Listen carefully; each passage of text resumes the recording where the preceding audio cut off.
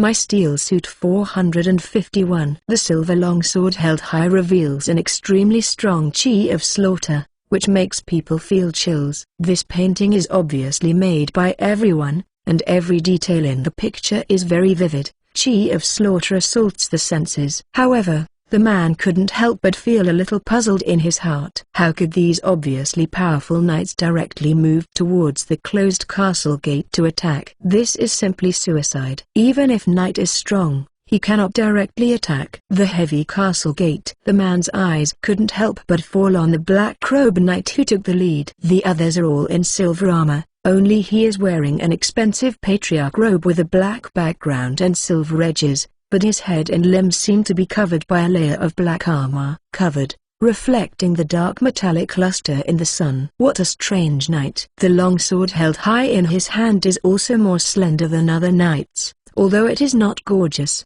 it has a simple and majestic atmosphere. This black-robed knight, who is obviously out of the ordinary, holds up the long sword in his hand. The black war horse is much taller and more powerful than other war horses. Under the hip, the black war horse is draped with silver black armor and has a slender and powerful 4 hooves. Moving forward, Knight was a big lead behind him, and rushed towards the castle gate. In the painter's pen, what Black-Robe Knight and the entire Knight team revealed is not tragedy and sadness, but sharpness and victory. Black-Robe Knight has an unstoppable and powerful aura. It seems that as long as the long sword held high in his hand falls, he can open the city gates with one sword and lead the knight group behind him into the castle.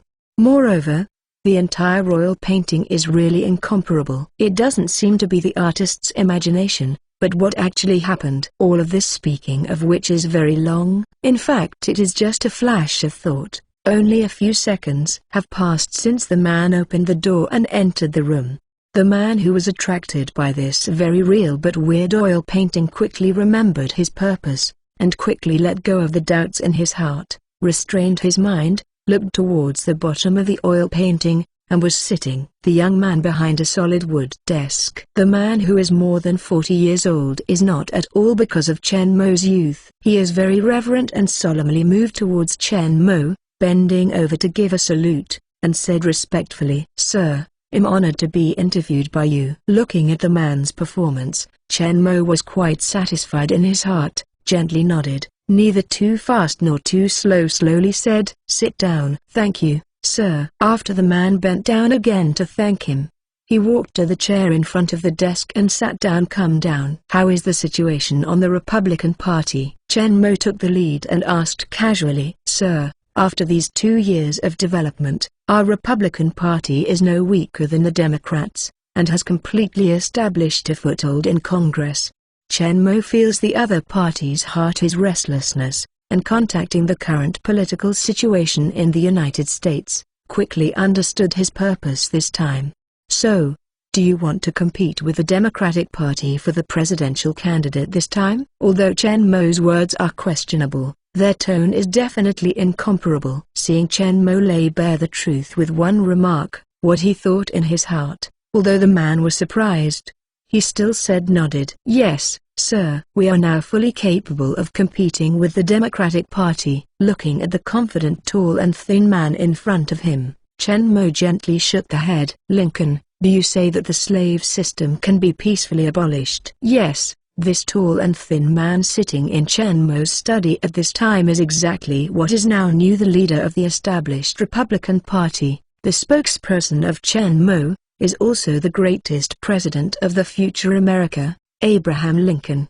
Hearing Chen Mo's inquiry, Lincoln did not hesitate to directly replied, "Of course it is impossible. You once said that the slave system is the economic basis for the survival of southern plantations. Those southern slave owners are impossible to give up their fundamental interests." Chen Mo gently nodded. This is a fact that he has clearly conveyed to them long ago, and it has long been accepted by everyone. Nowadays, no one in the Republican Party is delusional to solve the problem of the slave system peacefully. "So do you think that the people across the country are now ready for war?" Chen Mo lifts the head, looking at Lincoln's eyes, solemnly asked.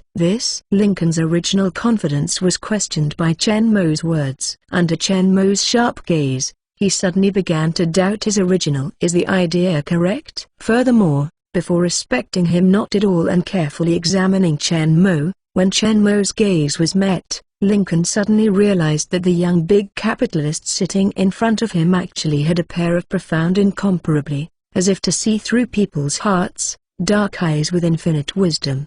Under the gaze of these eyes, Lincoln only felt that all his thoughts seemed to be invisible. No wonder he could break his thoughts in one mouth. Finally freed from Chen Mo's eyes, Lincoln listened to Chen Mo to continue. We are indeed gaining a foothold in Congress now, and truly represent the interests of northern business owners and western farmers and ranchers, but the votes are in the hands of all citizens. Chen Mo's words shocked Abraham Lincoln's eyes. Our attitude towards the slave system has always been very resolutely resisting. If our party members are successfully elected, they will inevitably take tough measures on the issue of the slave system. The North-South War may break out at any time. This is not what ordinary people want to see. Without waiting for Lincoln to speak, Chen Mo added another sentence, at least not now. Speaking of this, Chen Mo paused for a while, glanced at Lincoln with a thoughtful face, and continued. The Democratic Party's campaign platform has been announced. They promised people from all walks of life to maintain economic prosperity and order and stability. They called on the North and the South to unite and maintain the unity of the country. They have repeatedly emphasized that the victory of the Republican Party will mean the disintegration of the Confederation. Do you think the Republican Party that put forward a radical anti-slave program can win? After hearing Chen Mo's words, Abraham Lincoln's face became serious. When he got up, he lifts the head and looked at Chen Mo, asking in a heavy voice, "Sir, is our program wrong?" Chen Mo gently shook the head. Our program is not at all wrong, but the timing is not right. The domestic situation is not yet fully mature. The harm of the slave system has not been deeply recognized by the general public, and the public has not yet done a good job preparations for war. This is like a pustule on your body. When it is not fully swollen, don't rush to break it. Wait patiently. When the time is fully ripe, it will naturally break it. Let out all the bad things. My Steel Suit 452. My Steel Suit 452. Chen Mo's metaphor made Abraham Lincoln's eyes bright, and his heart suddenly opened up. Indeed, although the conflict between the North and the South is becoming increasingly fierce, it has not yet reached its peak. It is more about the struggle in Congress. The public's feelings are not deep. It is not a good time to do it now. It will continue to develop and brew for a period of time, and when the time is fully ripe, it is not them but the people of the whole country who demand the war. When the time comes, everything will be where water flows, a canal is formed. Just when Abraham Lincoln wanted to understand, Chen Mo looked at him again and said suddenly, "The next president will be you, Abraham Lincoln. The slave system will end in your hands." Chen Mo's words let Lincoln's eyes shrank. Although he is now the leader of the Republican Party, he can only be regarded as a young man in politics in his 40s. The most important reason for him to become the leader of the Republican Party is Chen Mo's support and training. There are many people in the party who have more seniority and higher prestige than him. It is not himself that he originally planned to send for the presidential election, but John Fury Monty, who has more influence among the people. His influence in Illinois is fair, but not very high in other states. He himself is not yet well known to the public. It is impractical to run for president, but Chen Mo now it is said that the next president will be him. He doesn't know how powerful Chen Mo's power is, but he knows Chen Mo will never talk about it, and since he says so now, it must have a sufficient basis, and the power in his hands. It was indeed enough to influence the outcome of the presidential election to a large extent. And Abraham Lincoln couldn't help being excited. He didn't want to sit on the throne of the president and personally lead the United States to completely eliminate the slave system. Chen Mo's remarks completely dispelled Lincoln's idea of mobilizing the party's inner strength to compete for this presidential election, but it did not destroy his fighting spirit in the slightest. Instead, he became more fighting spirit. After another 4 years, the history of the United States will be rewritten by him. Next, Chen Mo explained to him some of the Republican Party's development goals, issues that need to be paid attention to, and preparations that can be made in advance. After all the explanations are completed, he raised his hand to see him off. After listening to Chen Mo's teachings, Abraham Lincoln got up from his chair, bowed in reverence and said respectfully, "Then sir, I will leave first." Chen Mo gently nodded, but just when Lincoln was about to turn around and leave at that time, Chen Mo suddenly remembered something and said again, "By the way, you can try to grow a beard, which will make you more dignified." Although Lincoln is a bit unfathomable mystery, he still nodded and agreed until later. With a beard, he discovered Chen Mo's wise. Lincoln's cheeks were very thin, even sunken inward, not looking handsome enough or majestic. Historically, when Lincoln ran for president, his cheeks were too thin and he was very troubled until someone suggested that he keep it. The beard made him look much handsomer. Don't underestimate this beard, but it also won him a lot of votes. Chen Mo also just remembered, and then he reminded him. Abraham Lincoln was about to leave after saying goodbye to Chen Mo. When he turned around, he saw a familiar, sharp silver light from the corner of his eyes. Lincoln took a closer look, but found that on a table by the wall of the study, there was a shelf. At this time, there was a silver hand with the length of 1 meter lying horizontally on the shelf. Knight-heavy sword. And this sword is exactly the same as the long sword held high in the hands of the black-robed knight who led the knight regiment to charge towards the castle gate in the oil painting behind Chen Mo. I have already said goodbye to Chen Mo, and he is not good to stay in the study anymore, so Lincoln just took a deep look at the long sword and remembered his appearance deeply, and then he opened the door and walked out.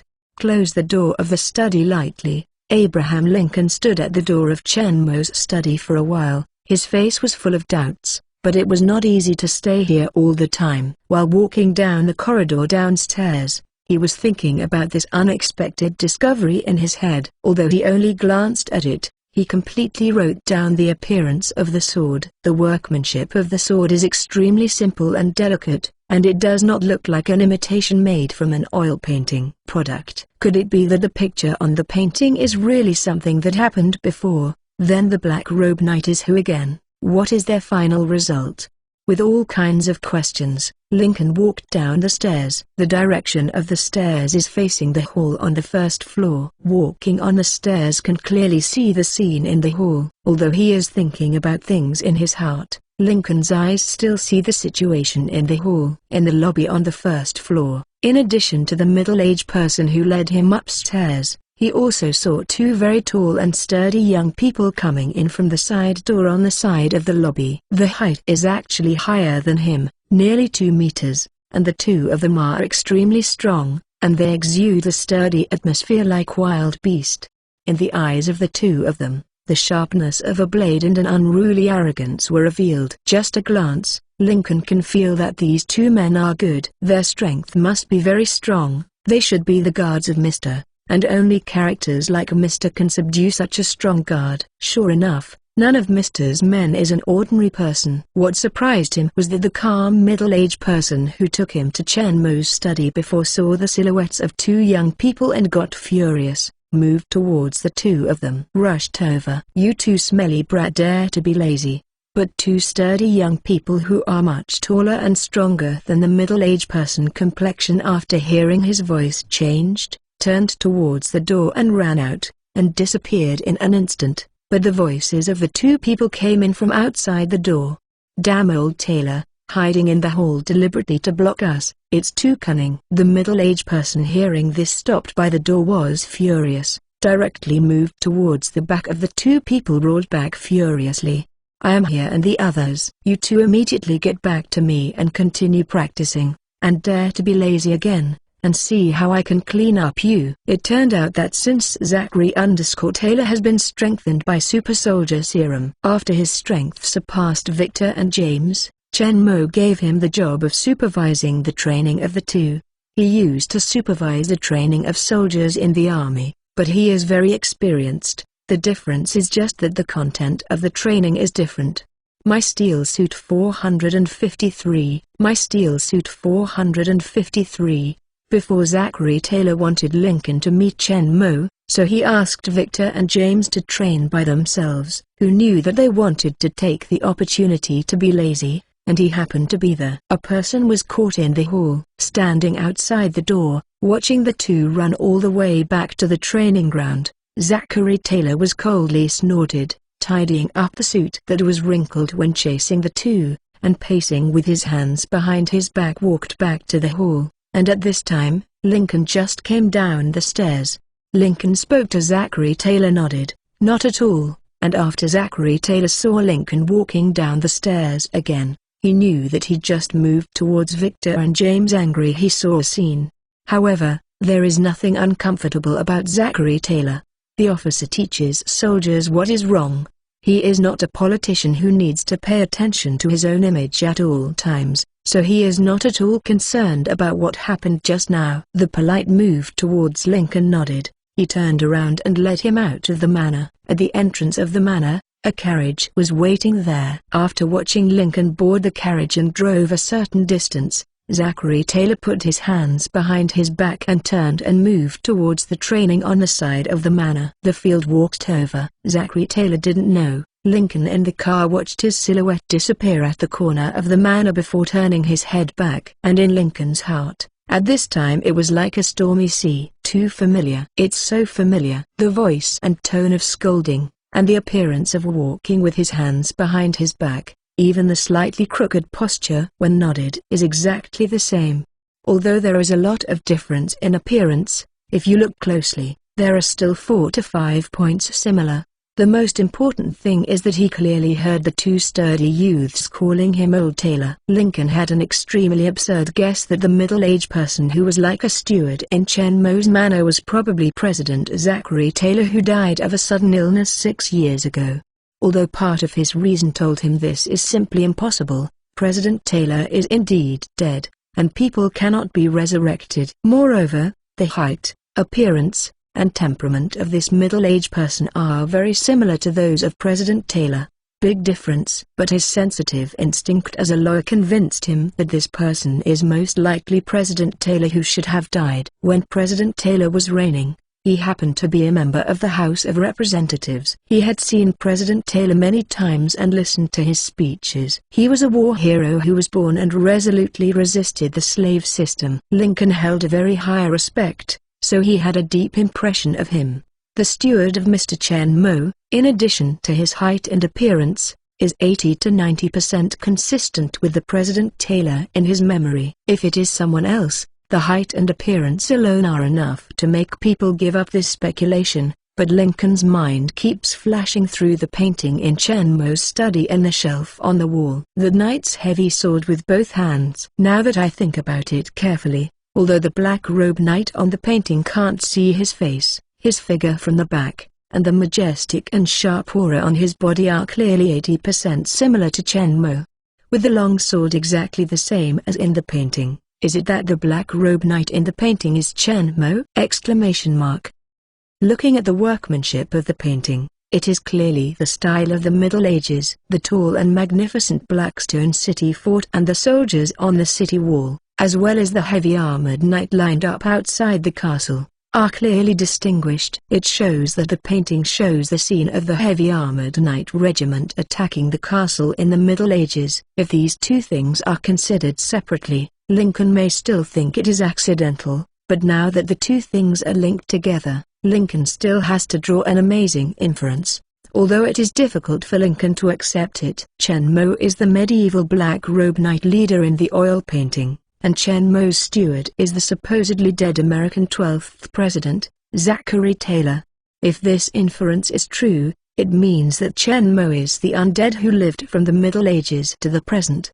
He directly impacted the heavy city wall but survived, and the experience has been drawn and preserved to this day, which also shows that he successfully captured the castle. That is to say, he still has the powerful strength to break the city alone.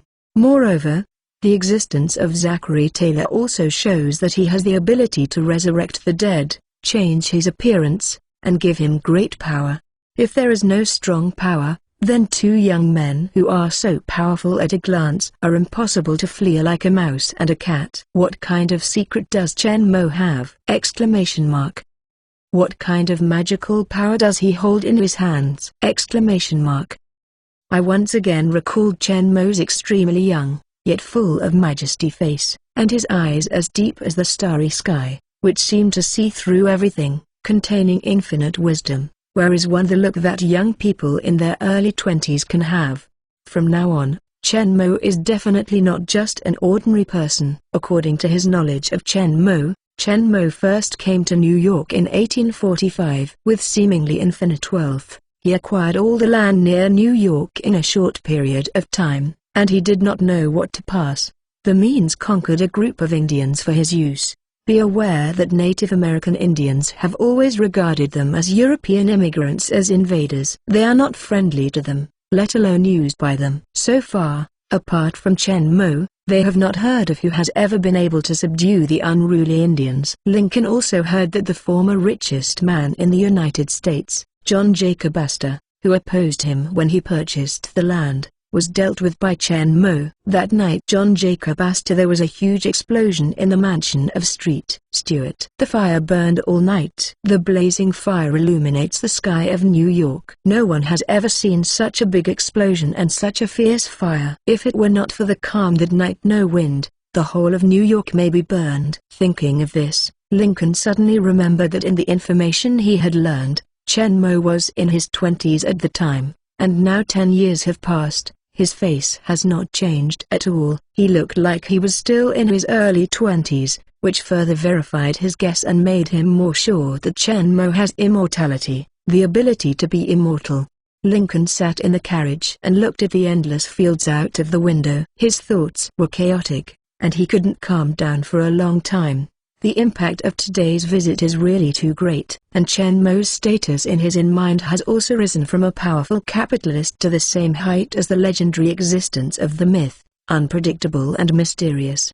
My Steel Suit 454. My Steel Suit 454. I have to say that Lincoln is worthy of being the greatest president in American history. From a poor child with little education, relying on his own hard work and wisdom, he has stepped up as the president step by step. There is no doubt about the power of the throne. Whether it is looking at people's eyes, meticulous observation, or meticulous analysis ability, powerful reasoning ability, all are extremely powerful, and they can discover the amazing truth hidden behind them through some clues.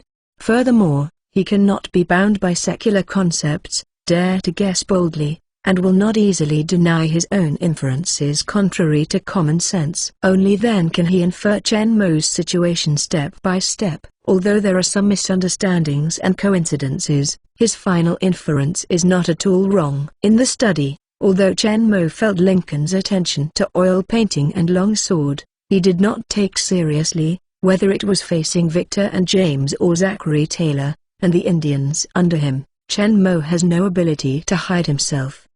Now it's not a real world with advanced technology and strong national power. There are no heavy artillery, no missiles, and no nuclear weapons. In this world, no power or anything can pose a threat to him. Instead, it's him, relying on its own military force, all the way to the White House, and kill all the top Americans. You can also put on steel battle clothes and transform into a human-type bomber. Use the super high speed of steel battle clothes and the large number of miniature high-explosive missiles in space to plow the entire Earth once and let this just be completed. The first industrial revolution entered the world of modern industrial society, and returned to the primordial society again.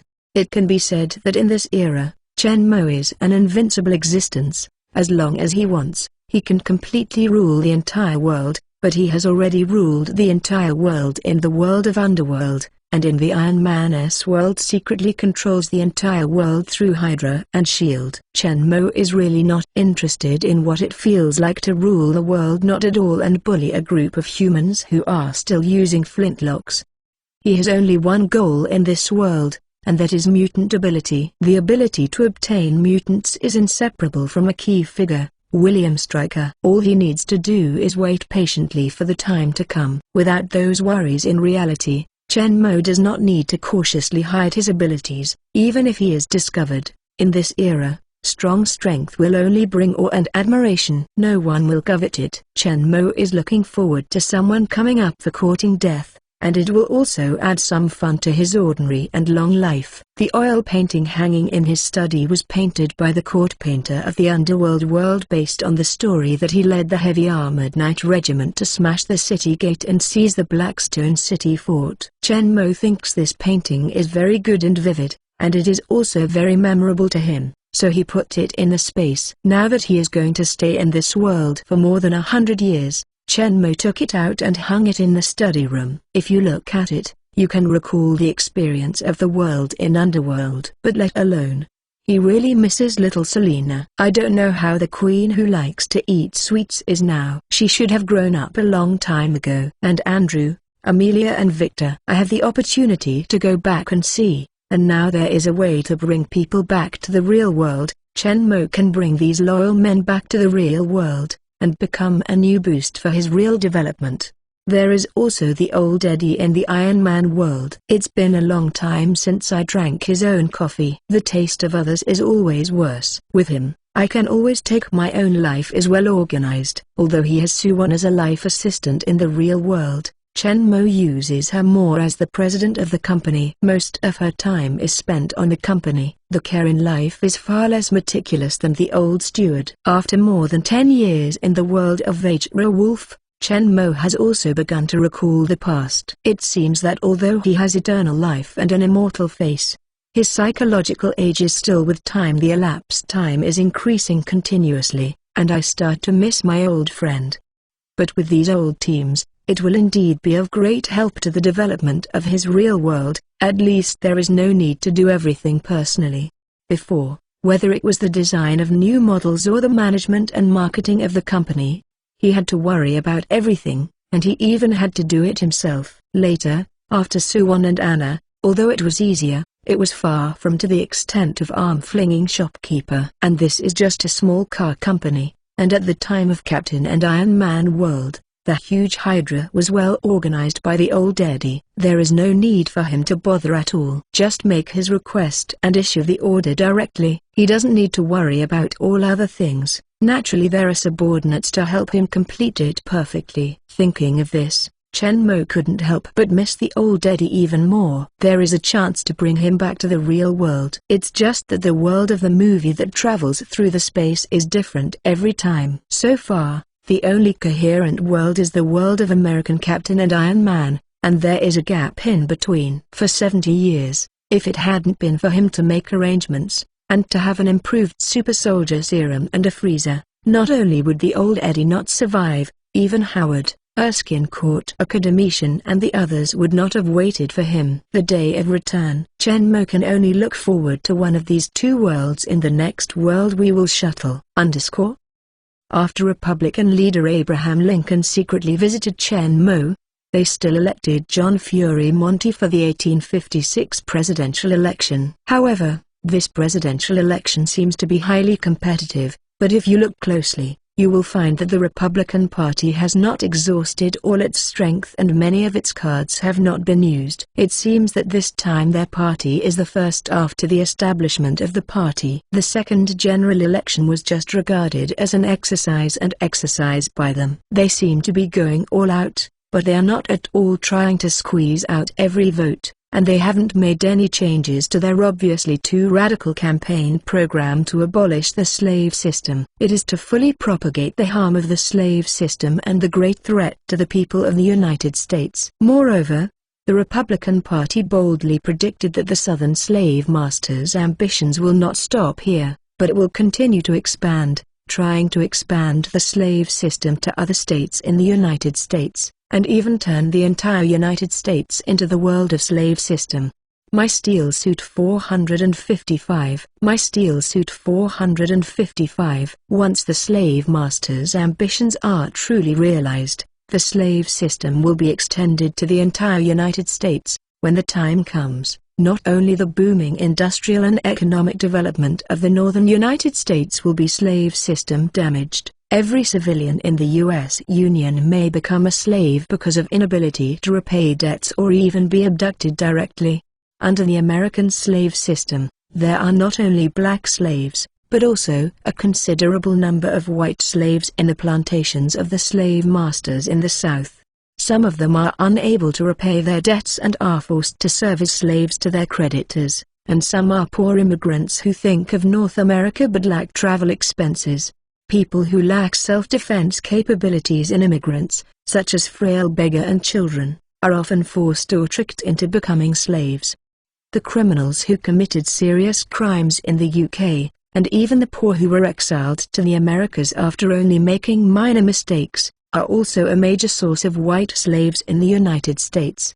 Although the Republican Party's propaganda is somewhat alarmist and has little effect on drawing votes for president, it has made many American civilians who are pursuing a better life on guard. If the slave system is limited to the southern states, then I'm not worried, and I can't destroy my peaceful life for the sake of some slaves. But if these wicked slave masters really intend to expand the slave system to the north, they will resolutely resist and will never allow this to happen. Not to mention that the existence of the slave system will greatly reduce their job opportunities and compete for their living space. Even themselves and children may become slaves for various reasons at any time. You must know that in the southern slave states, the number of slaves accounts for 1/3 of the total population. Who can guarantee that if the slave system really spreads over, they will always remain free? The Republican Party's campaign is not so much about running for president as it is to promote the threat of the slave system and arouse people's vigilance against the slave system. This behavior does not seem to make much sense. The passage of time will be gradually forgotten. But in fact, this is a piece of firewood filled by the Republican Party in the hearts of the people. It seems to have no effect now, but as long as someone adds a fire, the flames against the slave system will burn, and this fire was quickly ignited. The 1856 presidential election ended with the victory of the Democratic Party. The Democratic Party's James Buchanan was successfully elected as the 17th president and formally took office in March 1857. James Buchanan chose to compromise on the issue of slave system. The power of the Southern slave masters rose again, and their arrogance became more arrogant. Their eyes were no longer limited to the undeveloped West, but an attempt further extend the slave system to the entire United States. In 1857, the Southern slave master attempted to use the Scott judgment to extend the slave system to the entire United States. Scott was originally a slave of J. Emerson, a military doctor in Sheri State. In 1834, he moved to the Free State of Illinois with his master, and later moved to Wisconsin, where slavery was forbidden in accordance with the Secret Sheri Compromise of 1820, and thus gained freedom. But after returning to the slave state Sheri in 1838, he became a slave again. In 1846, Scott filed a complaint in Sheri State. He demanded restoration of freedom on the basis of residents who had been freeland twice. He won the first trial, but was rejected by the Sheri court. Scott appealed to the federal Supreme Court. Under the control of the main Southern slave forces, on March 6, 1857, the federal Supreme Court ruled, Scott is a black slave. The slave is a slave whose property is not a U.S. citizen and has no right to appeal to the federal court. Unless due legal procedures are passed, this property right cannot be cancelled. Scott has not gone through such procedures before. Citizens' property should be protected by the Constitution. Neither Congress nor local councils have the right to declare the ban on the slave system in any region of the United States. As early as 1820, Congress passed the Secret Sheri Compromise, stipulating that the north latitude 36 degrees and 30 are divided into a dividing line to divide slave states and free states. The territory to the south of this line allows the slave system to exist, and the territory to the north of the line prohibits the slave system. And this judgment actually declared the Secret Sheri Compromise unconstitutional, and the slave system is legal in all U.S. territories. The main Southern slave forces wanted to take advantage of this ruling to erode the North area a little bit, and rely on the dominant force in Congress to gradually extend the slave system to the territory of the United States, but they did not expect this. The verdict caused fierce protests from the people of the northern states. The people in the north who originally thought that the slave system had nothing to do with them suddenly remember the slave masters' ambition and the threat of the slave system promoted by the Republican Party during the presidential election last year. They didn't take seriously at the beginning, but now the facts are here. The Scott judgment really shows the ambition of the main slave forces in the North and the whole country. If the situation continues to develop, the entire United States will become the world of slave systems. The influence of the Scott judgment was fermenting at an unimaginable speed. This judgment intensified the struggle over the slave system in the South and the North and led to the abolitionist John Brown uprising, armed to rescue the black slaves in the South. The scale of this armed uprising is not large, but the impact is extremely wide, shocking the whole country, and it lasted until 1859. Many people joined the fighting team, and the call for the liberation of slaves spread throughout the United States. In every corner of the country, the national abolition movement has been pushed to a new climax, and the new presidential election has come again. Since the Scott judgment, the domestic situation has become increasingly tense during this period, and the calls for civil war have become louder and louder. In this context, the Republican Party has achieved great development. China has risen completely and overwhelmed the Democratic Party in one fell swoop. President James Buchanan has long lost control of Congress, and the Democratic Party, which represents the main interests of the Southern slaves, has been completely suppressed. The Republican Party's campaign platform has not at all changed too much, but has become more radical. It has vowed to abolish the slave system and liberate the black slaves in the South. Different from the presidential election 4 years ago, the threat of the slave system promoted by the Republican Party was considered alarmist. Now the facts are in front of us. All the people really feel the threat of the slave system. Even more publicity.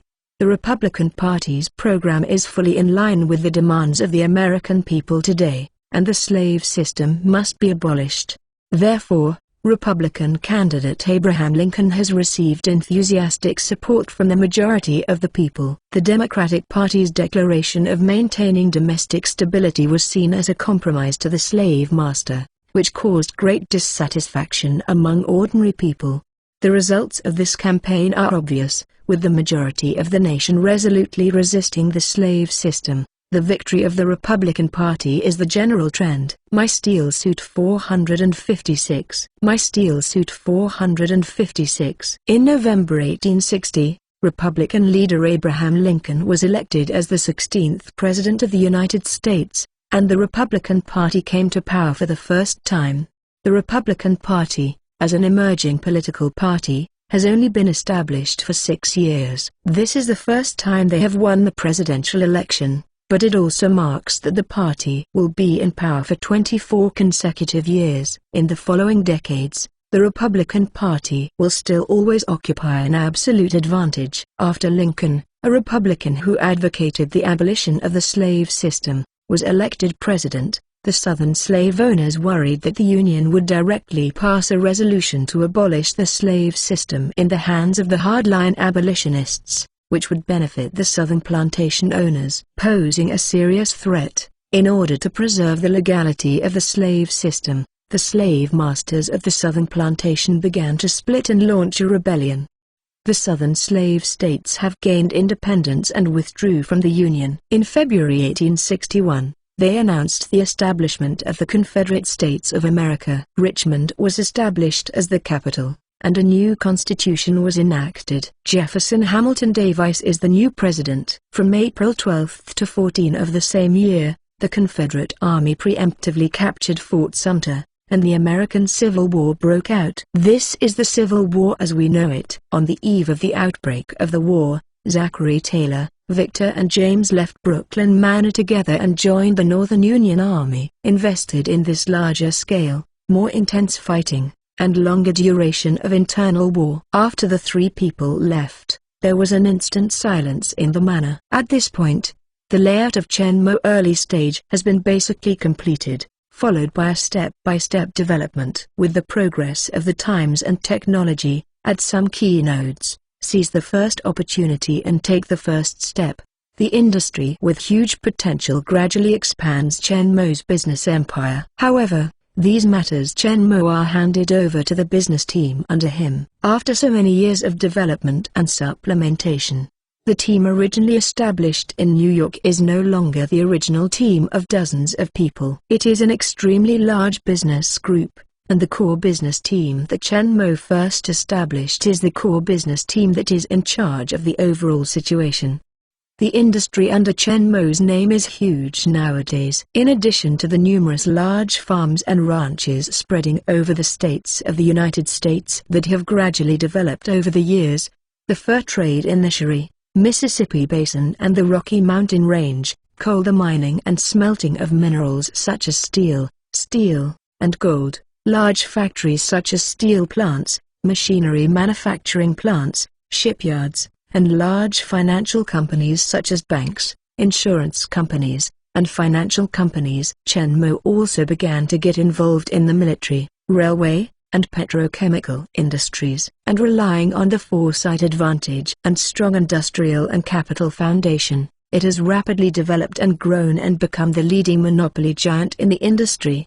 And not long ago, Chen Mo handed Tom a drawing of a 4-stroke internal combustion engine that looked so crude, and asked them to apply for a patent, although there are still more than 20 years before the car came out. Large-scale mass production is the beginning of the 20th century, but many things can be prepared in advance. Technology, patent reserves, gasoline, rubber, mechanical processing and other related supporting industries can gradually begin to develop. And all these Chen Mo just ordered to go on. Naturally there are subordinates to do it for him. Chen Mo himself stayed in the Brooklyn Manor with peace of mind, calmed down, and began to sort out his own strength. Either I was busy planning in the movie world, acquiring various precious items, equipment, technology, or skills, or I was trimming or developing power in the real world, and there was no long enough time to calm down. In the bottom line, like in the world of Captain of the United States and in the Brooklyn China Dojo, system analyzes and organizes its own strength in various aspects, and continuously exercises, optimizes and improves its own strength in a targeted manner. Aside from external forces such as vibranium shields, swords of kings, steel battle clothes, and vibranium nano-combat uniforms, Chen Mo always values his own strength the most. Chen Mo's own strength can be roughly divided into two aspects. One is the most basic physical fitness, and the other is fighting skills and skills. After experiencing the improvement of the world in the previous movies, Chen Mo's current physical fitness has reached 8 times that of ordinary people, including strength, speed, endurance, cell activity, skeleton strength, memory, reaction speed, etc. All have reached the level of inhuman. This number seems to be not much higher than when he was in the world of Captain of the United States, but the difference between 8 times and 6 times is not just a double difference. Even if Chen Mo's combat skills are not considered now, he can easily kill himself in seconds. The improvement of physical fitness is not just as simple as the improvement of strength, but the overall improvement of the overall quality of the whole body. The improvement of strength, speed, endurance, reaction and other aspects fuse together. The increase effect brought by it's not just a simple addition, but an exponential improvement. If Chen Mo's original strength was 6 times 6 times 6, now Chen Mo's strength is 8 times 8 times 8. The difference between this is not 6 and 8, but 216 and a huge gap of 512. So, in fact, every time Chen Mo's physical fitness doubles, the increase in strength brought by it is huge. Even from the perspective of the most basic physical data, the improvement of Chen Mo's physical fitness has given him a qualitative leap in performance. Now Chen Mo has an unequipped bench press with a strength of more than 1,100 kilograms, and his takeoff height can easily reach 5 meters. And the horizontal spanning distance is more than 10 meters. In the case of sprint jumping, it is several times longer. Chen Mo runs at full speed up to 30 meters per second, equivalent to more than 100 kilometers per hour, and can hold for a long time. At this speed, Chen Mo leaps hard and can easily reach a height of 6 or 7 meters, and span a distance of more than 30 meters. It looks like a gliding, just like the peerless lightweight art in Yuxia novel. It is completely nothing difficult. Apart from this, Chen Mo's muscles, skeleton strength, and cell recovery speed are all about 8 times that of ordinary people. Without any defensive measures, ordinary pistol bullets can be shot into him. The superficial muscles of the rifle will be stuck, and the rifle bullet can just break through the defense of the muscle, but it can't penetrate the hard skeleton with strength comparable to steel.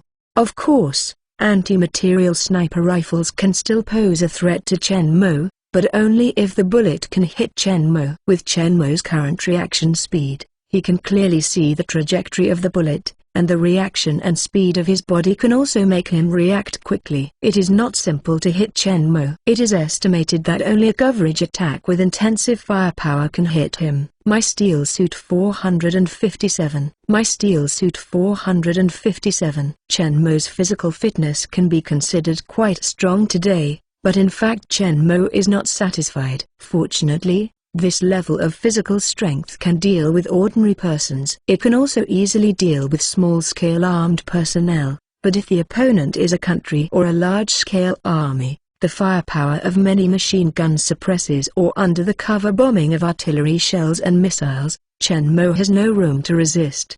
So in Chen Mo's view, his current strength is actually very weak, far from the level of ignoring the country and the military. This is also the reason why Chen Mo created steel battle clothes, whether it is American Captain World's vibranium shields and alloy armored combat uniforms, or the Iron Man World's vibranium nano combat uniforms and Edman alloy steel battle clothes, are all for Chen Mo to have enough self-preservation power to be able to survive, and the country and the military have enough resistance under suppression. However, Chen Mo will not be completely satisfied with these advanced and powerful defenses and auxiliary equipment, and he will stop. In the future, he will face many more powerful enemies. These things will eventually. It's just a foreign object. The vibranium shield may be taken away, and the steel battle clothes may be invaded by a more powerful intelligent system, or even captured by a powerful technological force. It is not a wise choice to pin one's life on these foreign objects. Only one's own body, one's most basic and essential strength, is the foundation of all strength. Although this movie world will take Chen Mo for 100 years, as long as all the plans go well and Chen Mo's ultimate goal can be achieved, his strength will surely usher in a huge improvement. So for the time being, Chen Mo is not too anxious to improve his physical fitness. As long as he waits patiently, he has spent a lot of time to make full preparations, and he will get the variant ability he wants in 100 years. It shouldn't be a problem, so at the moment, he puts most of his energy on the integration and optimization of his own combat skills. Chen Mo's current fighting skills are actually very comprehensive. He is very proficient in close combat, sword technique, spear technique, and flying knives. The first 3 aspects can be regarded as the existence of Grandmaster level. His fighting skills are based on various modern fighting skills and fusion of Chinese martial arts. In a lot of training and actual combat, after his continuous summary, understanding and optimization, combined with his own super strong body quality and concise and swift fighting style, formed a set of simple and exquisite moves. That formidable power is amazing and powerful fighting skills. The sword technique is a combination of the sword art, the medieval Holy Cross sword technique, and the extraordinary sword created by Alexander Corvinus in the countless battles to destroy the werewolves for hundreds of years. The technique, after Chen Mo's fusion and refinement, finally formed an extremely powerful killing sword technique. In terms of spear skills, Chen Mo's original spear skills can only be regarded as pretty good. The reason for being able to exert formidable power depends on his own powerful speed and response far beyond ordinary people. However, after learning the gun battle technique through the world of Torn Doom, Chen Mo's spear technique has improved advanced by leaps and bounds, basically reaching what spear technique can achieve, the limit. Moreover, the effect of gun battle technique is more than that. It is not so much gun battle technique as it is a science of combat. With the assistance of battlefield environment analysis and battle data models, Superman's brain power is used to quickly analyze and deduct the battlefield situation, control and predict the battlefield situation, and calculate the best response method, whether it is offense or dodge, whether it is spear technique, sword technique or close combat. All battle methods can be covered to achieve the most perfect combat effect. It's just that gun battle technique itself is comparable to a huge and complex theory of a profound subject, and due to the need for complex and rapid calculations, it requires extremely high talents and brain power for users. Only the extremely developed super genius can learn and truly display the formidable power of gun battle technique.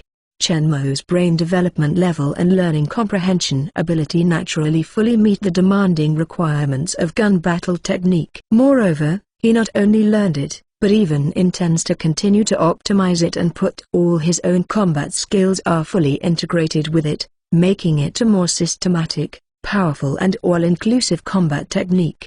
As mentioned earlier, gun battle technique can be said to be a huge combat science. In addition to battlefield analysis, deduction, and prediction, there are also corresponding combat skills, including spear technique, sword technique and fighting skills. But apart from spear technique, its own sword technique and fighting skills are not very powerful. Gun battle technique's sword technique and fighting technique are based on Japanese sword technique and Chinese martial arts respectively. After a large number of actual combat records and computer analysis, two simple, refined and highly efficient improvements have been made. Fighting skills. It's just that the original sword technique and the martial arts referenced by it are not too subtle and profound, so although the formidable power has been optimized after optimization, it is compared with Chen Mo's extraordinary sword technique and fighting technique. It looks a lot worse. Although Chen Mo tried to integrate gun battle technique into his original sword technique and fighting technique before, it did increase their formidable power a lot, but this fusion is only on the surface. Did not fully display the formidable power of gun battle technique. Now Chen Mo's layout in the United States has been basically completed, and he only needs proper supervision and mastering the general direction. Chen Mo has enough time to conduct research on gun battle technique. Completely full mastery, complete the integration of gun battle technique and its own fighting skills, and further optimize the gun battle technique itself. Gun battle technique. Although the theoretical system is huge, covering many esoteric subjects such as mathematics, geometry, physics, mechanics, statistics, probability, etc., most of the advanced churchman is only able to use it proficiently. That's it. But Chen Mo's brain power and talent are far above these super genius. In the world of Captain of America, Chen Mo was able to rely on the knowledge he learned in college and the content of the books written down from the school library with his super memory. He talked with Erskine's court after studying for a period of time. Academician and Howard Stark quickly mastered the profound knowledge of biochemistry and mechanical physics, and used them proficiently to become top scientists who can compete with them. Later in the world of Iron Man, he helped Tony Stark complete the research and development of steel battle clothes, and then personally optimized and manufactured the current set of Edmund alloy steel battle clothes. Chen Mo's brain power and learning ability are powerful, which is evident from this. With his incomparably powerful brain, he can learn and research anything very quickly, and even the most profound things can be learned as long as he is given enough time to make them full mastery. My Steel Suit 458. My Steel Suit 458. For gun battle technique, in Chen Mo's eyes, it is nothing more than a new subject. He can now be regarded as a complete master and has discovered some of its shortcomings and where he can continue to improve. At the same time, he also discovered the huge potential of gun battle technique. Before there was no time, but now, Chen Mo will make good use of this long time to conduct an in-depth study of gun battle technique, and raise this promising combat science to a higher level. The height of him, and the integration with his own fighting skills, made his fighting skills once again a huge improvement. In addition, Chen Mo, the flying knife that has not been used for a long time, has not given up. Although it seems that the role of the flying knife is not great, it is far inferior to energy weapons and sonic cannons in terms of formidable power. The flying knife itself is not a conventional weapon, but a hidden weapon. In the middle and long distances to kill silently, the flying knife is the best choice, and don't forget that in the world of Iron Man, Sharon Rogers was held hostage by Justin Hammer in Steel Fortress, because he was afraid of spreading to Sharon, and the huge might weapon was not useful at all. It was Chen Mo who shot through the steel wall with a flying knife made of Edmund alloy and directly shot down and hid the weapon in the hands of Justin Hammer, who thought he was extremely safe, relieved the threat. These flying knives made of Edmund alloy are extremely sharp, no stronghold one cannot overcome. Combined with Chen Mo's powerful strength, speed and precise physical control, the formidable power exerted is powerful, incomparable. Especially the penetrating and point-killing ability is above the anti-material sniper rifle, which can play a huge role in many special occasions. Moreover, for these flying knives, Chen Mo has other plans. When the conditions are met, when the time comes, the formidable power of these flying knives will be extremely huge. With these flying knives, Chen Mo's strength, it will take another huge step. The flames of the Civil War are burning on the territory of the United States. This war lasted for 4 full years, and the war spread to most of the United States. There were hundreds of thousands of casualties between the North and the South. The scale of the war and the intensity of the battle are unprecedented in history. The number of soldiers and casualties on both sides far exceeded the American Revolutionary War. It was the largest war the United States has experienced since its founding. Not to mention that Victor and James like a fish back in water on the battlefield. Zachary Taylor also enjoys the fun of fighting to the fullest, fighting bravely in order to overthrow the slave system. As for Chen Mo, he knew the outcome of this war for a long time and didn't pay much attention to it. He sorted out, improved and perfected the gun battle technique in Brooklyn Manor, and gradually combined it with his own fighting skills and extraordinary sword techniques, gradually merged to form a set of super combat skills with a more complete system and a more powerful formidable power. However, this work is not easy. It cannot be completed overnight. Fortunately, Chen Mo has time and is not in a hurry, so he continues to improve it little by little. No matter how the external situation changes, Chen Mo remains unmoved in the slightest, living in peace of mind in this vast and quiet manor near the bustling New York. There is no time in the mountains, and the cold is not knowing the years. A century has passed in a hurry. Brooklyn, New York, the United States, and even the entire world have undergone heaven and earth turning upside down changes. However, the manor located in the center of Brooklyn does not seem to have changed. It still stands quietly on the ground as it was 100 years ago, except that the vast expanse of the surrounding fields has a little bit of change. Unobvious changes. Except for an area of more than 10 square kilometers near the manor, it is surrounded by rows of tall and towering trees with nearly 100 years of age.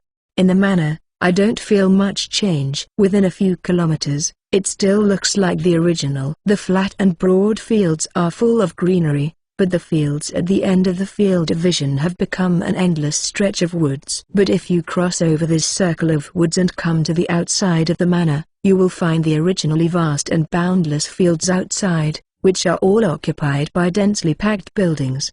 The streets are full of traffic and pedestrians. Weaving, a huge farm that was originally quiet and vast, has now become a densely populated city. The original Brooklyn farm has become Brooklyn, one of the 5 boroughs of New York after a century. It's just that many citizens are also curious about the private territory that this large piece of land has retained. 100 years have passed, no one knows the original situation here, and no one knows that this territory blocked by ancient trees and fences inhabits the real owner of New York.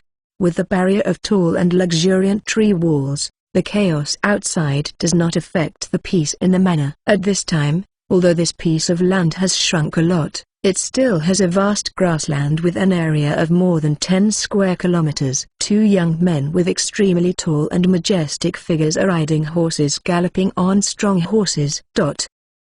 They wear a Black Brothers I-style wide-brimmed high-top felt hat, jeans and tight-fitting multi-pocket denim with sleeves, and a pair of high leather boots with spikes on their feet.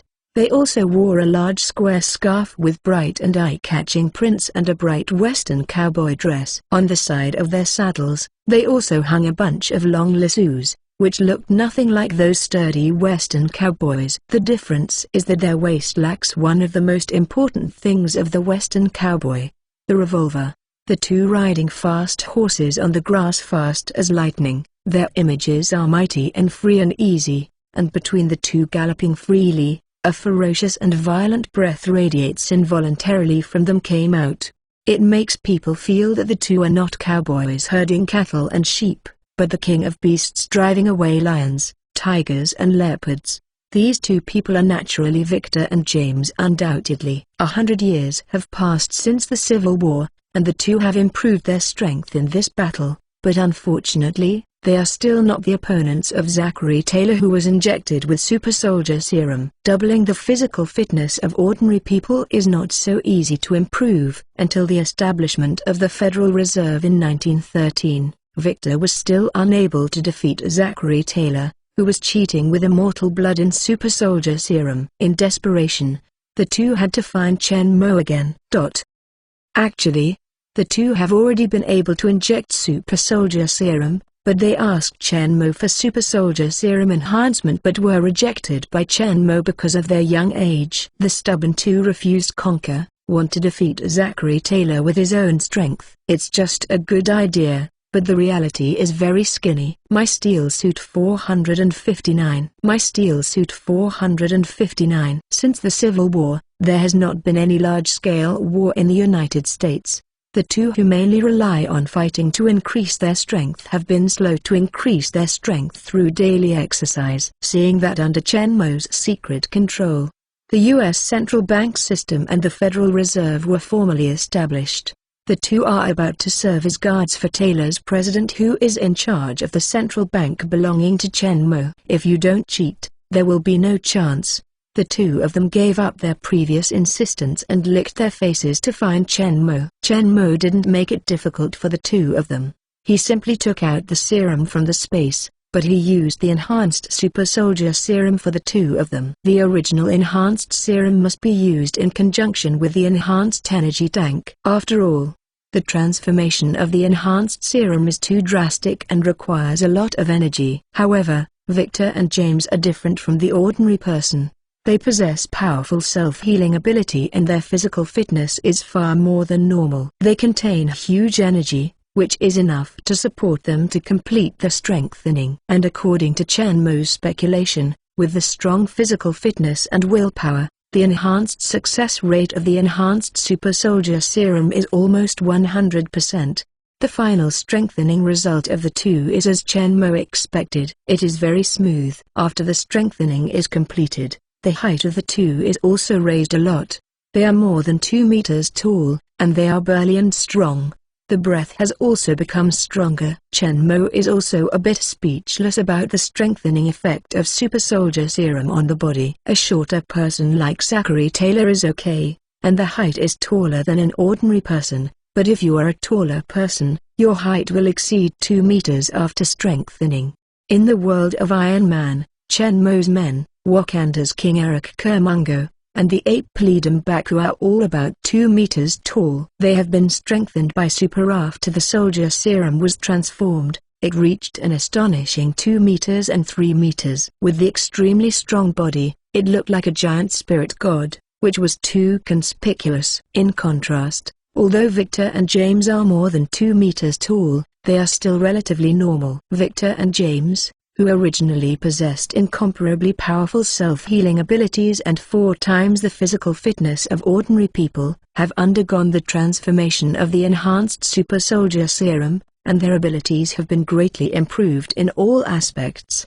Super soldier serum is originally able to strengthen all aspects of human abilities. The stronger the powerhouse, the greater the self-healing ability of the two of them. The original heavier damage will take a few minutes. It can heal completely, and after being strengthened by serum, it only takes tens of seconds to recover. Although there is still a certain gap between the abnormal self-healing ability of the peak state in the two movies, don't forget, these are only the two world wars in the early 19th century, which improved their self-healing ability the most. It hasn't started yet. There is still much room for improvement in their self-healing ability. At the same time, the wildness of the two has become more intense. The stubbornness and rage on their bodies make the ordinary person afraid to approach at all. That is, in front of Chen Mo, the two will show their gentleness and innocence. On the one hand, as for the physical fitness, it has reached the level of 6 times that of ordinary people. Don't look at it, it's only increased by 2 times.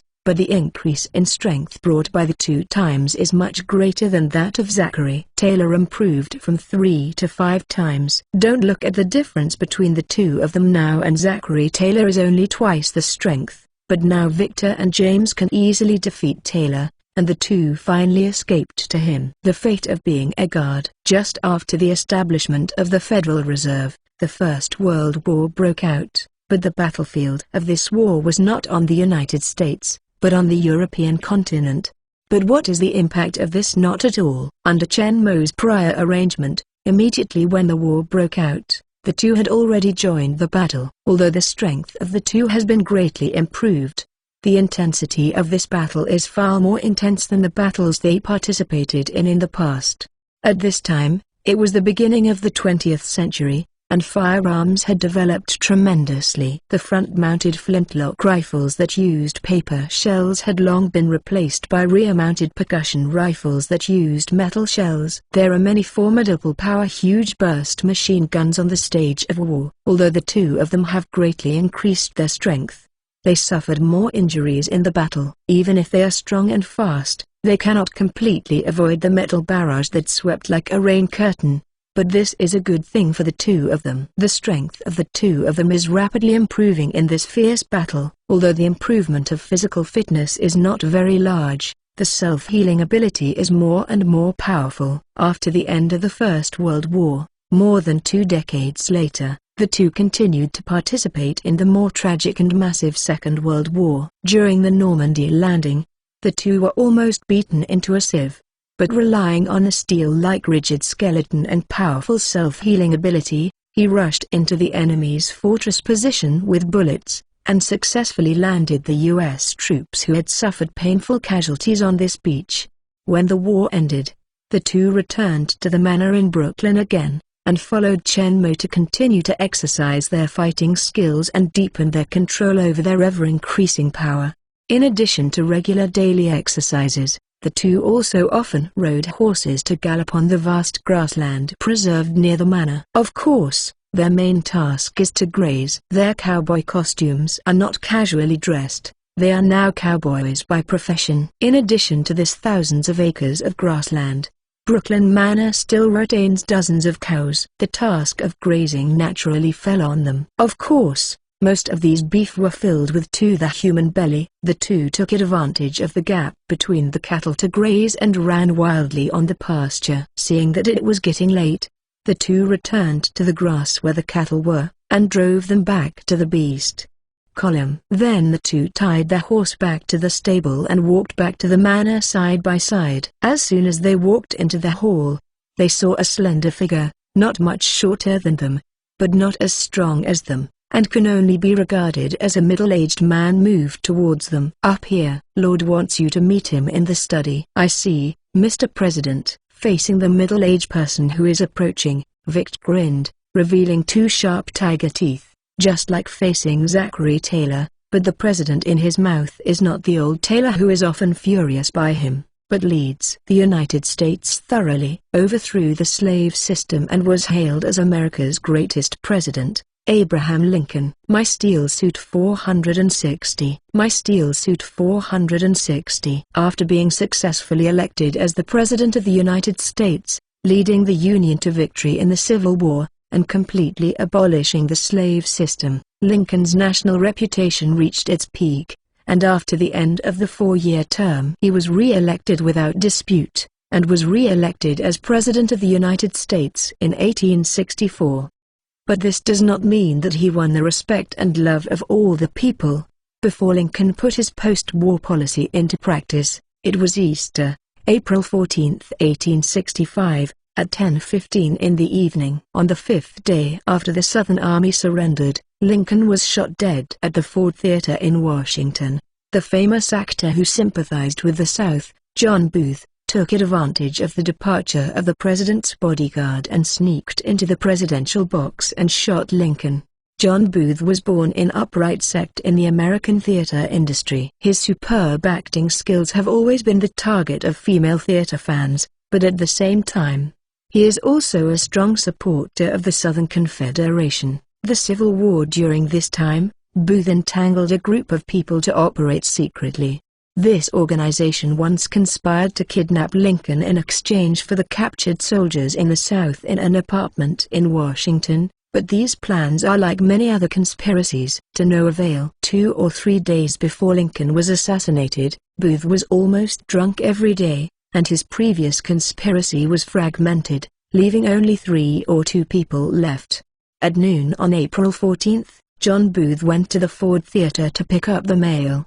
He accidentally saw the poster saying that Lincoln and Ulysses Simpson Grant, the Commander-in-Chief of the Union Army, will attend the evening. During the show, Booth immediately burst into ecstasy and immediately summoned his buddies to implement their final plan, shoot the president.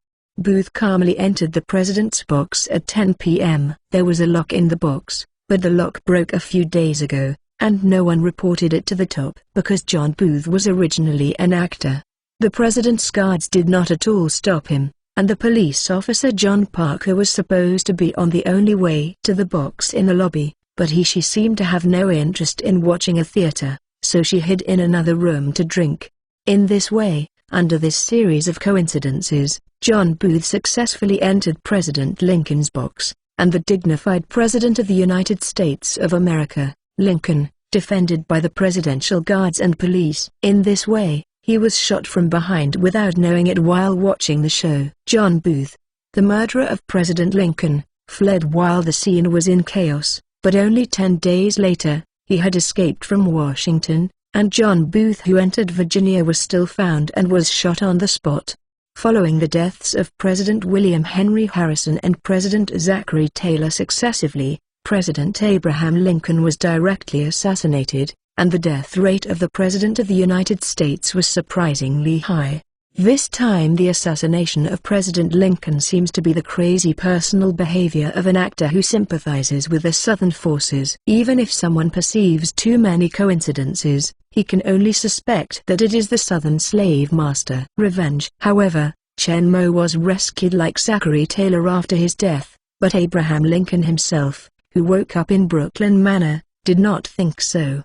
Those Southern slave masters have been wanting his life since he came to power, but they have been unsuccessful. Did they happen to succeed after the war? Compared with the main Southern slave forces, Lincoln is more suspicious that the other group is not conspicuous, but has a more powerful force. And Chen Mo's knowledge also confirms this point. This assassination seems to be a personal act of John Booth, but there is an invisible hand behind it that is secretly manipulated. But it is estimated that even John Booth himself does not know his behavior has been secretly influenced and manipulated by people.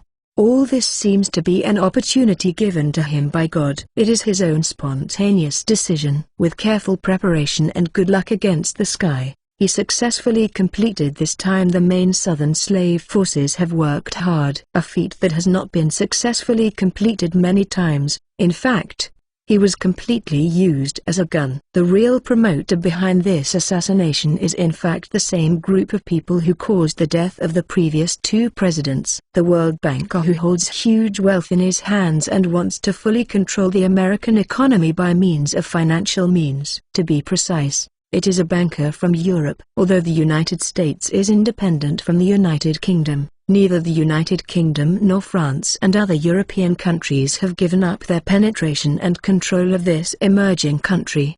Compared with Europe, The history and heritage of the United States are much worse. The United States was originally the descendants of European colonists and immigrants, but the original American immigrants were mostly poor people from the bottom of Europe, and there was no background at all. The overwhelming majority of the bankers and financiers who control huge wealth in the United States today are all from the European continent, and the rest are mostly European bankers' agents. The real bankers developed in the United States very few, and even these local bankers, while growing, have more or less connections with European power.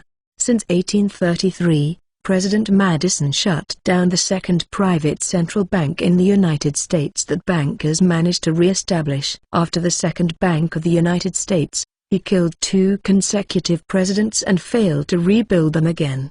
The goal of the private central bank, on the contrary, was the complete collapse of the Whig Party led by their spokesperson Henry Clay, which they had spent a lot of effort to foster. European bankers are seeing the U.S. economy becoming more and more independent, and the hope of establishing a private central bank is getting less and less. European bankers are unwilling to sit back and watch the U.S. economy just get out of their grasp. The European capitalists who manipulated the situation in Europe behind the scenes and used money to break their hands with the king were not forced to retreat from the current situation. They have fought with royal families and governments in Europe for many years, and have successfully become the leaders of the British royal family. Creditors, European bankers who forced Britain to borrow money from them through the private central bank, have rich experience to deal with the current situation. The establishment of the Bank of Scotland in the United Kingdom took advantage of the financial difficulties of the British government during the 9 Years' War between the United Kingdom and France. Through a clever operation, it successfully passed the permission of Parliament and obtained the king concession granted. In addition, countries such as France, Sweden, the Netherlands and other countries have also established private joint stock banks with the nature of central banks to provide financing and lending services to the royal family and currency issuance services. They analyzed the current situation in the United States in depth, and finally found that the only way to split the United States is to plan a war to increase government expenditures, so that the government will be burdened with huge debts, and then realize their plan. The ultimate goal. My Steel Suit 461. My Steel Suit 461. As long as the Civil War breaks out, no matter who wins the war in the end, the huge government debt caused by huge war expenditures will force the U.S. federal government to borrow abroad and eventually embark on their plan The Way Out. According to the accurate information obtained by Chen Mo, it is the Rothschild family, the richest man in Europe and the largest banker power, who is driving this war behind the scenes. They provided loans and sold major supplies to the nobles of the belligerent countries during the war, and handled international remittances and currency exchanges between European countries. After the war, they got involved in government securities, insurance and corporate stocks. Investment in railways, coal, steel, etc. firmly grasped the lifeline of the country economically. After spreading its power across European countries, the Rothschild family set their sights on the United States. In the autumn of 1859, European banker Solomon Rothschild came to the southern United States. At that time, the United States was full of agents of British financiers. Solomon cleverly used these agents to continuously strengthen the North and South. The two sides have conflicts of economic interests on the issue of slave system, and successfully catalyzed the issue of slave system into an irreconcilable contradiction between the North and the South. During talks with local people, Solomon Rothschild publicly stated that he would strongly support the South economically and would help the South to gain recognition from European powers after independence. At this time, there is also a strong supporter in the North. He is the Jewish banker August Belmont, who is known as the King of New York's Fifth Avenue. August came to New York in 1837. He soon became a leader in New York's financial industry due to the purchase of a large number of government bonds. August also expressed his position in public many times, said that he represents the British Rothschild Bank and is willing to support the North financially. In fact, These two bankers, August and Solomon, who supported the North and the South, belong to the Rothschild family. August Belmont is the agent of Rothschild Bank in the United States and a major supporter of Henry Clay and the Whig Party, but he has worked secretly in the United States for more than 10 years, but there has been no major progress. The Rothschild family sent the core members of the family to deal with the American problem.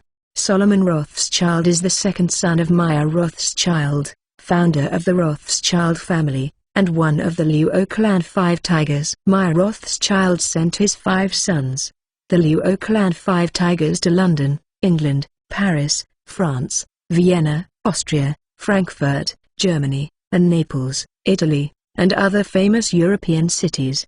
Banks control European finance. After their agent August Belmont, sent to the United States, was frustrated, Solomon Rothschild came to the United States in person. In fact, the outbreak of the Civil War would have happened sooner or later if they hadn't killed Zachary Taylor, who resolutely resisted the slave system and had a very tough attitude. The Civil War might have already broken out. Over the years of brewing and continuous fermentation, the North-South conflicts have become more acute. At this time, their intervention and fueling the flames only allowed this long-simmering war to break out ahead of schedule. Under their full promotion, the American Civil War broke out as these bankers expected. When the war broke out early stage, the military offensive in the South was victorious every day because of the Lincoln government in the North.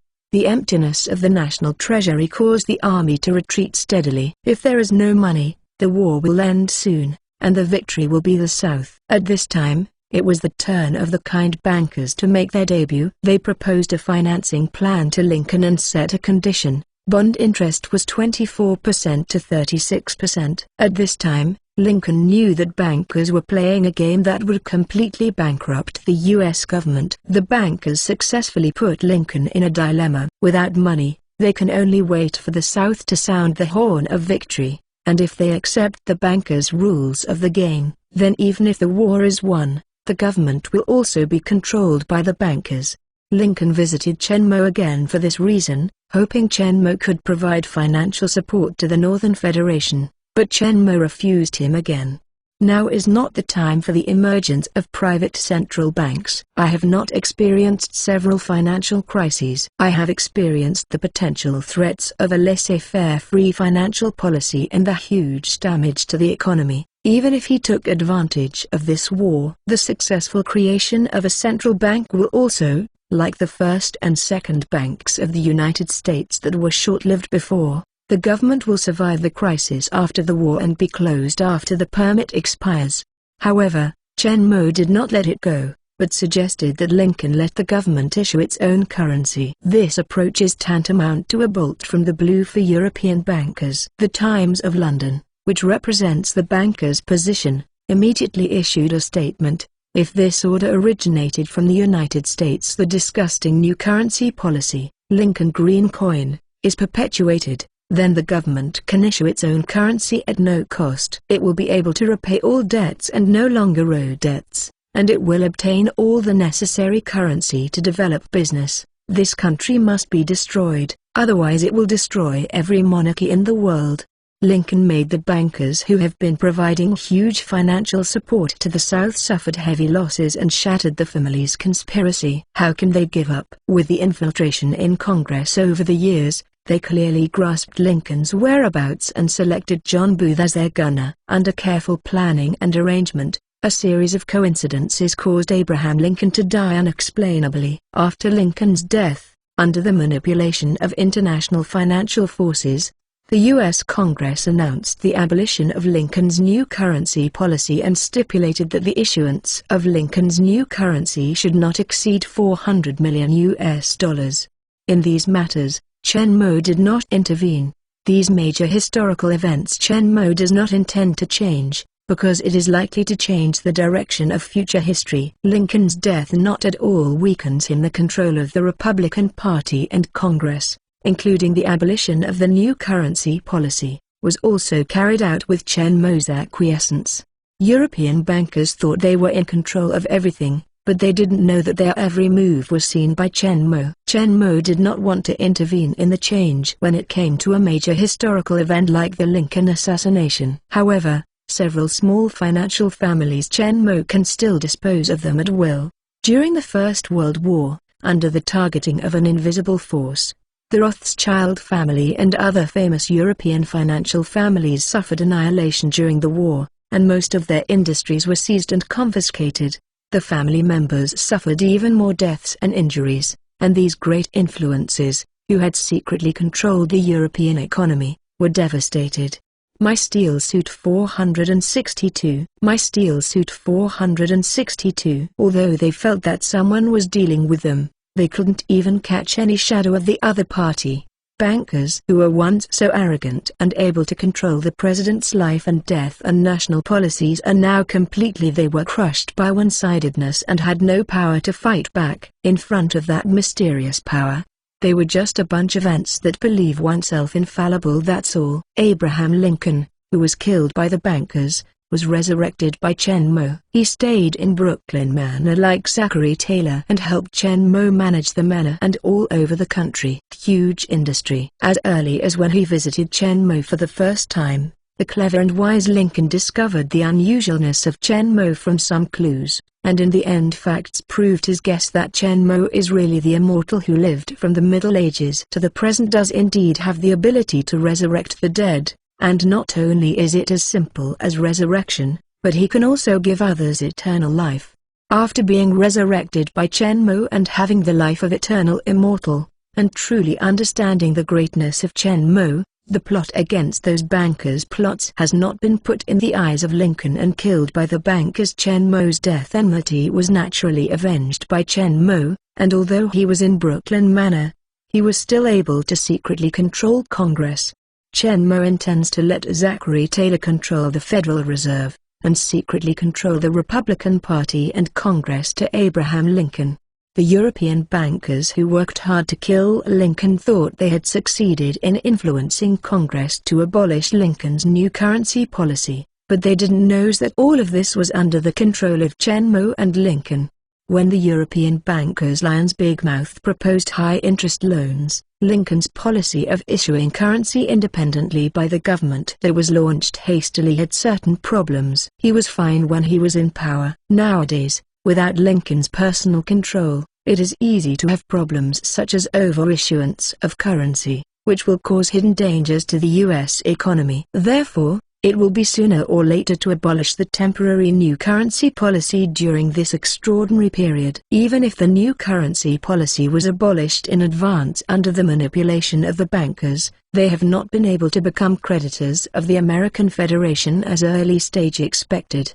With the buffer of Lincoln's new currency policy, the U.S. government has come out of financial difficulties, not to mention the huge interest of 24% to 36%. Even if it is a vain loan, the U.S. government will not consider it again. They have lost their only chance, which makes them hate Abraham Lincoln even more. I did a lot of effort in vain to help make the North-South contradiction more acute. It also helped the Republican Party and directly contributed to Lincoln's coming to power, but it did not get any benefits. Even after Lincoln was killed by them, they couldn't reverse the situation and achieve their goals. How can these bankers who only have interests in their eyes not hate Lincoln? This time the European bankers headed by the Rothschild family were defeated. Moreover, they had to face the fact that they had already hidden behind the scenes, but they were in control. The revenge of Zachary Taylor and Abraham Lincoln of greater power.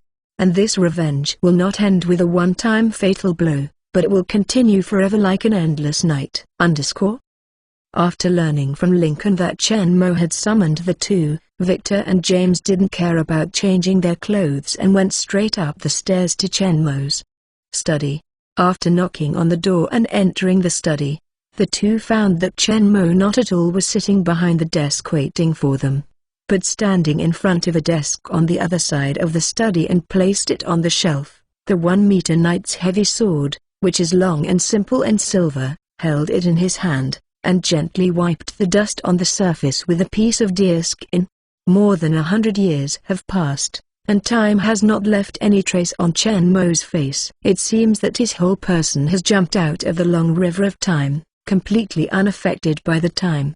The change is not without change. Although Chen Mo's appearance has not changed at all, the imposing manner on him has become more solid and thick. If Chen Mo 100 years ago was a peerless magic weapon showing off one's ability, now, Chen Mo is like the dusted longsword in his hand. It is simple and heavy. The dust was wiped away, and the sharpness that no stronghold one cannot overcome once again projected an unparalleled peerless edge. After the two came in, Chen Mo just finished wiping the long sword. He directly raised his hand to put the long sword into the space, turned and walked back to the back of the desk, raising his hand to hang on the wall behind the desk. His oil painting was also put away. After finishing this, Chen Mo turned his head and looked towards the two people standing in front of him respectfully. Seeing Chen Mo look over, James immediately asked, "Lord, are you looking for us?" The look is not much different from the image in the movie, but the two are taller and mighty, and the breath is more fierce and violent. Chen Mo couldn't help but remember the situation when he first saw them. The two teenagers who fled like a stray dog in a panic, have now grown up, and under his guidance, they are completely different from the movies. Chen Mo believes that the drama of brothers' cannibalism will not be performed on the two again. Faced with James' question, Chen Mo gently nodded. The corners of his mouth were gently raised, and he smiled and said to the two of them, "Pack things tonight, we will set off tomorrow." Hearing Chen Mo's words, the two couldn't help but eyes shined. "What are you going to do?" Victor looked at Chen Mo and asked impatient. Looking at the two of them, Chen Mo couldn't help but smile. The two guys are still the same as before, but he still answered Victor's question. "Fight." The two of them were hearing this. Their eyes flashed out, and they looked at each other, their eyes filled with excitement. It's really good to practice martial arts with Chen Mo here. They can better control their own power, deepen their control of the body and use of power, but they prefer the feeling of fighting on a battlefield, and that power, the pleasure of increasing in battle. However, the two of them were stunned again soon, recalling what Chen Mo said just now, and reacting violently. "Lord, you want to be with us?" Victor and James said excitedly, because Chen Mo just said not you, but we. "Yes, this time, let's go together." Chen Mo looked at the excited two, slightly smiled. Since leaving the dense Shuri jungle, Chen Mo has never been with the two people have fought together. In the beginning, the US-Mexico War and the Civil War, and Zachary Taylor were with them. However, in the subsequent World War I and World War II, only Victor and James participated alone. My Steel Suit 463. My Steel Suit 463. On the eve of World War I, the Federal Reserve was established, and Zachary Taylor, who had already been promised by Chen Mo as central bank governor, devoted himself to this central bank governor, the behind-the-scenes management and control of the private central bank. After World War I and World War II, only Victor and James participated. Seeing that their speculation was confirmed by Chen Mo, the two could not help but look at each other in surprise, and they invariably remembered the experience of the journey from Canada to New York with Chen Mo, and the experience in secret, the time in the Shuri jungle when he bought fur from Native American Indians and dealt with the armed men of the American Fur Company. At the beginning, the strength of the two was still very weak, and the self-healing ability was not as strong as it is now. They are still unable to deal with armed men with guns. At the beginning, Chen Mo first took the initiative to remove the threat, and then it was their turn to play, and Chen Mo was also watching over the entire battle.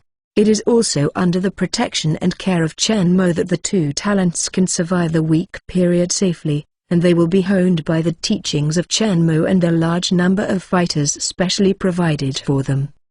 Grow rapidly.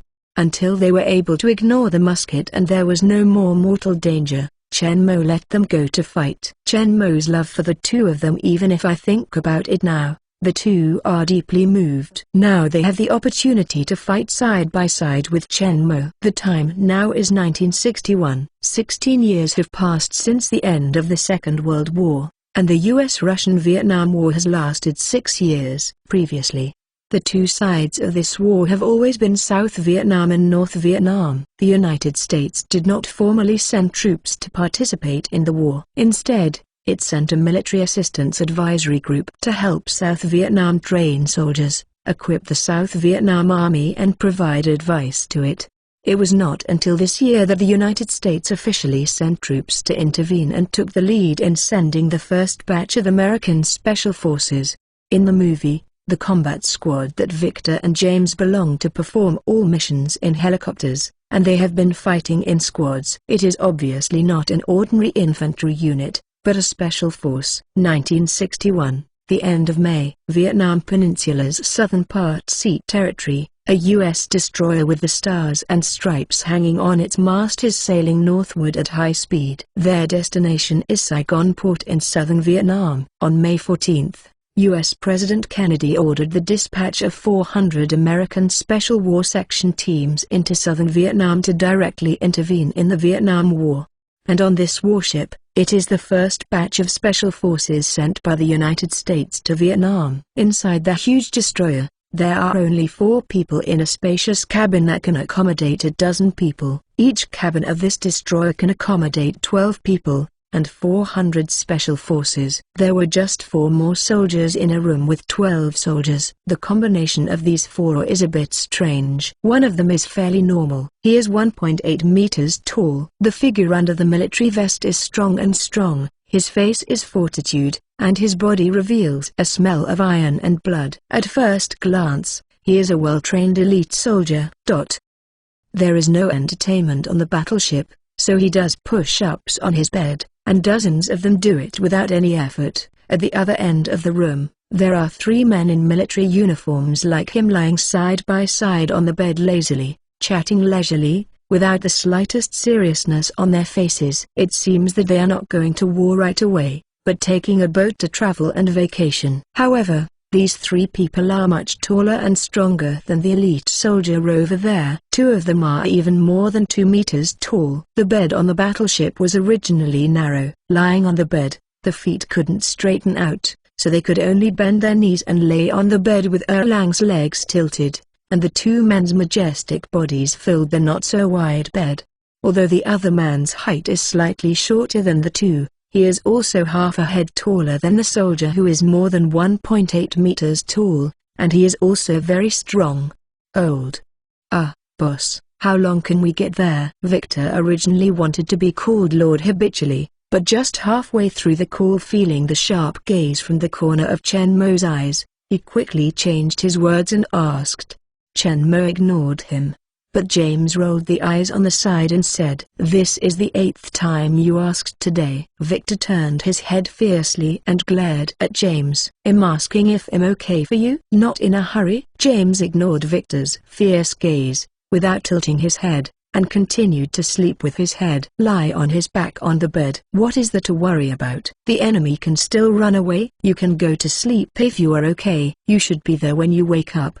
"I've slept a few times. My body is about to rust when I am on this broken ship." Victor grumbled, clenched his fists hard, and made a crackling noise. "Why do these damn guys let us sit on this broken ship? Don't we need to fly a lot faster?" James on the side heard Victor mention the plane. His face couldn't help but with a slight change. It became a little unnatural. They also did airplanes before, but James didn't want to experience that kind of experience again because he was airsick. James turned his head to look, just to find the arc of Victor's mouth. Although he quickly put it away, James still saw it clearly. This guy is obviously laughing at him on purpose. James, immediately furious, sat up from the bed and stared angrily at Victor, who was still disguising. "If you want to take a plane, you can jump directly into the sea. I can ask Mr. President to send a special plane to pick you up." The Special Forces soldier on the other side of the room, hearing what James said,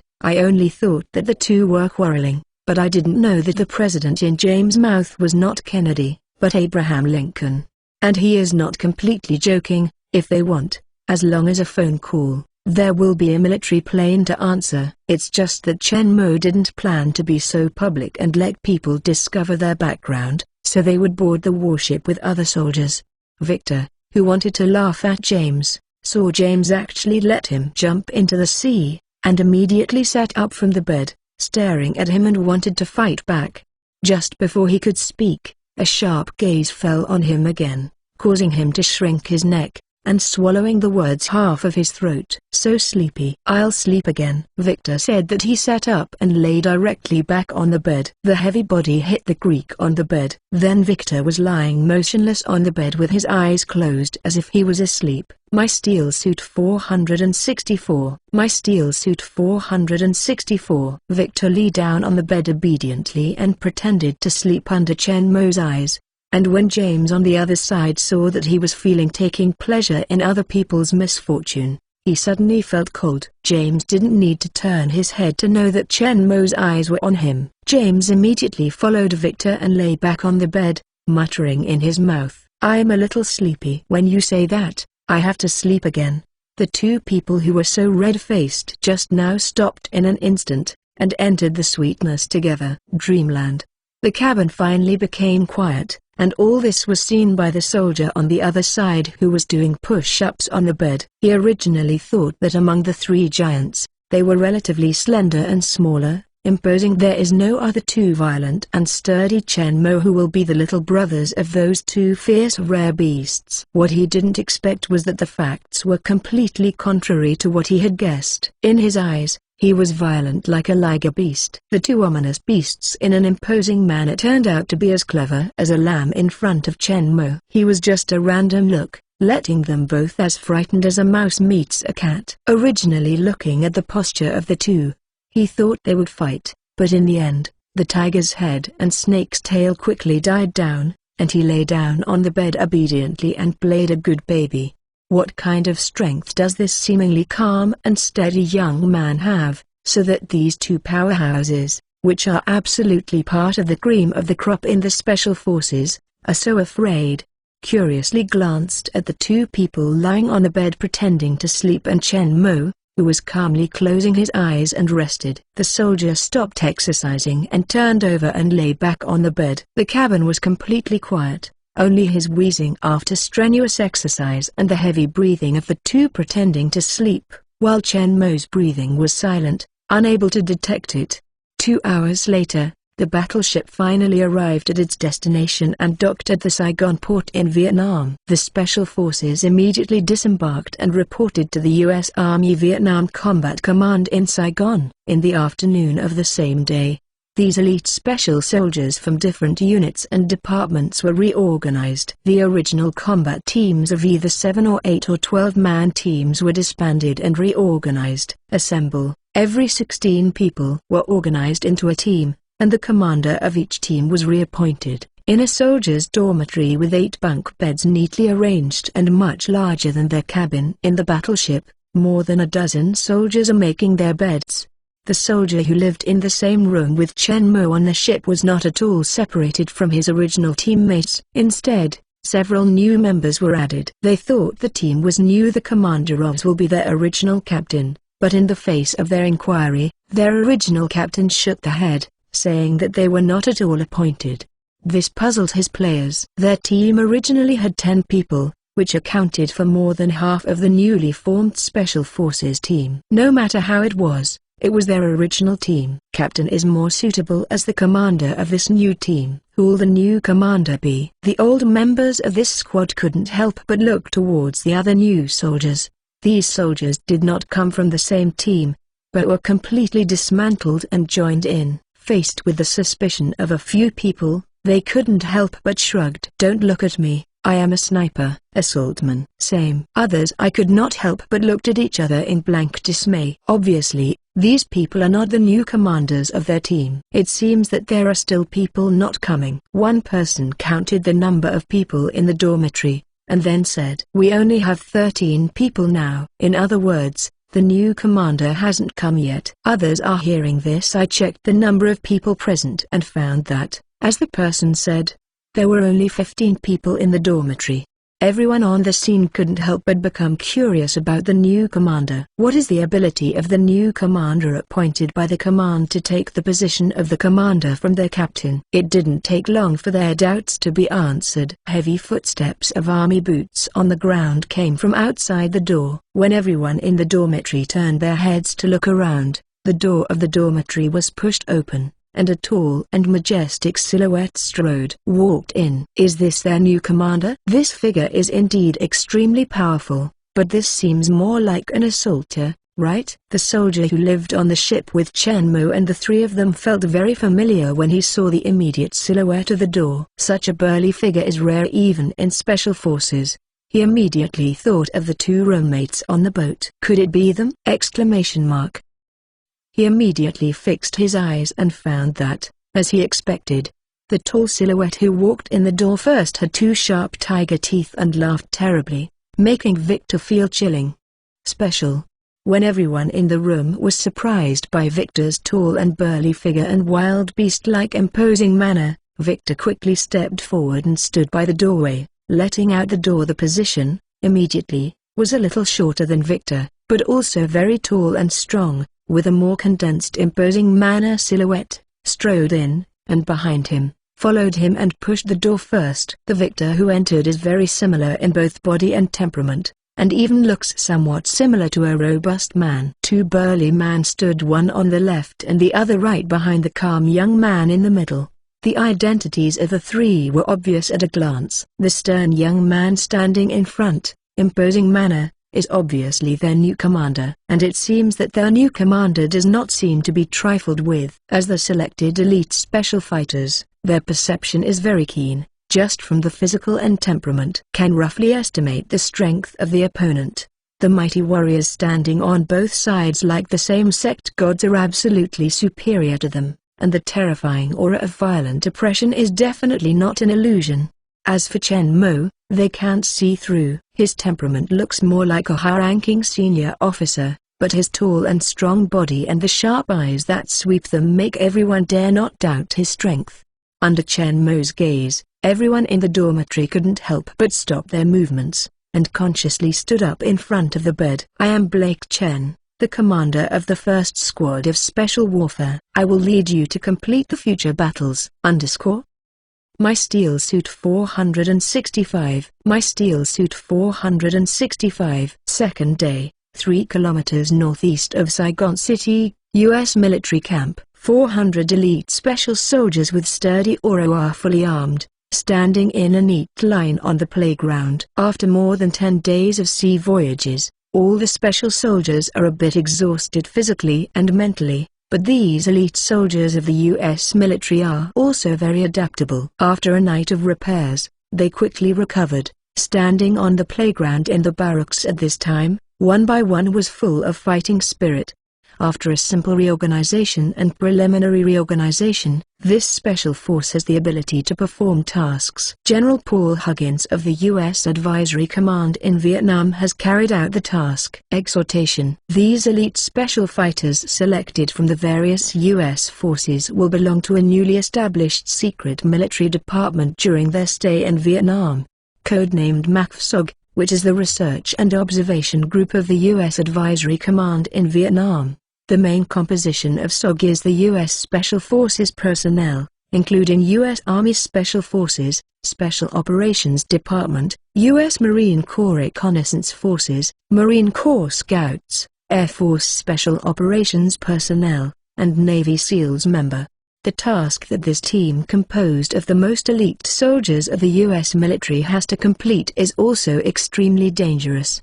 These tasks include covert operations and sabotage behind enemy lines, requiring them to enter Laos at the borders of South Vietnam, North Vietnam, and even crossing over Vietnam, perform reconnaissance tasks in Cambodia, collect relevant intelligence, rescue prisoners, rescue pilots who were shot down, conduct psychological warfare, black propaganda, assassination, guided bombing, etc. After the training was over, all the soldiers looked solemn. The mission they were about to perform was very dangerous, and the battle damage rate would be high. I don't know how many people will return to the United States alive after the war. 2 days later, Victor and James were wearing military combat uniforms, carrying rucksacks and carrying M16 rifles in their hands, and moved towards a UH-1 Iroquois with other special soldiers in the team. Run on the helicopter. After everyone boarded the plane, the last Chen Mo jumped onto the plane, but he was not at all holding a rifle, machine gun or sniper rifle like other soldiers. He didn't carry a rucksack loaded with ammunition and other combat supplies on his body, but instead just boarded the plane with his hands empty-handed. But on both sides of his thighs, 2 holsters are tied, and 2 black M1911A1 pistols are inserted inside. At the same time, the combat vest on his body is also full of pistol magazines. It seems that he is actually planning to use only the pistol for combat. The players under Chen Mo didn't say anything, but they couldn't help but muttered in their hearts. They, the commander who couldn't see the depth, didn't know if it was really powerful or excessive confidence. How can the firepower of 2 pistols be comparable to an automatic rifle? Is he planning to hide behind and not play? Even if you are an observer for a sniper, you will at least carry a submachine gun. A school like Chen Mo who only carries 2 pistols on the battlefield or just needs to be in command and does not need to fight in person. Senior military officers above the rank, either deserters or courting death. I don't know what kind of commander they will be. Since the last training session,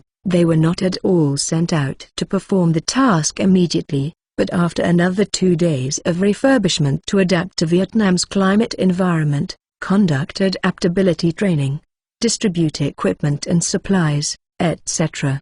Today, they finally received their first task. After all the personnel boarded the plane, accompanied by the huge engine rumbling sound, the helicopter's propellers accelerated and the strong wind blew the grass blades on the ground tightly on the ground. Under the strong thrust down, the helicopter quickly lifted off with the crowd, and flew quickly towards the direction of the destination. Their mission this time is to attack a village where high-ranking North Vietnamese personnel are hidden, and take their captives back to the camp. The helicopter began to lower its altitude several tens of kilometers away from the target, making a low-altitude flight, and finally landed a few kilometers away from the village. U-2 stayed and guarded the plane, ready to respond. Chen Mo randomly assigned 2 people to stay behind the plane to prevent the enemy's attack and be cut off. There are 2 people staying to defend. Even if an enemy approaches, they can resist for a while and let the helicopter take off quickly. Yes, sir. The 2 people spotted by Chen Mo quickly responded loudly. It is much easier to stay behind the aircraft than to attack a village guarded by soldiers. After arranging the remaining personnel, Chen Mo turned and led the remaining soldiers of the squad to quickly rush off the plane, against the strong wind pressure from the propellers that hadn't stopped completely, and stooped to move towards the direction of the target village ran over.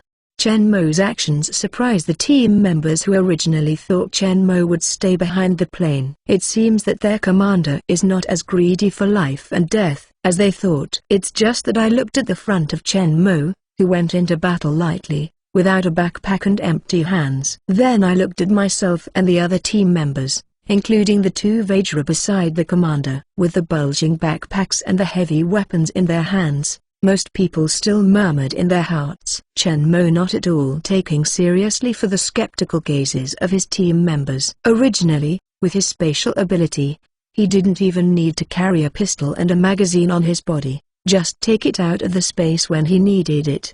But he can't directly show his special abilities right now, so he still chose to carry 2 pistols and magazines with him. Excluding the 2 remaining behind the helicopter, the remaining 14 people rushed all the way and soon came to the vicinity of the target village. On a hillside on the side of the village, Chen Mo hid in the shadows of the trees and carefully observed the situation in the village below. Combined with the subtle sound received in his ears, Chen Mo quickly spoke to the village below. The situation is clear. This village is small in scale, with only dozens of families. It seems very peaceful, but there are many secret guards hidden in some key locations, and in a house deep in the village, there are more than a dozen adult men, and on the periphery of this house, there are nearly 100 armed men hidden in secret, guarding. Sniper, look for the commanding heights. Prepare to carry out sniper cover." "Yes, sir. Yes, sir." Two groups of snipers and observers responded in unison, and then the four of them carried their weapons to a hillside on the side of the village quietly. And Chen Mo took the remaining 10 people with the help of the cover of dense trees on the hillside, lurking towards the village. The team soon came under the hillside, and outside the woods was the village. From their sight, the whole village is peaceful, which is different from the ordinary Vietnamese small village. Not at all. My Steel Suit 466. My Steel Suit 466. There is a secret guard at 11 o'clock and 2 at 2 o'clock. You two go around to solve it. After Chen Mo pointed it out, other Special Forces members quickly discovered their existence, which made everyone's eyes flashed with surprise. These secret whistles are very hidden. Although they can be discovered by giving them a period of careful observation, they are definitely not as quick and accurate as Chen Mo. The two people spotted by Chen Mo immediately led the nodded command, and moved their rifles to the sides quickly and silently. A few minutes later, the two players who had just left poked their heads out from where the two secret guards were, and made a safe gesture. Chen Mo immediately led the other players to join together. A group of 10 people continue to quietly stealth forward in a tactical formation. It's just that unlike others who are nervous, serious and fully guarded, Chen Mo, Victor and James are all relaxed and casual, just like walking in the garden.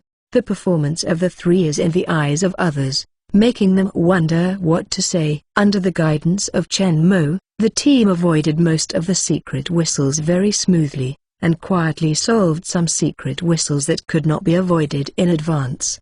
10 minutes later, the entire group arrived at the foreign domain, the most heavily guarded area in the center of the village. Chen Mo waved his hand to stop the crowd behind him, stretched out his hand and moved towards one direction. "There are 2 secret whistles behind that low wall. Go to 2 people." Chen Mo tone barely fell. The 2 soldiers quickly left the team from left to right, from both sides quietly went around. Others originally thought this time would be as smooth as last time, but who knew that behind the wall there was a sudden sound of a stone falling to the ground.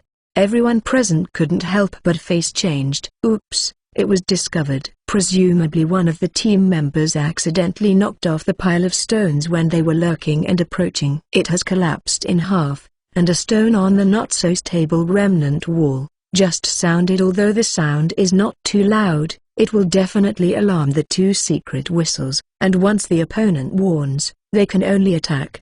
As everyone clenched their rifles and prepared to face the siege of a large number of militants hiding in the village, 2 silver lights suddenly shot out from their sides and plunged into the opposite stone. Among the piled remnant walls, 2 sounds of Kai. No matter who emitted these 2 silver lights, everyone's nerves became tense when faced with the danger of being exposed at any time and facing a large number of soldiers besieging them at close range.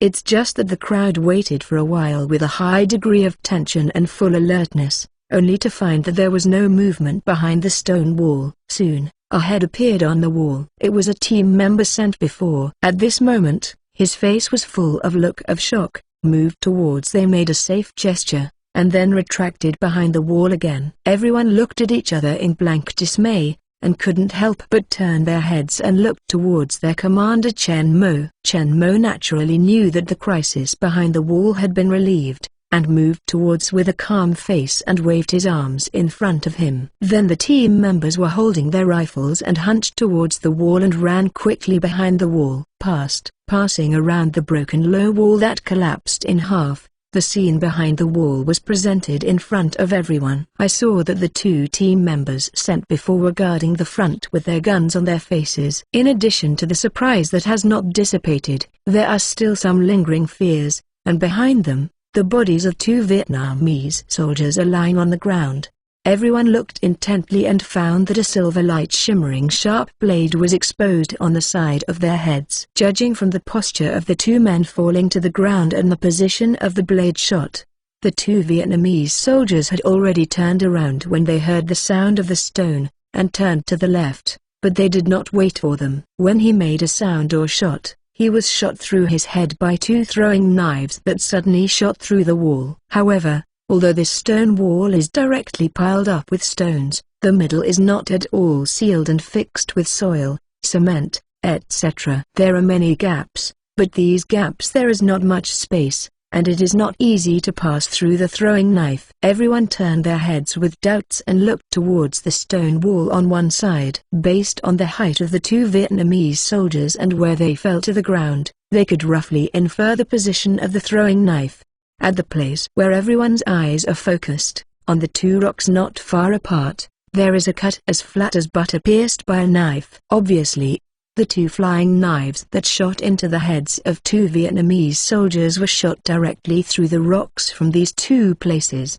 This made the few players who arrived just now, like the previous two, showed a look of surprise and disbelief. They have never heard that a knife can shoot directly through a stone more than 20 centimeters thick after throwaway, and it can accurately hit the target and kill the enemy in one shot. How did this happen? How did you confirm the key position of the target through a stone wall? All of this is too bizarre in the eyes of everyone. No wonder the two of them before showed that expression. They witnessed two flying knives shot out of thin air from the intact stone, accurately hitting the heads of two Vietnamese soldiers, and relieved their exposed crisis. Also, who is the one who shot these two throwing knives? Just now they were facing the danger of being exposed at any time. They only knew that the two silver lights were shot from their team, but they didn't know who the shot was. Just when all the team members were shocked by this strange event, two tall silhouettes walked out of them and came to the two dead Vietnamese soldiers. Under the curious gaze of the other special forces, the two leaned down. One of them pinched the tip of a throwing knife and pulled it out. It's just that two flying knives penetrate the skull, and the exposed tip of the knife is not long, and the entire blade just submerged in the head, tightly stuck by the skull, plus the surface of the blade. It was originally very smooth, and the surface was stained with a lot of slippery blood and brain plasma that was slowly dripping down, but they couldn't get it out. When they pulled it out, Victor's eyes flashed a fierce light immediately, and he did not straighten up. The right hand that stretched out was directly clenched into a fist, moved towards the head of the corpse and fisted fiercely. Pa! The head that was shot through by a flying knife was directly smashed like a watermelon, and the red and white brain spurted out. Victor, his entire fist was stained with a thick brain. In this scene, all the special fighters are a little ugly. Complexion up. My steel suit 467. My steel suit 467. However, Victor didn't seem to have any idea about it. He put his hand directly into the shattered skull and quickly took out a handful of flying brains. Knife out. Seeing that the throwing knife was finally taken out, Victor couldn't help grinning with a smug smile, and two sharp and slender canine teeth showed up, matching his blood-stained brain. The right hand that kept dripping down, and the unrecognizable corpse with a burst head on the ground, was indescribably terrifying, and everyone couldn't help but feel a little bit cold. This is simply a brutal wild beast. Are you sure he does not eat people? Exclamation mark. Also, although the head of the Vietnamese soldier was shot through with a flying knife, it is not as strong as a complete skull, but it is still very difficult to destroy. It is definitely not smashed with a fist, and Vicky just took a random punch. It seemed that not at all used too much power to smash this sturdy skull. How powerful is it to do it? They have no doubt that Victor can blow their heads with a punch. It really broke. Different from the shocked and terrified eyes of others, James glanced at Victor's brain-stained right hand with disgust, straightened up, raised his right foot and stepped on the one in front of him. On the head of the corpse. Bang! A slightly duller voice than before attracted the attention of the special forces. They moved their sights slightly to follow the voice and found James Feet's corpse had no head anymore. The original head was only a pool of brain plasma and blood, and a pile of crushed bones. James retracted his right foot, looked at the mess under his feet, frowned, reached out and picked up a long branch from the ground next to him, and broke two sections more than 20 centimeters. The long wooden sticks. Then the right hand pinched two wooden sticks, flexibly digging through the pile of bright red under the feet, and quickly picked out a fly exactly the same as the one that Victor took out. Knife. Following Chen Mo for more than 100 years, James and Victor's chopsticks are more slippery than the average Chinese people, and the bins do not jump. At this time, the flying knife is naturally nothing difficult. James straightened up satisfactorily, and shook the chopsticks holding the flying knife from side to side, and all the dirt on it was thrown off, and soon revealed the original face of the flying knife. This is a thick silver-white flying knife with a slender body and a length of about 25 centimeters. It looks similar to a dagger, except that it has a wooden grip without a dagger. The hole is from the back of the knife tip to the knife. The thickness of the end of the shank is uniform, all of which are about 5 millimeters thick. The blade of the flying knife is silver and white light, and it reflects bright rays of light in the sunlight, exactly the same as the two silver lights they saw just outside the low wall. The mirror-smooth knife body, brain, blood and other filths were very easily shaken clean. James tore a piece of cloth from the Vietnamese soldier's corpse whose head disappeared, and wiped the flying knife. When Victor saw this, he also learned from James to shake the throwing knife in his hand. The blood on the throwing knife was quickly removed, but the brain on his hand was contaminated again during the shaking, and it could not be completely cleaned up.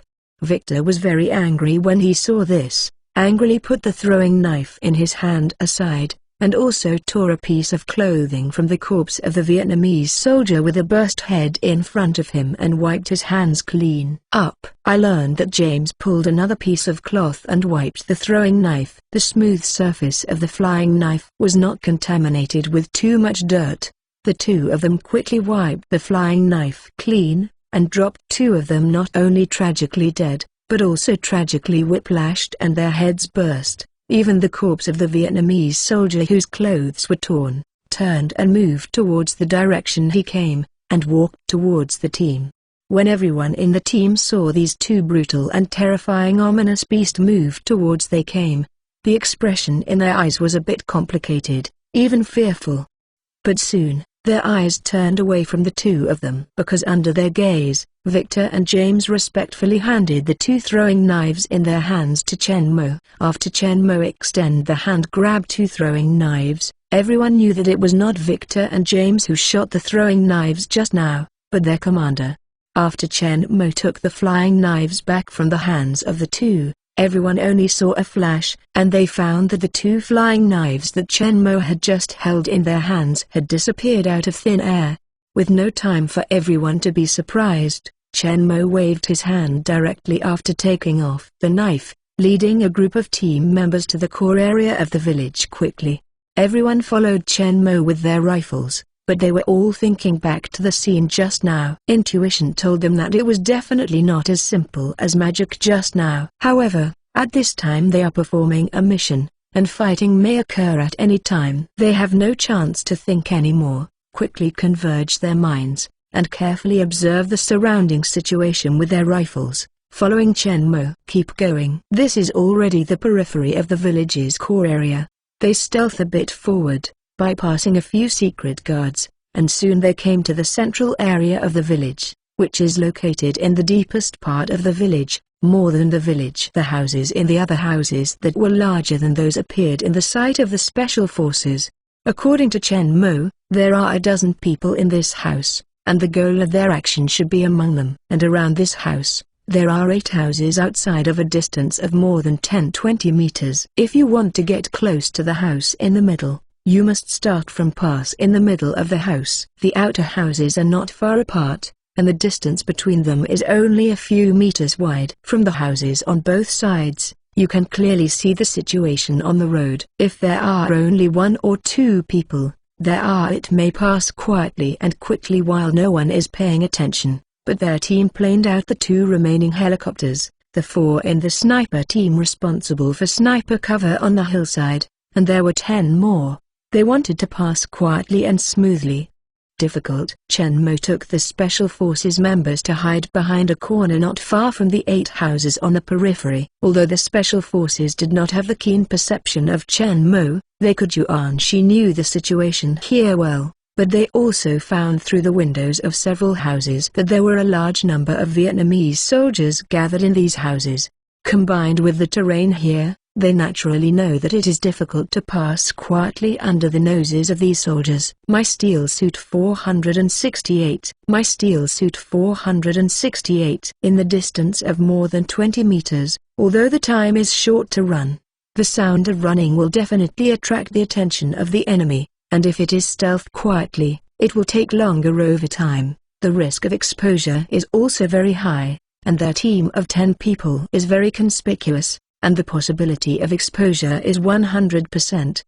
Now it seems that there is only one way left, to attack. But when they checked their weapons and were ready to fight at any time, they had been standing quietly against the wall. Chen Mo, who was calm and collected, suddenly eyes shined and quickly moved towards everyone, hitting a follow gesture, and immediately walked out of the hiding place, moved towards the middle aisle of the two outer houses not far away. He didn't even pull out the pistol from the holster on both sides of his thigh. Victor and James followed closely from behind, strode out with their rifles. The other team members ignored the others for a while, and they quickly filed out behind them, their hands tight. Holding the rifle in front of his chest, he was ready to shoot at any time and was ready to dodge the opponent's attack. They followed Chen Mo in fear, their spirits tense, and their hearts were even more tense. However, the truth is, until they passed through the aisle between the two houses and came to the one in the middle. Outside the house, the expected gunfire never sounded. In this way, they can almost be regarded as swaggering, and blatantly walked past under the eyelids of a large group of Vietnamese soldiers. Are all the Vietnamese soldiers blind? No one found them.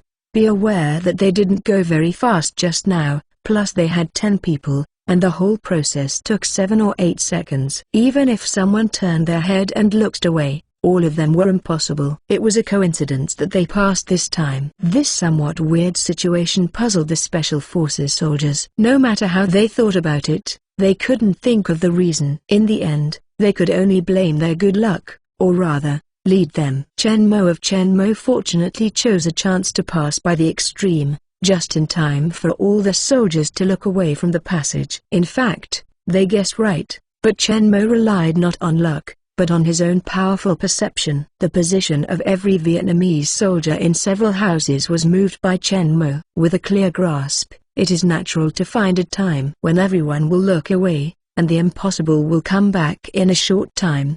But the matter is not at all over here. Although they relied on Chen Mo's control of the enemy's position and movement, seized the enemy's defense loopholes and successfully passed through the defense circle and came to the target outside of his house. But don't forget, there are nearly 100 soldiers hidden in the surrounding houses. Once they attack the house in front of them, they will inevitably alarm these enemies. When the time comes, a fierce battle is inevitable, and they are still surrounded by nearly 100 soldiers, will face attacks from enemies from all directions. The situation can be said to be more dangerous than just now. The palms of a group of special fighters holding guns couldn't help sweating out. I don't know how many of them can go back alive after this battle. In fact, in this Vietnam War in history, the death rate of MACFSOG special soldiers in this war was 100%. In other words, when the war ended, all the SOG special fighters who participated in the war died,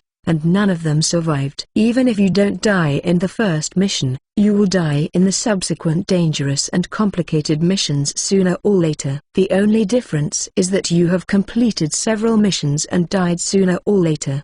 But Chen Mo will naturally not bring his team members to death. I sensed the situation in the target house in front of me and found that it was not at all. Even after many people simply did not take a gun, Chen Mo gestured to all soldiers except him to prepare.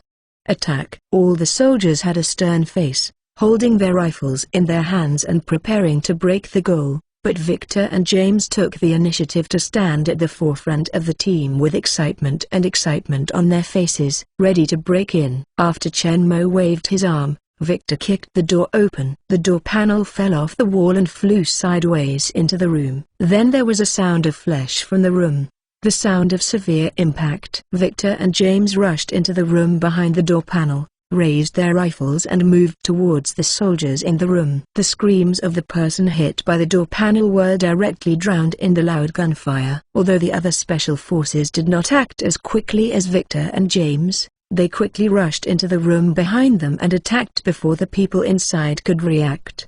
This house is located in the deepest part of the village. Not only is the village full of secret whistles, there are also a large number of soldiers secretly guarding the houses around the house. If an enemy invades, it will be discovered soon. It is impossible to sneak into them silently. Therefore, the people in the room are not at all too vigilant. Even the soldiers in charge of guards only put their guns behind them, and simply did not hold them in their hands. At this time, Victor, James and the soldiers of the special forces suddenly broke into the door.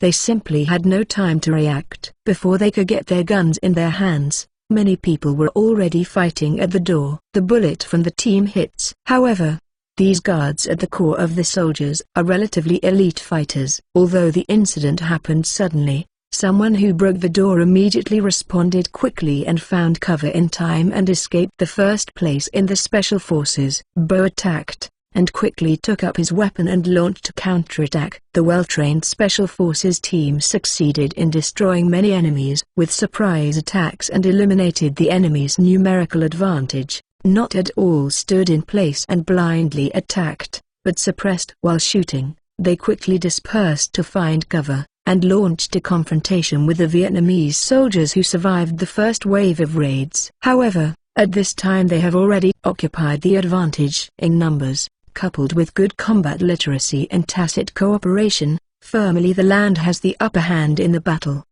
But even so, the faces of the special forces in the room didn't have the slightest sense of ease. Although they have gained the upper hand in the room, don't forget that there are nearly 100 soldiers outside. They must have been alarmed by gunfire at this time and will come soon. When the time comes, they will be trapped in a dangerous place surrounded on all sides. What they can do now is to quickly eliminate the enemy resisting before the local troops arrive, and capture the senior enemy personnel, so that the opponent's soldiers can refrain from shooting at the rat for fear of breaking devices. Let them leave safely.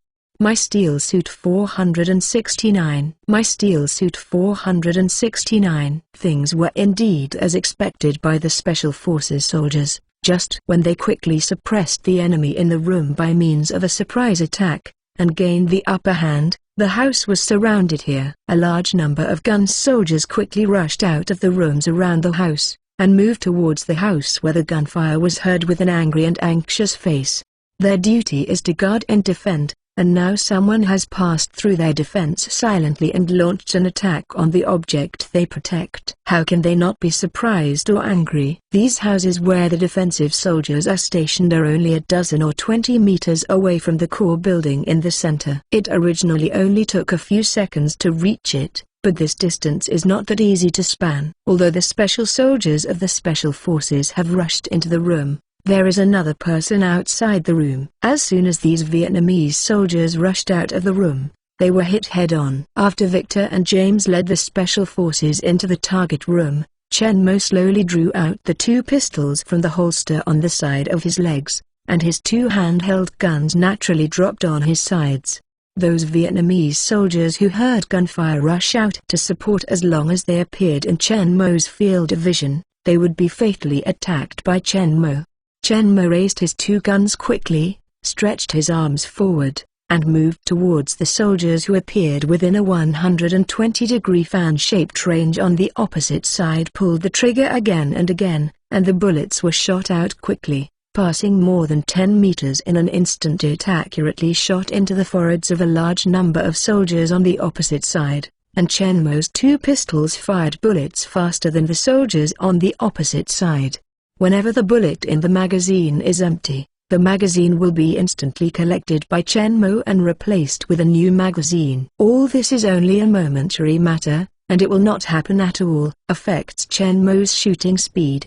The two pistols in Chen Mo's hands, as if they have unlimited ammunition, are constantly spitting out tongues of fire. The fierce firepower is not much weaker than the machine gun, and the accuracy is as high as 100%. far from being comparable to machine guns mainly used for fire suppression.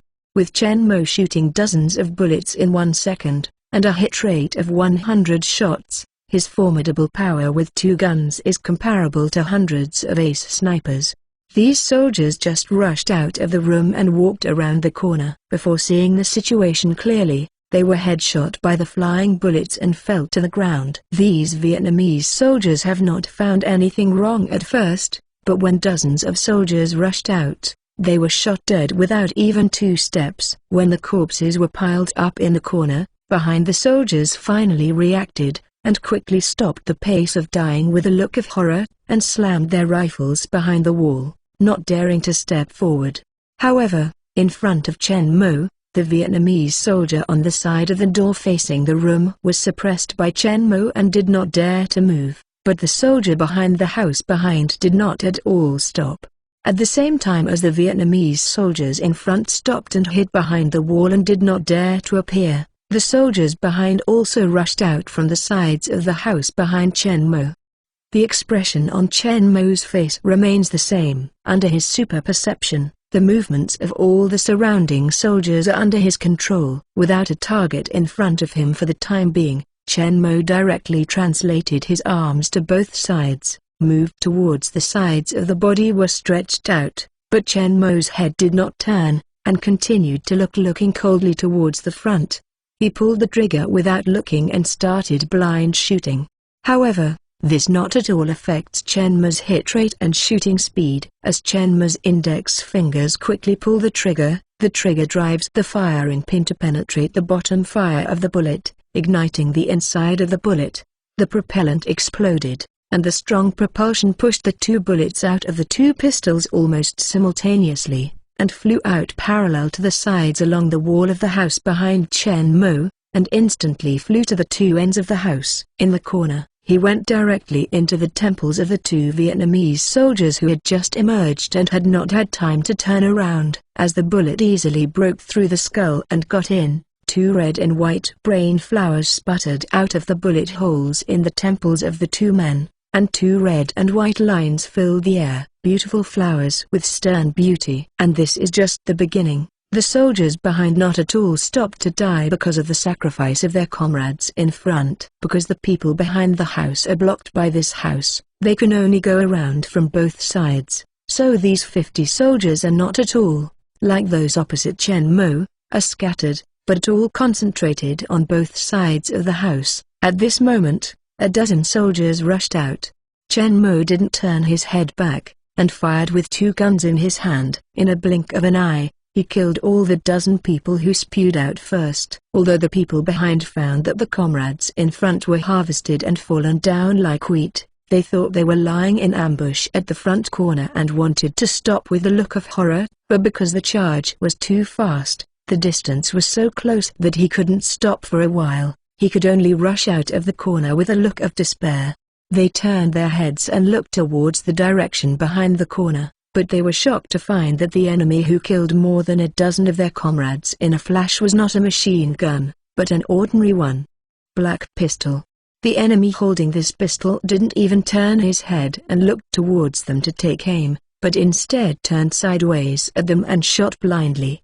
But they didn't at all for too long to see clearly. Naturally, they didn't find that the same thing happened on the other side of Chen Mo. The soldiers rushing out from both sides were caught by Chen Mo alone.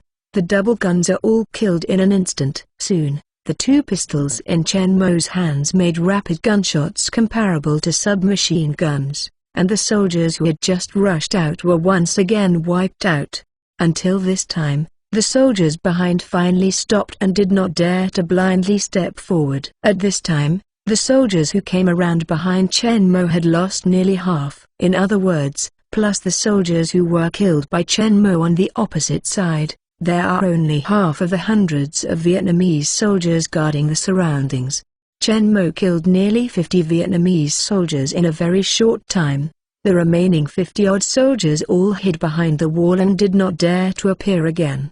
In such a short period of time, even they have not even reacted to the loss of nearly half of the unfathomable mystery's manpower, but they have not even seen the other side's face. How many people there are, They didn't know what weapons they had, and unknown enemies made them even more afraid. The corner in front of them was like a moat. They couldn't cross, and they didn't dare to try to cross again. My steel suit 470. My steel suit 470. The situation suddenly became stalemate. Chen Mo stood in place, slowly lowering his hands, and the muscles of the two pistols in his hands have turned red under the rapid continuous shooting, as if two pieces were burned red by flames. The soldering iron radiated light and heat, and the air near the muzzle became distorted under the heat. The enemy did not rush out again, and Chen Mo did not intend to take the initiative to kill the enemy. He just stood still on the spot, holding his guns hanging to his side, and the red-hot muscle slowed down. It slowly cooled down, and gradually restored the original pitch black of steel, and the twisted air around the muzzle returned to normal. Chen Mo inserted the two guns back into the holsters on both sides of his thighs, then looked up towards the front, and made several gestures into the air in front of him. As Chen Mo finished his last gesture, he dropped his hand again, and the calm that had just been maintained for a moment was broken again. Bang! Bang! Two huge gunshots sounded almost at the same time. Opposite Chen Mo, the two Vietnamese soldiers hiding behind the corner shocked and their bodies burst open. After two big blood flowers, the whole body was penetrated, forming two huge holes. A large amount of blood spewed out, and a large patch of bright red was sprayed on the wall behind them. The two immediately fell to the ground, completely losing their vitality. The Vietnamese soldiers who originally thought they would be safe without stepping over the corner saw them all turning pale with fright, but before they could respond, two more identical gunfire sounded. Correspondingly, two more soldiers hiding behind the corner were shot dead. This time, they finally heard the source of the sound clearly, on the hillside outside the village they were facing. It's a sniper. And there are still two. They hid behind the wall in order to avoid Chen Mo's shooting, but they just happened to be exposed under the guns of two snipers arranged by Chen Mo on the hillside. After being sniped and killed 4 soldiers, the remaining Vietnamese soldiers evaded hastily, but with the sound of a huge sniper rifle, people were still being hit. The sniper bullets were huge. A piece of blood mist was sprayed under the formidable power and fell to the ground. After nearly 10 people were killed, the remaining Vietnamese soldiers finally fled back to the house where they were stationed, and avoided the window far away, hiding in the depths of the room, temporarily avoiding snipers' attack. However, the sound of the sniper rifle not at all stopped. After losing these targets, the two snipers turned their guns to the soldiers hiding on both sides of the target house behind Chen Mo. These soldiers stood in a row along the walls on both sides of the house. Although they heard the loud sound of sniper rifles just now, they did not know the situation on the other side due to the blockage of the house. So although there is some commotion, but not at all change the hiding position. The two snipers moved quickly to a lower position. Just one of them was in a straight line with a row of soldiers. The huge sniper bullet of formidable power shot out after hitting the first soldier in front of him. Its body penetrated and continued to penetrate into another soldier within the body behind him. In this way, each shot they fired can kill at least one Vietnamese soldier, and they can often kill 2 consecutively, and sometimes even 3 enemies. The higher killing efficiency than before has allowed these Vietnamese soldiers to be eliminated much faster. Fortunately, the width of the side of the house is relatively small, and the distance is very short, allowing quick transfer. Even so, when the surviving soldiers turned the corner and hid behind the house, the number had been reduced by nearly half. At this time, the sound of the sniper rifle finally stopped. At this time, within a range of more than 20 meters around Chen Mo's location, the house that surrounds the most center has fallen. More than 70 people dropped. Originally, more than 100 defensive soldiers have been slaughtered by Chen Mo and snipers, and there are already fewer than 30. At this time, behind Chen Mo, the gunshots in the room finally stopped. After a chaotic sound, the door of the room was led by Victor and James. 10 people filed out. Except in addition to the 9 soldiers in the special forces, there was also a middle-aged man wearing a Vietnamese military uniform, a short, thin, and dark-skinned middle-aged man, which was their goal this time.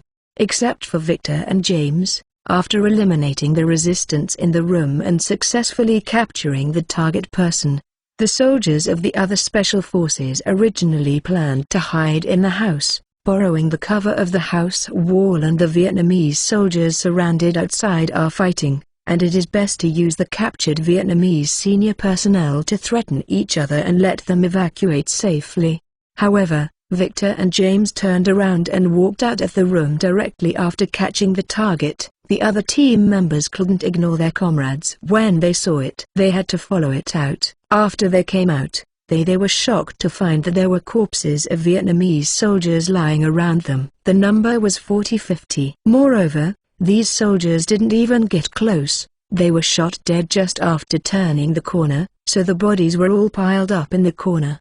Recalling the continuous and rapid gunshots I heard when I was inside, and the loud sniper gunshots that rang out later, these special forces could not help but look towards in shock and stood indifferently at the door. Chen Mo is tall and stalwart. Finally, their eyes all fell on the two pistols on both sides of Chen Mo's thigh. The semicircular pistol shells scattered on the ground next to Chen Mo have clearly told them what happened just now. The mysterious commander actually killed so many enemies with just two pistols in his hand. He just helped them withstand the support of hundreds of enemy soldiers and suppressed them. After the wall, the unfavorable situation of them being besieged was avoided. Just when all the special fighters looked at Chen Mo in shock and admiration, Chen Mo suddenly spoke. "Victor, you go to the front and kill all the enemies hiding in the house. James, after you go to the house, there are 18 soldiers there." When Chen Mo's voice fell,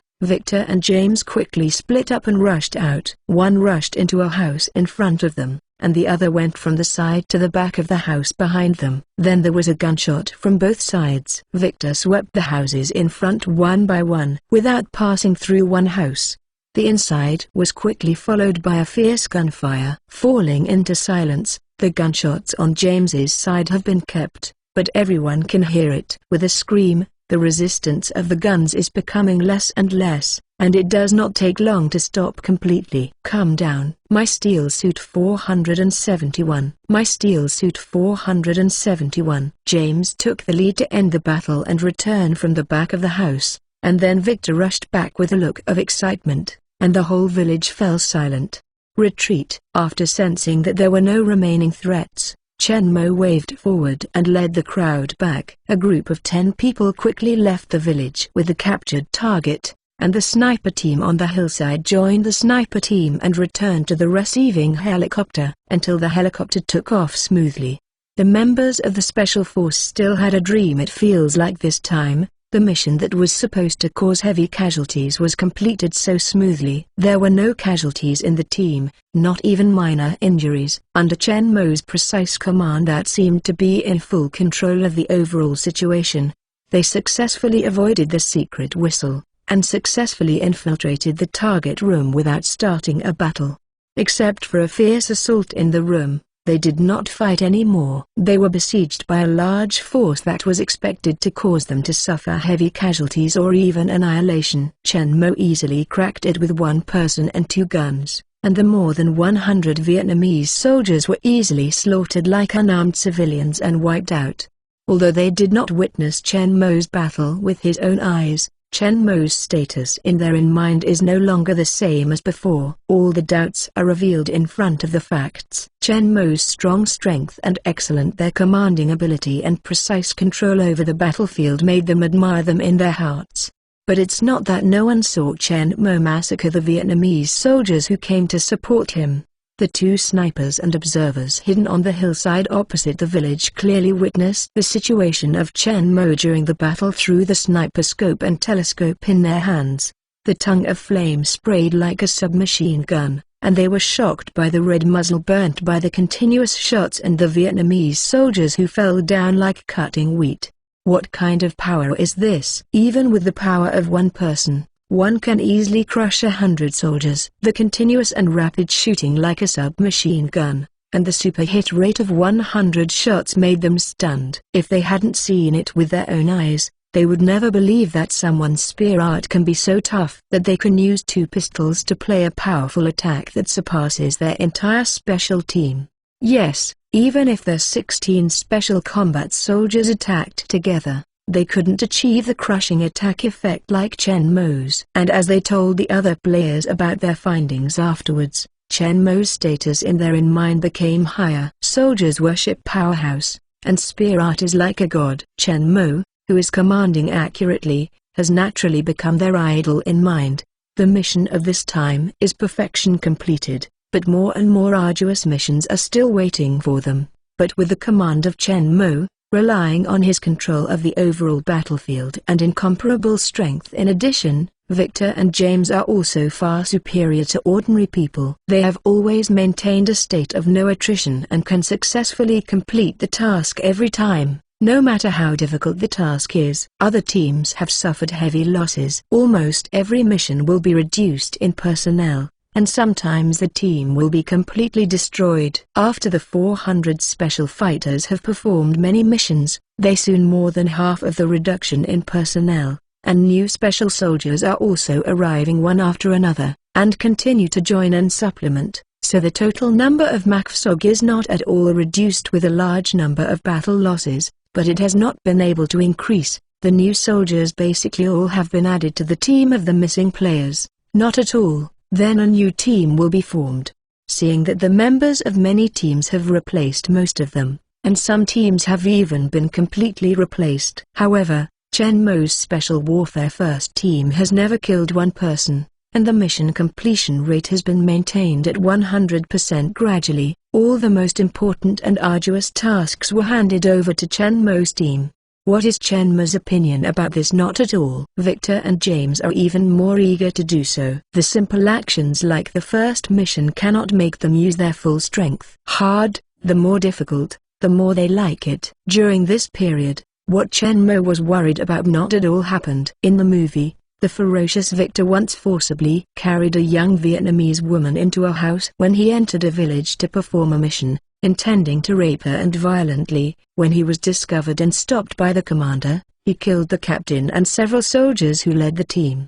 In this battle, Victor exposed the powerful offensive of his sharp claw, and upon hearing the news, he rushed to defend Victor and joined him against the encircling soldiers. James, also during the confrontation, his special bone spurs were exposed. At that time, Victor and James did not know that their powerful self-healing ability had reached the point where they could completely ignore bullet attacks. They still had a certain fear of firearms, facing more than a dozen rifles. Surrounded by elite soldiers, the two only showed sharp claw to confront them, and did not choose to fight against the bullet rain. Finally, the two were captured by the surrounding soldiers and sent back to the barracks.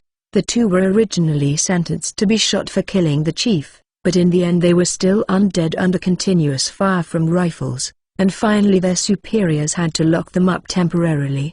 At this time, their powerful battle strength and magical undying body attracted William Stryker, who was recruiting mutants to form a special team. Now, although Victor, who was trained by Chen Mo, is still rebellious and brutal in battle, he is no longer the evil and cruel wild beast.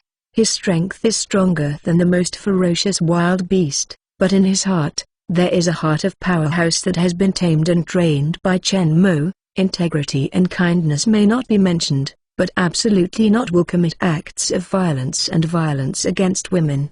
Chen Mo not at all intends to follow the plot of the movie, deliberately allowing Victor and James to commit crimes and be arrested, waiting for William Stryker's recruitment. Anyway, as long as William Stryker knows that they have great power and self-healing ability, it is enough to be the powerful mutant he is looking for, and everything does not need to follow the plot. In fact, during this time, Chen Mo tried to find other mutants, but did not at all gain anything. Chen Mo estimates that the main reason is that the number of mutants is too small, and they deliberately hide in the case of revealing their own mutant ability. It is almost impossible to find them in the vast crowd. My Steel Suit 472. My Steel Suit 472. Apart from this, Chen Mo guessed that the time may not be too late, and it is not yet time for the mutants to actually take the stage. It is estimated that if you want to find other mutants, you can only rely on mutant nemesis William Stryker. Anyway, the emergence of other mutants is only a matter of time. Since they can't find it, Chen Mo is no longer in vain, so he just gave up searching and stayed in Brooklyn Manor and waited for the plot to come. Now they have arrived in Vietnam, and it hasn't been long since the appearance of William Stryker. In the first few missions, Chen Mo, Victor and James showed strong battle strength, but the difficulty of the mission is not very great for their 3 people, so the 3 people not at all expose too many special features. However, with the progress of missions, the difficulty of the tasks performed continues to increase, and the 3 of them still inevitably expose some unique places.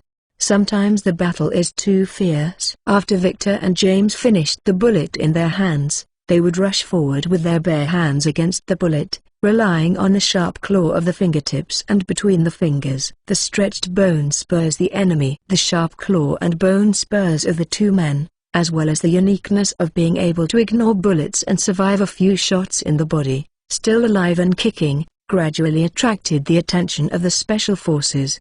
When they were fighting the enemy with sharp claw and bone spurs, all the special forces members looked at their violent battle method, and they were shocked, and they couldn't help but have a deep doubt. Where is this person? Obviously it is an ominous beast with 2 human skins on both ends. Reminiscent of the scene where the 2 of them smashed the enemy's head indifferently during the first mission, and took out the flying knives from it, everyone felt a chill in their hearts.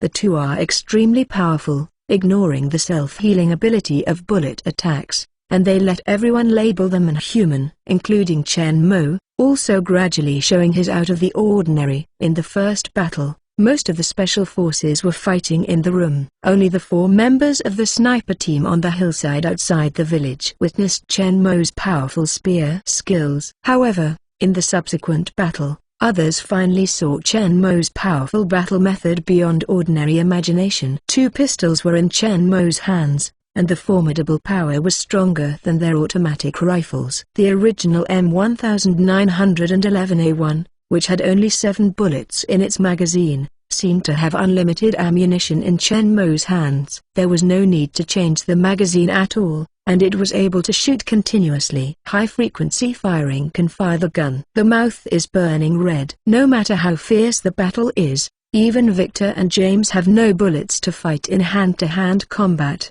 But Chen Mo's firepower will not weaken at all. There has never been a situation where there is no ammunition. It seems that he is with him, carrying an arsenal. In the hands of Chen Mo, the shooting speed of the 2 pistols is comparable to that of a machine gun, which is more accurate than a sniper rifle, and the formidable power it exerts surpasses their entire team of elite special warfare soldiers. That is to say, Chen Mo one person can crush their team. Even they speculate based on Chen Mo's performance in the battle, even if they have more than 400 MACFSOG special combat soldiers together, they are not necessarily Chen Mo's opponent. After all, the strength he showed is too strong. Not only his swift, violent, precise and powerful spear art, but also 2 ordinary pistols in the hands of Chen Mo to exert an incredible formidable power. Chen Mo itself shows the powerful power and speed it also shocked them. Once, a wall of their hiding house collapsed under the fierce attack of the enemy. Several Special Forces members hiding behind the wall were too late to dodge, seeing the wall that was about to be smashed down. Squashed. At this moment, Chen Mo's tall silhouette appeared behind the wall instantly, with 2 strong arms outstretched, forcibly supporting the collapsed heavy wall, allowing the team behind the wall time to safely withdraw, and then went down. Their lives. Similar situations have occurred many times, and it is precisely because of Chen Mo's shelter and countless timely rescues that the first team of special operations led by him can maintain a record of no casualties.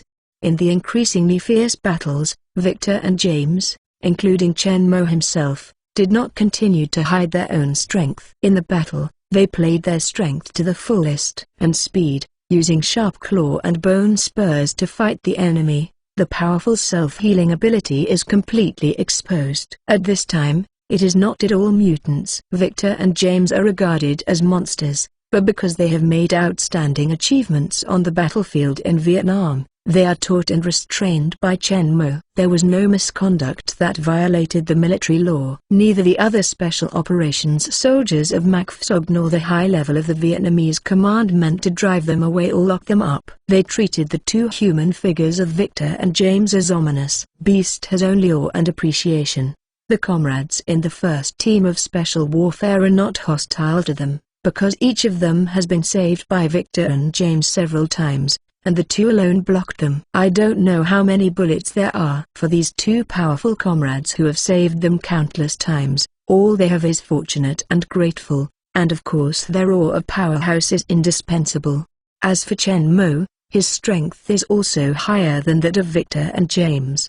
He is also the absolute core of the first team of special warfare, leading this team to complete countless dangers. It was extremely difficult. It was almost an arduous task of 9 deaths and still alive, and made great achievements. Since Chen Mo did not show the special sharp claw and bone spurs like the monster wild beasts like Victor and James, he was not regarded as a monster, but instead relied on its unpredictable and mysterious power. The unparalleled record of spear art and the first team of special operations has become the legendary of the entire Mac Phsoc force. Compared with Victor and James, who only have strong strength, Chen Mo's overall precise control of the battlefield, as well as a 100% mission completion rate and the super high survival rate of the troops led by Vietnam, is Vietnam more important to the top command. It is under the leadership and command of Chen Mo that the first team of special warfare can successfully complete so many arduous, even simply impossible tasks. The difficulty of many missions is not the strength of the soldiers, but the grasp of the battlefield situation and timing. The test is the commander's command and decision-making ability, and Chen Mo's performance has always been perfect. Extremely, in the eyes of General Paul Huggins, chief in charge of the U.S. Advisory Command in Vietnam, Chen Mo is worth as much as the entire Mac Phsoc force. More than 400 elite special soldiers. My Steel Suit 473. My Steel Suit 473. So when William Stryker learned about Chen Mo, Victor and James, and concluded that they were new and powerful mutants who came to recruit, but found that the Vietnamese headquarters simply did not let go. This time, William Stryker was a little dumbfounded. Since he realized the existence of mutants and began to study mutants, he has recruited several mutants so far. These people, either he was arrested and imprisoned for breaking the law, or he was fleeing to avoid being pursued and killed by government troops, or he was hiding in a dark corner, cautiously, frightened to live, for fear of being found out of his special. The panic will not last all day long. In the face of William Stryker's recruitment, or rescue, they all readily agreed. After all, William Stryker represents the military, and they don't have to worry anymore after joining his subordinates. I have a problem with my identity. They don't have to hide around, cautiously cover up their special abilities, and can live freely in the sun. In the movie, Victor and James also ushered in the recruitment of William Stryker after killing the chief and being imprisoned. The two have thrown into prison, joined him in this way and helped him effectiveness. The current situation is completely different from the movie plot. Victor and James and Chen Mo are not prisoners, but the strongest fighters and the best commanders of the U.S. Advisory Command in Vietnam. In the face of William Stryker's levy request, Chief in Charge General Paul Huggins of the U.S. Advisory Command in Vietnam simply did not let go.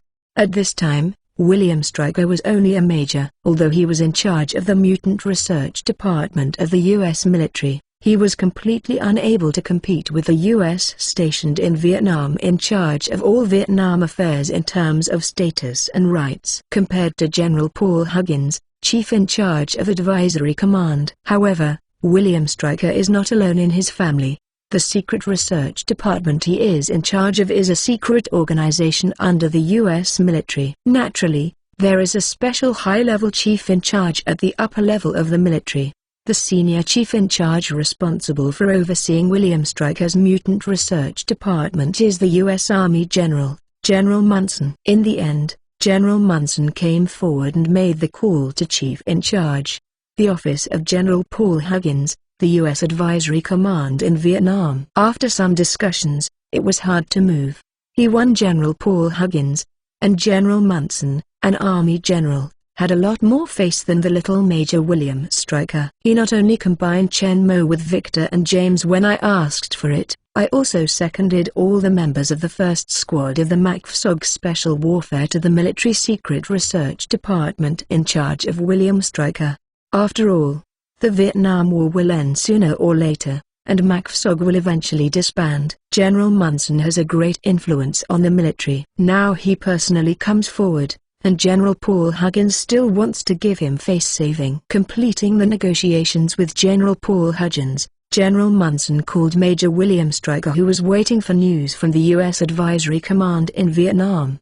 Major Stryker. General Munson's voice was serious and indifferent. General Munson. William Stryker, holding the microphone, hurriedly responded in a loud voice. Even though he was on the phone, William Stryker's body was still quite strong. Straighten up. The opposite General Munson is his immediate boss and the biggest supporter of his mutant research project. If General Munson is dissatisfied with him, he can study his mutants with just one sentence. The department is closed. William Stryker stood up straight, waiting for the news from General Munson in the microphone. For the 3 mutants that appeared in the MACFSOG unit this time, William Stryker valued them very much. You must know that the number of mutants is very scarce. In addition, they pay great attention to hiding their abilities. It is very difficult to find them. Before, even with the strength of the military, he found and succeeded. It takes a lot of time to recruit a mutant. Moreover, not all of these mutants are powerful fighters. Most of them are actually civilians. They can't even use their power proficiently, and they can't use their full power at all. Even some human ability still belongs to the auxiliary class type. It can be said that it is not lethal at all. The 3 of Chen Mo are different. First, 3 of them appeared at a time. As long as they were able to earn 3 of them at a time, his X-team could basically take shape, which would greatly save him the time to find and recruit mutant players. Secondly, these 3 mutants themselves are the most elite special fighters, with very high combat literacy. According to what he has learned, the strength of these 3 is extremely powerful. With their participation, the overall strength of Team X will be improved by a huge step. Also, unlike the mutants recruited from civilians, these 3 mutants are soldiers and there is absolutely no problem in obeying orders. This is from the previous experience of the 3 in the MACFSOG unit. It can be seen that many missions that are obviously very dangerous and even death are executed without the slightest hesitation. It can be seen that they are all loyal and firm soldiers who absolutely obey orders. After joining his command, they will definitely obey. With their orders, Team X will become more manageable. Be aware that in the previous X team, there was only one mutant member who was a special agent who could absolutely obey orders. Other mutants were either rebellious, not obedient, or sluggish and unable to do it. When it comes to the order and prohibition like a soldier, William Stryker urgently needs someone who can help him train and integrate the entire X team and turn it into a special force like the MACFSOG unit. These 3 are elite, tough, obedient, and order prohibition. The appearance of mutant soldiers gave William Stryker the hope of fundamentally changing and reshaping Team X. Combining the above-mentioned reasons, William Stryker highly values these 3 mutants of the MACFSOG unit. Under William Stryker's expectation, General Munson's solemn and indifferent voice slowly came from the telephone receiver. "I have done your request for you." William Stryker could not help but be overjoyed, his eyes gleaming with excitement. "Awesome." William Stryker secretly clenched his fist. Just listen to the voice of General Munson in the microphone continue to ring. The military attaché's great importance to the study of mutants. At this time, not only did I request the 3 mutants from the U.S. Advisory Command in Vietnam at your request, but also the branch they were in. All the sturdy special forces have been transferred, and they will follow you back to the United States and join your research department. My Steel Suit 474. My Steel Suit 474. William Stryker was hearing this for a moment, and then he was overjoyed. Originally, he just wanted to come to Chen Mo as mutants. The 3 of them added to the X team he was forming. Among them, Who would have thought that General Munson had directly requested the entire Special Operations First Team from General Paul Hudgens? Although William Stryker was surprised, he was also very happy. The Mutant Research Department he leads belongs to the military. After these special fighters are transferred, they will be his subordinates. They will obey his orders. He does not need to worry about uncontrollable problems, so William Stryker naturally hopes that the more soldiers he has, the better. He also knows the strength of this Special Forces team. Although they can have such amazing achievements mainly rely on the power of Chen-Mo and the three mutants of Victor and James, but the strength of the soldiers themselves is also extremely strong, and among all American Army soldiers, they are absolutely cream of the crop.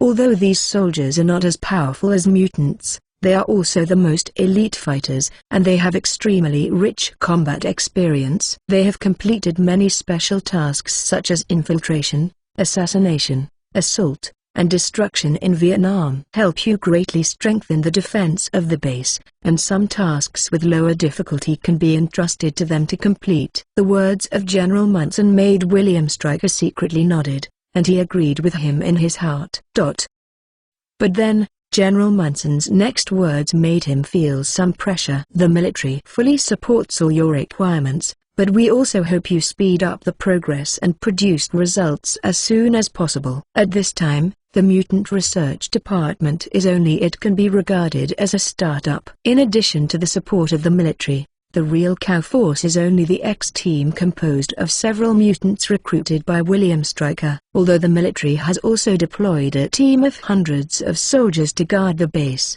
but these soldiers can only be regarded as relatively elite, but they are far less powerful than the special combat soldiers of the MACFSOG unit. William Stryker has been focusing most of his energy on finding and recruiting mutants and forming the X-Team during this period, so other aspects of the development are somewhat lagging behind. In fact, the Mutant Research Department is simply an empty shell, and there are not many researchers who study mutants. However, William Stryker is not worried. He already has a suitable candidate to study Chief in Charge. General Munson, please rest assured. With the addition of these three mutants, the formation of Team X has been basically completed. I will follow plan to expand the research department and use the X-Team to ensure the smooth progress of the research. The X project will be officially launched. Hang up the call. William Stryker, with a high-spirited and vigorous face looking at the military camp in the distance, there was a slight grinning smile at the corner of his mouth. In the evening, an Iroquois military helicopter landed slowly on the playground of the MACFSOG unit of the U.S. Advisory Command in Vietnam. The aircraft had just stopped and a team was fully armed and full of breath. The tough soldiers filed down from the open door of the aircraft, bent slightly and quickly passed under the propeller, which was still in high-speed rotation, to the outskirts of the helicopter. But they stopped soon, because just by the side of the playground, General Paul Hudgens of the U.S. Advisory Command in Vietnam was standing there waiting for them, and beside him is a cold middle-aged person wearing a major uniform and sunglasses. The first team of Special Warfare who had just returned from the task immediately moved towards General Paul Hudgens and ran over. A group of 16 people soon came to General Paul Hudgens, stood neatly in the row, moved towards General Paul Hudgens, neatly saluted. General Paul Hudgens looked in front of him and revealed a strong and sturdy aura. He was obviously stronger than other special operations teams. A small team nodded with approval, but soon a touch of reluctance appeared in his eyes. He didn't say much, but turned his head and looked towards the middle-aged major who was aside.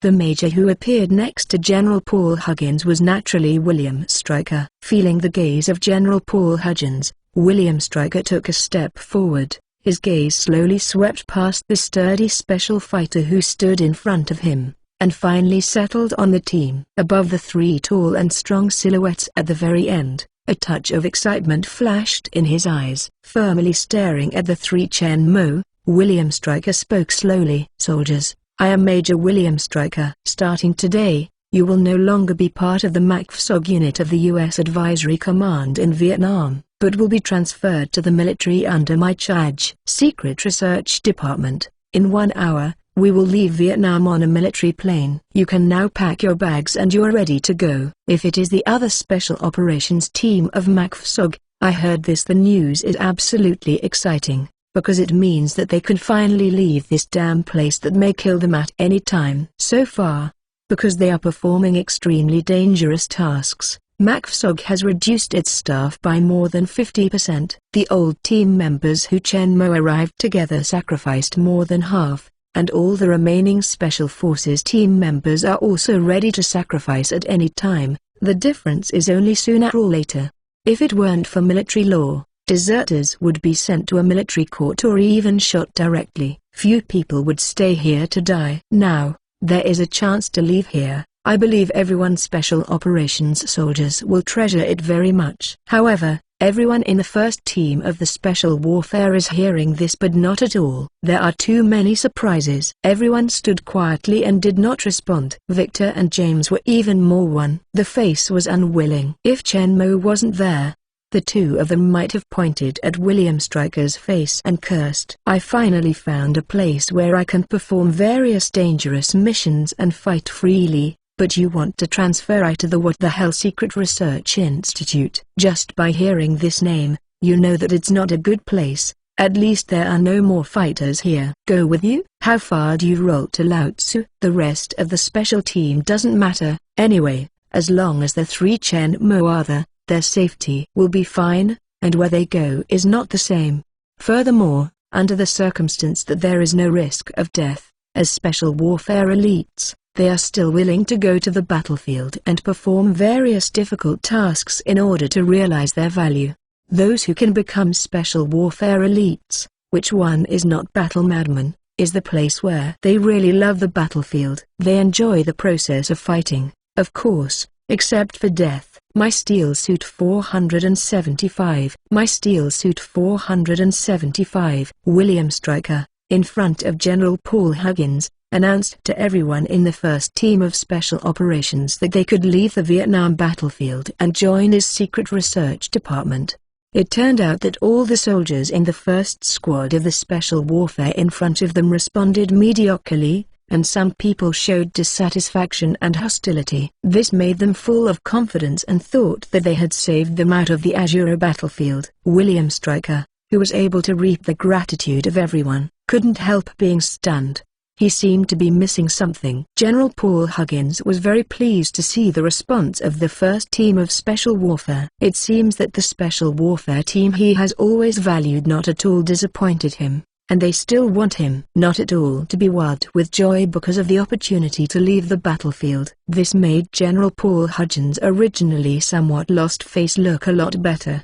He glanced sideways at William Stryker, who was robbing people, and said loudly with a smile on his face, "I know that you guys are warriors who are not afraid of death. You will definitely not agree to let you leave the battlefield and go to the Research Institute to guard the gate. Therefore, I and the top military chief of this secret research department in charge discussed." General Paul Huggins said and looked towards Chen Mo and Victor and James, said with a faint smile, "The three of you will join a team composed entirely of people with special abilities like you. When the time comes, the tasks you perform will be more difficult." As the commander of the U.S. Advisory Command in Vietnam, General Paul Huggins of the U.S. Army is qualified to know the existence of the Mutant Research Department and some general information. Of course, the most core secrets still need to be kept secret. The words of General Paul Huggins made Victor and James shine,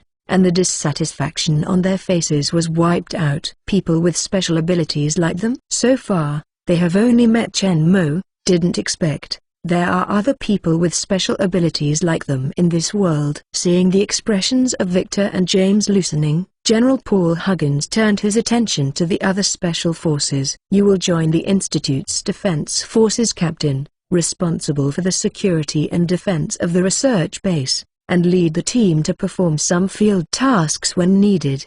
General Huggins's voice lags behind, and the faces of other special forces are much better. However, there is still no one to speak. Everyone looked towards Chen Mo, who was standing at the top of the team. As the first team of Special Warfare, and even the absolute core of the entire MACFSOG, Chen Mo's prestige is unmatched, even as the commander of the U.S. Advisory Command in Vietnam. General Paul Harkins is in the status of the special fighters in mind cannot be compared with the military myth Chen Mo. Feeling the gazes of the special forces, General Paul Huggins and William Stryker both turned their gazes on Chen Mo. Captain General Paul Huggins naturally knew Chen Mo's prestige among the soldiers, so he directly named him and asked Chen Mo to express his opinion. William Stryker also looked at Chen Mo anxiously. He also saw that Chen Mo is the core and soul of this team. If you want to control this team, you still need Chen Mo's cooperation. Previously, Chen Mo's expression has not changed, and he did not speak. At this time, Chen Mo finally had a reaction when he was asked by General Paul Harkins. I saw him raise his leg to take a step forward, moved towards General Paul Huggins, saluted him, and responded with a calm expression, resolutely obey orders. William Stryker, who was worried that Chen Mo would oppose it, must have heard this in his heart. After all, MACSOG was formed under the order of President Kennedy. Although their transfer was approved by the military's top management, if Chen Mo disagrees, he can completely rely on the president's order. Refusing to execute, fortunately, Chen Mo's performance made General Paul Huggins and William Stryker very satisfied. It seems that although Chen Mo, the commander of the Special Forces, is powerful, he is not an unruly existence. The command to the commander can still be fulfilled resolutely. The two warriors who were taller and stronger around him looked more wild and untamable, but with the presence of Chen Mo, controlling the entire team was not a problem. Looking at Chen Mo, who stood upright and imposing manner calmly, William Stryker's mouth showed a satisfied smile, softly nodded, obviously very satisfied with Chen Mo's performance. That night, Chen Mo and his first Special Warfare team left Vietnam on a military plane and returned to the United States on the second day. William Stryker triumphantly took Chen Mo and his party back to the headquarters of the Mutant Research Department, a secret base located deep in the mountain range. This was originally a missile base of the military, and the location was extremely hidden. After the X-Weapon project was launched, it was provided by the military to William Stryker as the headquarters of the Mutant Research Department. William Stryker and Chen Mo, who changed to helicopters at a military base in the United States, entered the base through a passage opened in the cliff above the waterfall. William Stryker's eyes flashed with excitement as he watched the 16 sturdy warriors filed down from the plane. Although it took a lot of time and energy to travel to Vietnam this time, the gains were also tremendous. Not only did we recruit 3 powerful mutants at once, but also unexpectedly got a highest special team. However, this special team composed of ordinary persons was just a surprise to him, and he was most interested in mutants. The X-team that he took a lot of effort to build is a super team composed entirely of mutants. Although the first team of Special Warfare is strong, the biggest reliance is Chen Mo, Victor and James, and they are all mutants. Although the strength of the other special forces is also top in the ordinary person, it is still not enough for the mutants. So, only Chen Mo and Victor and James, 3 powerful mutants, joined the X-team, and the remaining 13 people in the first team of Special Wars are like Paul Harkin, General C and General Munson joined the base guards as they discussed. With the strength of their top special fighters, rich combat experience, and a higher rank than ordinary soldiers, they will not be regarded as ordinary soldiers, but directly become the captain of each team of the 100-man guard of the base. They will carry out intensive training for the soldiers of these guards, and rearrange the defensive power to improve the defense capabilities of the entire base. Although William Stryker is a major, he is a scientific researcher, and he is not good at deployment, tactics, and command. My Steel Suit 476. My Steel Suit 476. William Stryker's previous energy was mostly focused on searching for mutants to form the X-team, and he paid little attention to the defense of the base. It wasn't until the people of the Special Forces team joined and made many improvements to the defense of the base that he found out how careless he was before, and was deeply satisfied with everyone's performance. At the same time, He was also satisfied with the accident. I am very fortunate to have this elite special warfare team. William Stryker is not worried about the loyalty of these soldiers. His research department is under the military.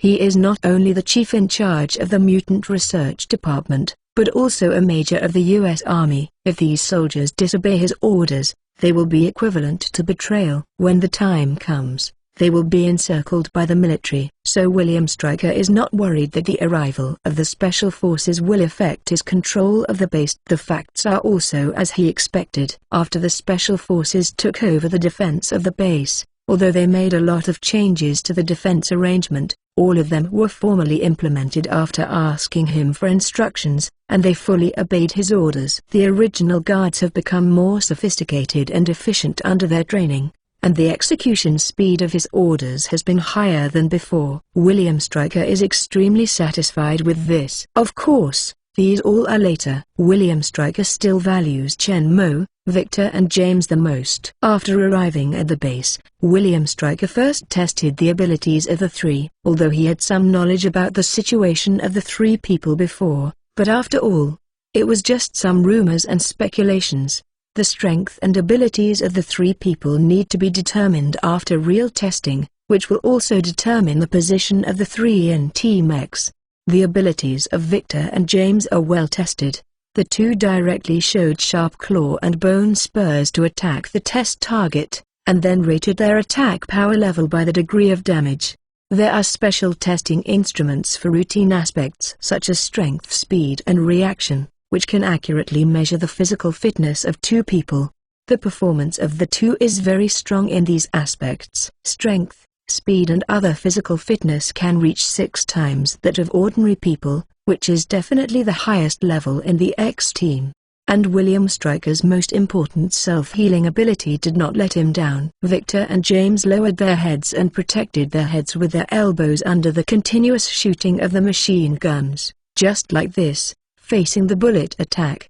6 times the muscle density and skeleton strength of an ordinary person, so that the machine gun bullet that can completely penetrate the body of an ordinary person can only be inserted into the muscles of 2 people, and it loses power. While the bullets are continuously being shot in, the bullets embedded in the muscles are also constantly being squeezed out, and then the bullet holes that were shot out are quickly healed at the speed visible by naked eye. Just tens of seconds it is completely restored as before. William Stryker, who watched the test, showed an expression of excitement on his face. This is exactly what he needs most. With Victor and James, the probability of the success of his X-weapon project will be greatly improved. After testing, we have a clear grasp of the strength of Victor and James and the ability of mutants William Stryker. The two not only possess strong physical fitness, superhuman strength and speed, but also possess the natural sharp claw and bone spurs, combined with the strong physical quality of the two, can exert extremely powerful attack power. More importantly, the two have very strong self-healing ability. According to the current test, as long as they are not hit in the brain, any attack cannot harm the lives of the two. They have the ability to ignore the routine attacking undying body, and Chen Mo, who is stronger than Victor and James, has the strength that makes William Stryker happy. Chen Mo not at all hides his strength. After testing, Chen Mo's physical fitness has reached an astonishing 8 times that of ordinary people. William, who has a deep research on the superpower of mutant Stryker, naturally knew what this double gap represented. The mutability of Chen Mo that he was expecting so much did not disappoint him. When Chen Mo put a military off-road vehicle into the space in front of him and released it again after a while, William Stryker's eyes lit up completely. The ability to store space. This kind of ability seems ordinary. It seems that it can only be used as a logistics warehouse. But William Stryker, combined with Chen Mo's performance, keenly discovered the huge potential. Chen Mo was able to rely on 2 ordinary M1911A1 pistols before, but they played a rate of fire comparable to machine guns. Relying on this kind of space storage ability, you can freely pick and place items from the space through your mind, and you can change the magazine in a flash to realize the gapless shooting of firearms, just like infinite bullets. In William Stryker's view, Chen Mo's use of space capabilities to replace pistol magazines is simply overkill. What really suits Chen Mo is not a formidable power pistol, but a Vulcan gun. In fact, the famous Vulcan cannon of later generations has just been developed and has not yet begun to be officially deployed. However, as a secret research department that the military values very much, I want to get 2 Vulcans. It's still very easy. The 20mm caliber M61 Vulcan cannon has a maximum rate of fire of 7,200 rounds per minute and a range of 1,650 meters. It can cause effective damage to aerial targets, and can cause huge damage to ground buildings and armored targets. Under the continuous attack of the powerful firepower of the Vulcan cannon, almost all targets can be destroyed. The only thing that can restrict the formidable power of the Vulcan cannon is the ammunition reserve. The rate of fire of 7,000 rounds per minute is extremely amazing for the consumption of ammunition. The originally designed fighter can carry only 500-600 rounds, because the speed of the fighter is very high, and the time for each shot is very high. Short, about 1 second. 500-600 rounds of ammunition is enough to be used in combat. The ammunition capacity of vehicles such as helicopters and armored vehicles is only 1,000 to 2,000 rounds. The reason why the ammunition load is so small is that on the one hand, continuous shooting is impossible in actual combat, and the time of each attack is usually only a few seconds, and the rate of fire of 7,200 rounds is only the maximum rate of fire, which is actually used. The rate of fire in medium is usually only 4,000 rounds per minute, and 1,000 to 2,000 rounds of ammunition is enough for conventional combat. On the other hand, it is also due to the size and weight of the bullet. The M61 Vulcan cannon has a full caliber of 20 mm and a length of more than 20 cm. It is not so much a bullet, but a small cannonball. The weight of 2,000 bullets is more than 1 ton. And the volume is more. It occupies a lot of space, and without affecting the normal function and mobility of the vehicle. The load of 1,000 to 2,000 rounds is already the limit. But Chen Mo is different. Although his space is not infinite, he still has no problem putting down a few 100,000 Vulcan shells. My Steel Suit 477. My Steel Suit 477. These ammunition are enough to transform him into an amazing mobile formidable power. Even Steel Fortress, under the continuous attack of the huge Vulcan cannon of formidable power, it will be broken. With Chen Mo's strong physical fitness, the weight of the M61 Vulcan cannon is more than 100 kilograms, which is simply nothing. The huge recoil of the continuous explosion of 20 mm caliber shells is also completely negligible for Chen Mo. Under his superpower and response, the Vulcan cannon, which was originally used for fire suppression and covering shooting, has been in his hands, and it can display a powerful accuracy comparable to a sniper rifle. When the Vulcan cannon originally used to be loaded on armored vehicles and aircraft was modified for use by individual soldiers, the huge and bloated drums and brackets were all removed, and they were installed for single people, with the grip. The original huge and heavy airborne aviation cannon only has the long body and barrel of the Great Cultivator, which looks much neater. It is more than 1 size larger than ordinary heavy machine guns. It is more than 2 meters long.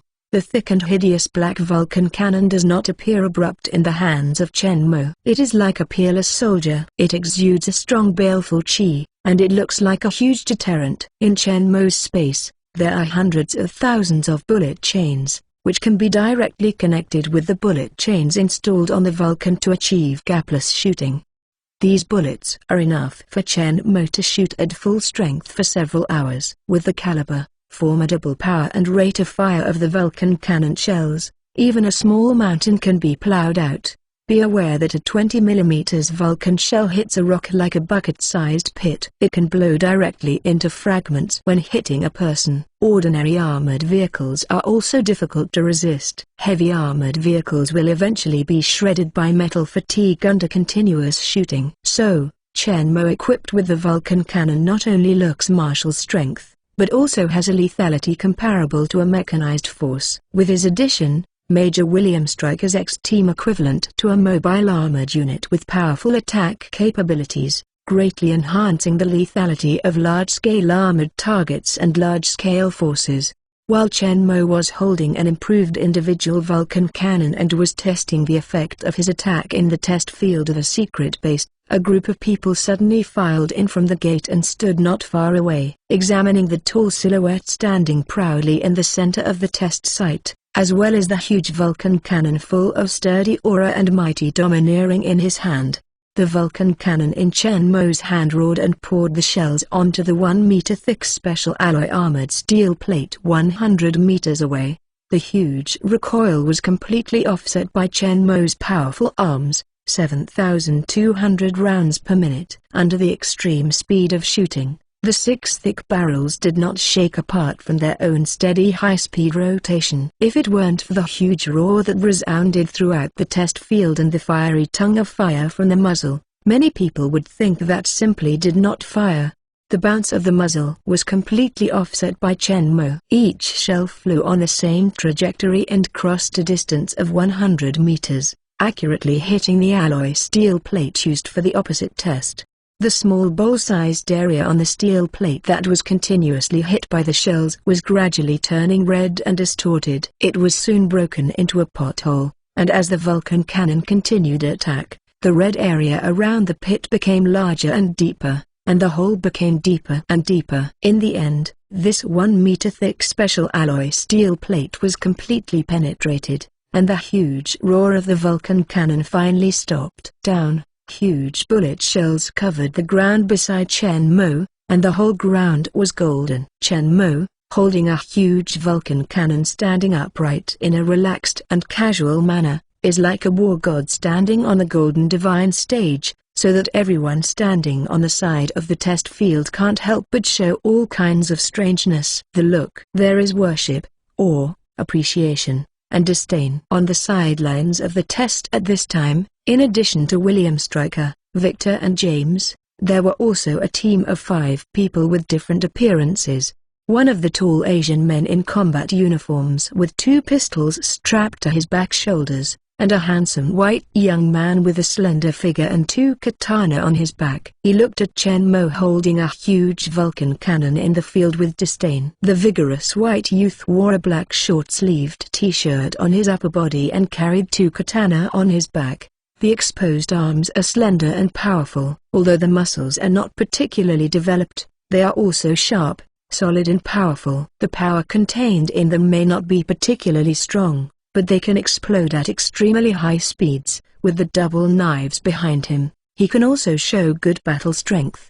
The 2 of them are the most powerful Agent Zero and Wade among the 5 members of Team X. The abilities of their mutants are all physical enhancements, and the level of enhancement is not low. The speed and strength of Agent Zero and Wade are about 4 times that of ordinary people, and there is no injection-enhanced super. The Victor of Soldier Serum is similar to James, but they don't have the powerful healing powers of Victor and James. But the abilities of the 2 do not stop there. Agent Zero was originally an elite agent of the CIA. Spear Art was very good. When he fell into a desperate situation during a mission, he awakened his mutant ability and improved his physical fitness.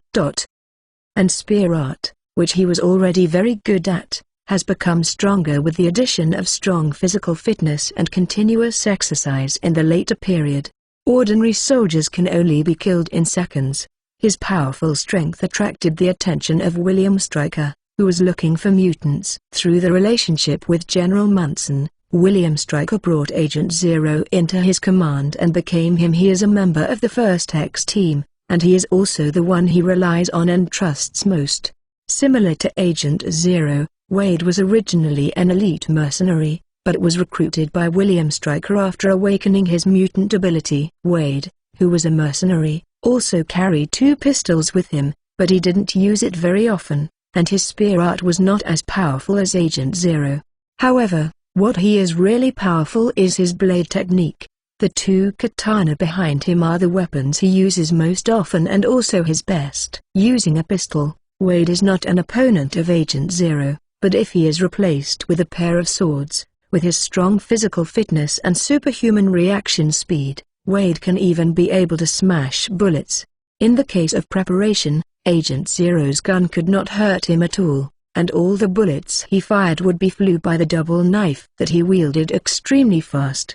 My Steel Suit 478. My Steel Suit 478. But he has no choice but to take Agent Zero.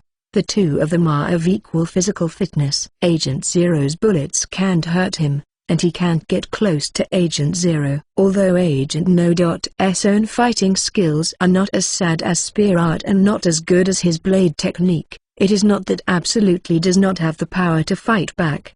Although the strength of the two is already very strong, they are also the strongest two in the X team, but the abilities of the other players are also very strong. From a certain perspective, they are actually not weaker than the two. How much? It's just that the damage to the enemy is not as good as the two. In addition to Wade, who uses double knives, and Agent Zero who uses double guns, the other three members of Team X are Bradley, who has the ability to control electric current and electrical equipment, and can perform teleportation phantoms, and Iron Fist with strong defensive ability.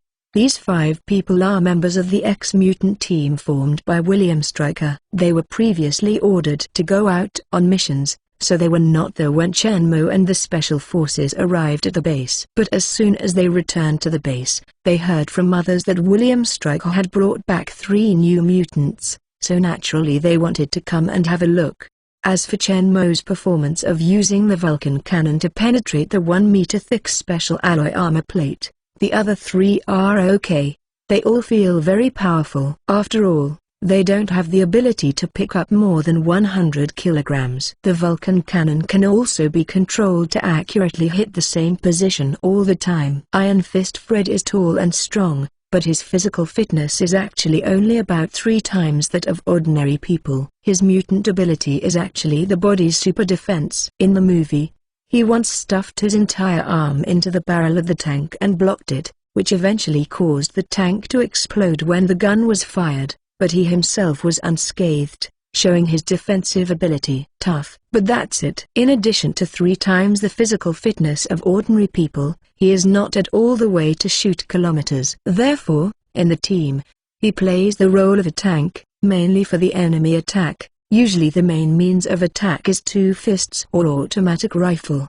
However, Shenmue's performance just now made him see a new direction. Although he can't manage to move freely for a long time with a Vulcan cannon weighing more than 100 kilograms, and control the powerful Vulcan cannon, the recoil guarantees shooting accuracy, but he can use a small caliber Vulcan cannon. The weight of a 5mm or 7.6mm Vulcan cannon is only a few dozen kg, which is not too heavy for him, and it is not a problem to use it in combat. Yes, so his attack power will rise a huge step. However, he did not expect that a team had Shenmue, a 20mm Vulcan turret with unlimited ammunition, and what was the use of his small caliber Vulcan with limited ammunition? Anyway, Fred, Mirage and Bradley still agree with Shenmue's strength, but Agent Zero and Wade are not. The 2 of them are also proficient in spear art, and they are particularly surprised by Shenmue's performance. Not at all. With their physical fitness, they can easily pick up a Vulcan gun weighing more than 100 kilograms, and control its recoil when it fires, and control the impact of the projectile within a small range. Inside, to ensure high enough shooting accuracy. So in the eyes of the 2 of them, Shenmue is just a strong physical, but lacks attacking skills, and can only rely on formidable power weapons like Fred to exert great attack power. This made the 2 of them feel a little disdainful. From the shooting process just now, Shenmue's huge might with the Vulcan cannon is indeed above the 2 guns and double swords of the 2 of them.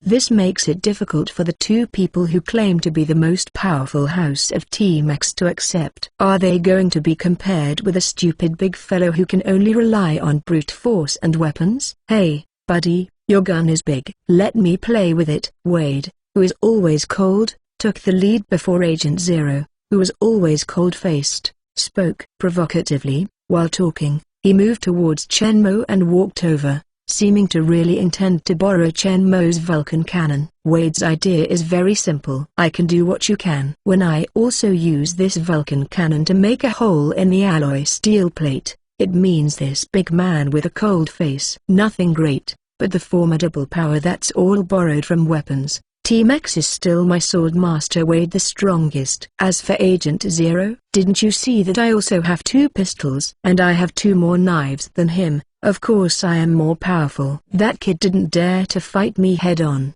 He only knew to run around when he started a fight, and he ran cold shots. Obviously he was afraid of me. Wade's abacus is very good, but obviously, he thinks too much. As soon as his voice fell, he took a step forward. Chen Mo, who was not far in front, suddenly turned around, and the Vulcan cannon in his hand moved slightly. Aiming at Wade's head accurately, the motor driving the rotation of the barrel hummed, driving the 6 thick barrels of the Vulcan cannon to slowly rotate. The smile on Wade's face couldn't help but froze, and his footsteps stopped abruptly. A layer of sweat quickly seeped from his forehead, looking at the thick barrel that was slowly turning with Chen Mo's cold and sharp eyes. Wade only felt chills in his back.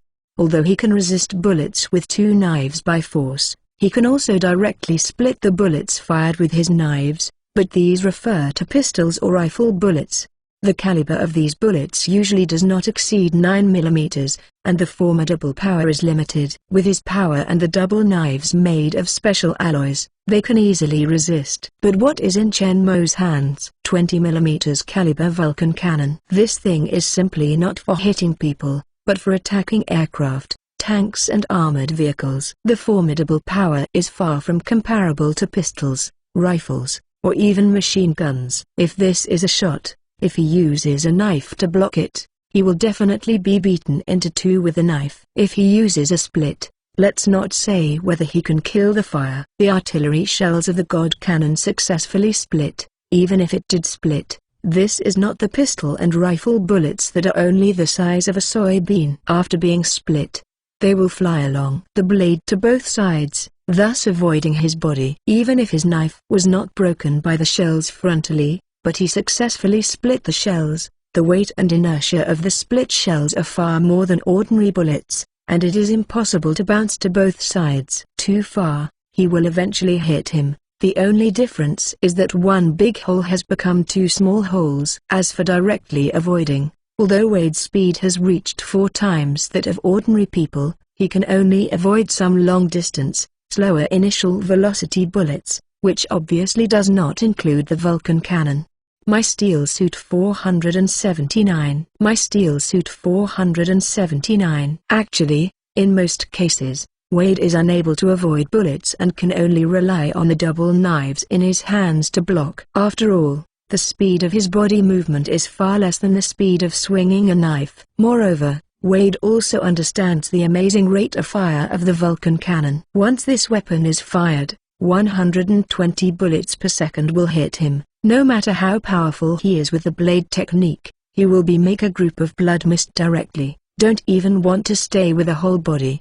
Wade also didn't expect Chen Mo was so fierce that he would fire at himself if he didn't agree with him. Facing the Vulcan cannon that was turning faster and faster, he was very strong. The feeling of death was pressed head-on, and it seemed that in the next second, he would be broken into pieces by the roaring Vulcan cannon and scattered all over the place. This feeling of dying was uncomfortable. Wade hurriedly stopped, raised his hands above his head, and shouted helplessly with an aggrieved look. "Don't shoot! I surrender!" Agent Zero directly rolled the A's and turned his head to stop looking at him. It is a shame to compare a team with such a joke. The other members of Team X are all black lines in the forehead, standing there in awkwardness, not knowing what to say. If there is a seam on the ground at this time, they will definitely inspire you. It's really embarrassing to get in directly with the ability to deform. A moment ago, he was aggressive and provocative. The next moment he faced the opponent's muzzle, he would directly admit to surrender. This is really too scary. Although when the muzzle of the Vulcan cannon was pointed at them, their crotch also produced a strong urge to pee. But they don't say, no one will know, will they? Looking at Wade, who changed in seconds in front of him, Chen Mo slowly released his fingers on the handle of the Vulcan cannon, and the motor that drove the barrel stopped continuing to run, and the fire was about to reach the firing speed. The 6 thick barrels of the magic gun also slowly stopped. Seeing this, Wade and the ex-team members beside him could not help but sigh in relief secretly. The crisis was resolved. Wade slowly put down his hands above his head, looked at the huge weapon that was more than 2 meters long in Chen Mo's hand, and dared not ask for borrowing to try again. This guy is too old-fashioned to make a joke at all. But he is not willing to give up like this, and he has just lost face in front of everyone. He has to find it back. What is the ability to use a gun alone? What if the bullet is out? What if the enemy rushes to the front? At this time, I still rely on cold weapons. Wade while talking, I am very satisfied with my eloquence. I am really a genius. I can think of such a perfect reason. Thinking of this, Wade couldn't help but smile proudly, looked up at Chen Mo confidently, and said proudly, "How about it, big gun? Do you have the guts to compare blade technique with me?" After Wade finished speaking, he looked at Chen Mo triumphantly. It seemed that Chen Mo would definitely do it. Moved by his provocation, compete with him. Everyone at the scene looked at Wade with an idiotic expression. Was your brain shattered by your knife, or was it bombed by Vulcan? What about playing around? Fred will not be fooled by such a bad aggressive method. Do you treat others as a fool? Fred didn't know that he had been regarded by his teammates as a low IQ standard. Just like everyone else, taking advantage of this rare opportunity, he looked at Wade with an idiot look like everyone else. Face disdain. Although he doesn't know what to disdain, to be honest. He thinks what Wade said just now is very good. If he is, even if he doesn't know how to use a knife, he has to compete with him. William Stryker, who was also watching the test on the sidelines, felt helpless to Wade. To be honest, Wade is good at everything, powerful, blade technique profound, even spear art is only at 0. Under Agent No, he can be regarded as an all-around warrior. The only drawback is his mouth. If he can, William Stryker really wants to sew his mouth. This is perfect. Everyone firmly believes that Chen Mo will not be persuaded by Wade's crude and aggressive method, giving up his strengths and competing with him in the blade technique, but they don't know how Chen Mo will deal with it. At this moment, Chen Mo suddenly moved. I saw him holding the handle of the Vulcan cannon with one hand, slowly raising the muzzle of the Vulcan cannon, and pointing it at the opposite Wade again.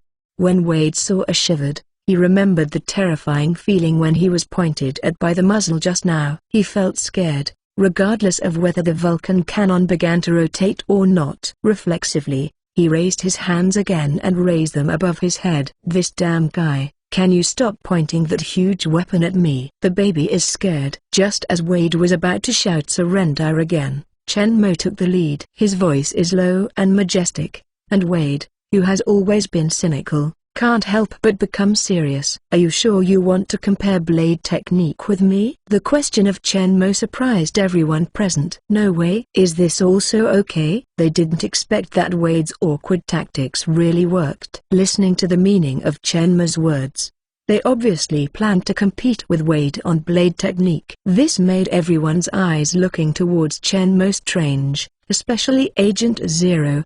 The disdain in his eyes became thicker. Of course, Victor and James are not included among these people. Although Chen Mo rarely used his hands when he was with them before, he used pistols for his shots, and he has never shown his strength in cold weapons.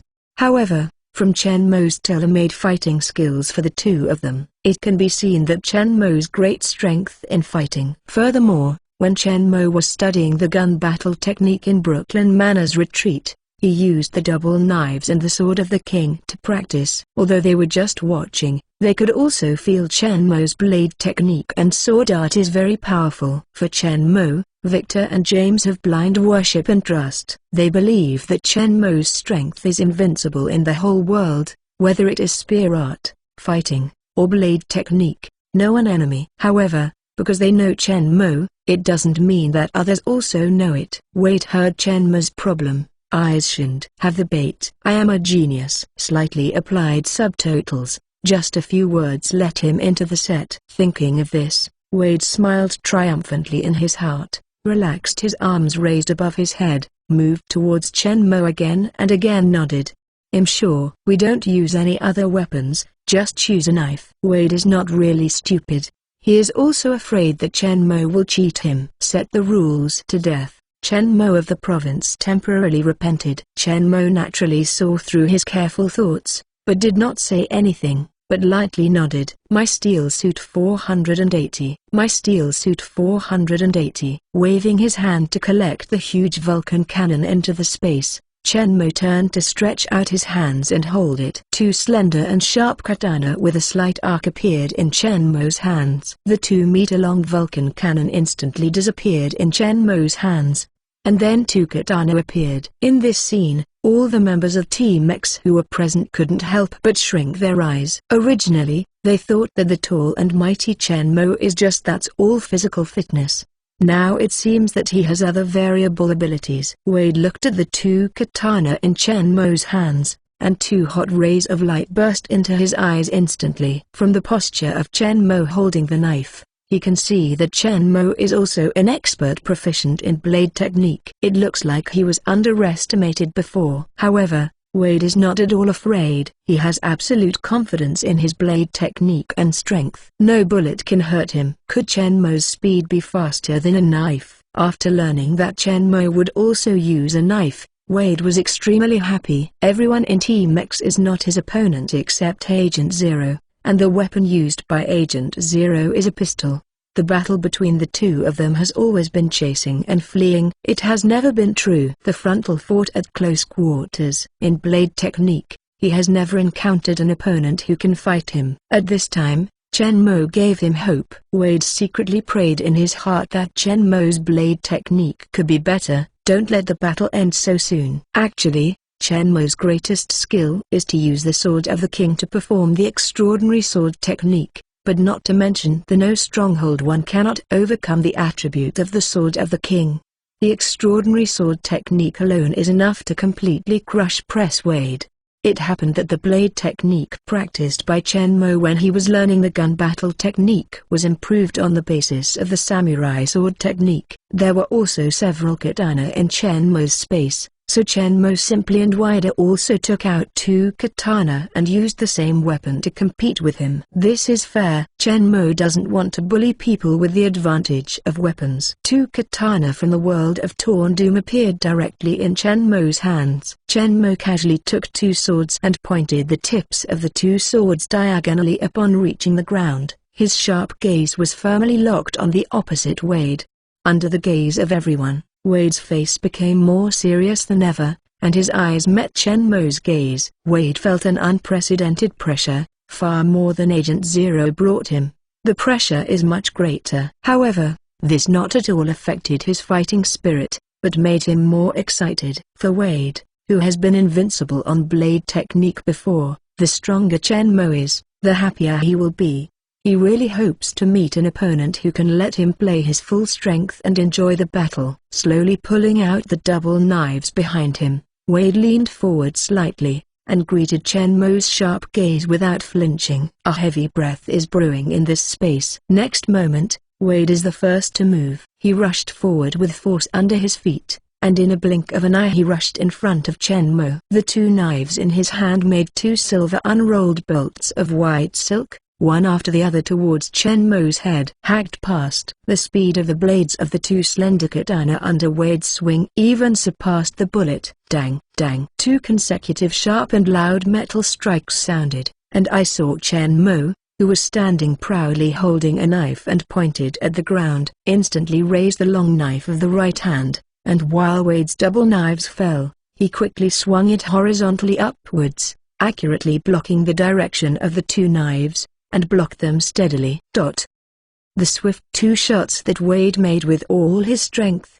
which can easily split the bullet, were easily taken by Chen Mo. However, Chen Mo's movements did not stop there. Following the momentum of the long knife raising the upper grid, Chen Mo continued to push upwards, and the double knives in Wade's hands bounced upwards uncontrollably. This time the attack completely failed, and Wade's first-hand advantage in the attack was completely eliminated.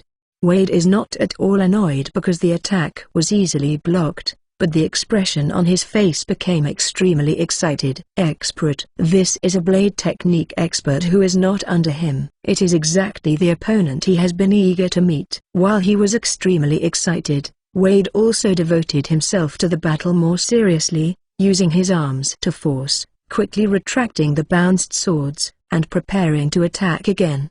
It's just that his double knives had just been recovered, and before he had time to cut them out, the long knives of Chen Mo's right hand had already been cut in front of him. Wade quickly changed his original plan to continue the attack.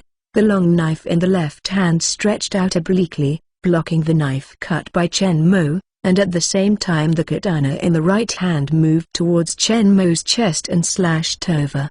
But this blade still didn't work. After Chen Mo's right-hand long knife attack was blocked by Wade's knife, Chen Mo quickly took back the long knife by the rebound force of the two knives. When Wade's attack came, he gently turned his wrist and accurately blocked it again. So far, Chen Mo has only used a saber of the right hand. From start to finish, Chen Mo's left hand has not moved, and his feet have not moved a bit. Chen Mo just stood on the spot, using only one hand, a saber, and Wade, who was attacking with both knives, fought with all his strength, and had always firmly held the upper hand. This is the result of Chen Mo's control of his strength. Otherwise, Chen Mo can split Wade in half with a single knife.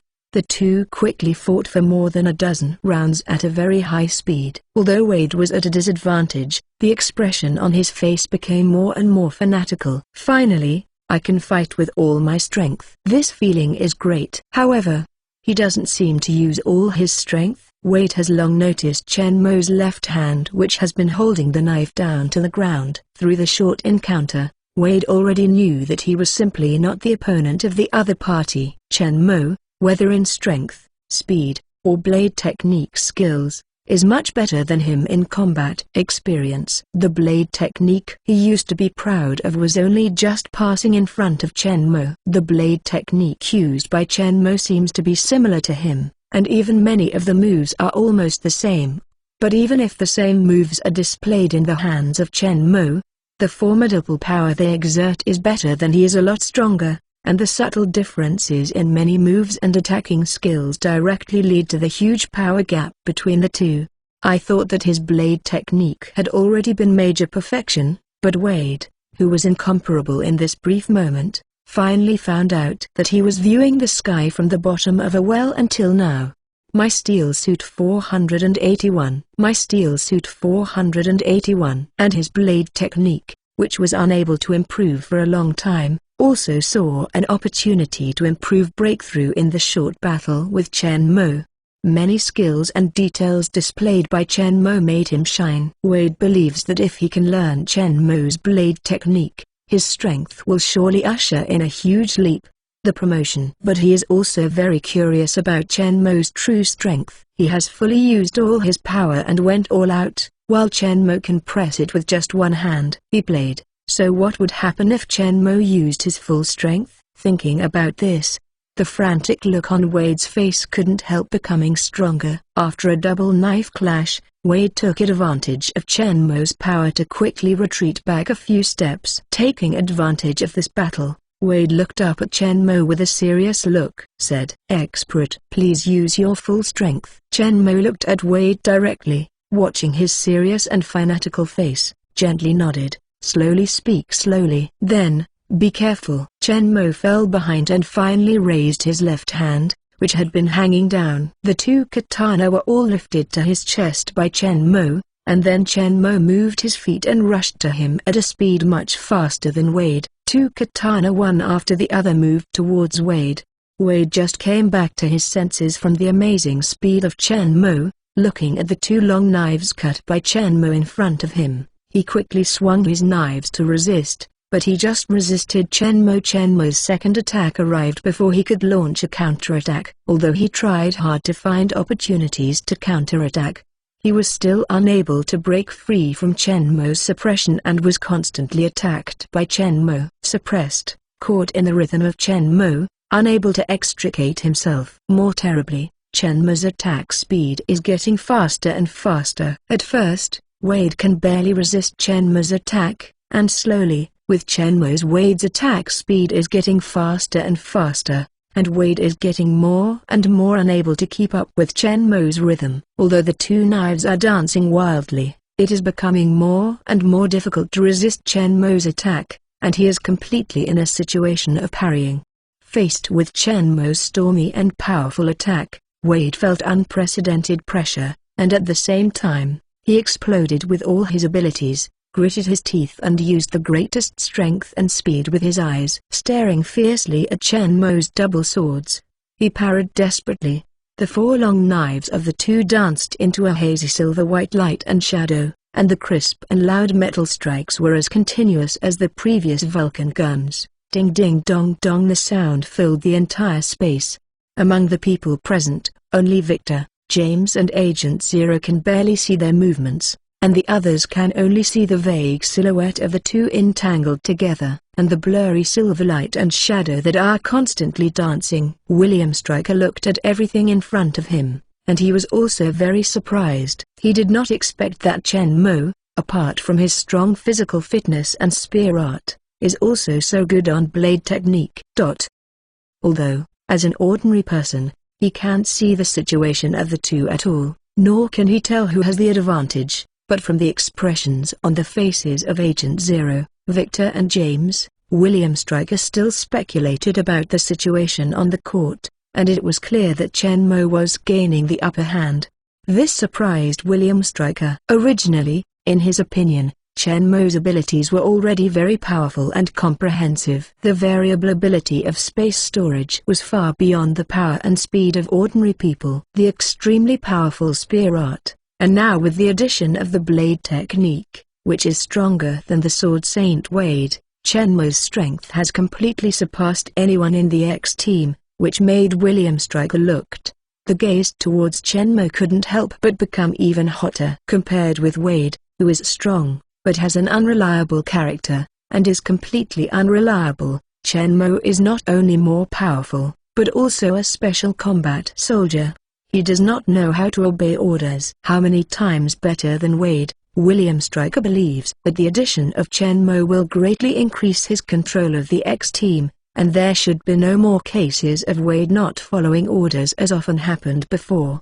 On the other side, the two on the court were still fighting fiercely, and Wade was not as relaxed as William Stryker. Although all the potential has exploded, Wade's situation has become precarious, and it seems that he may be cut in half by Chen Mo fast as lightning's long knife at any time.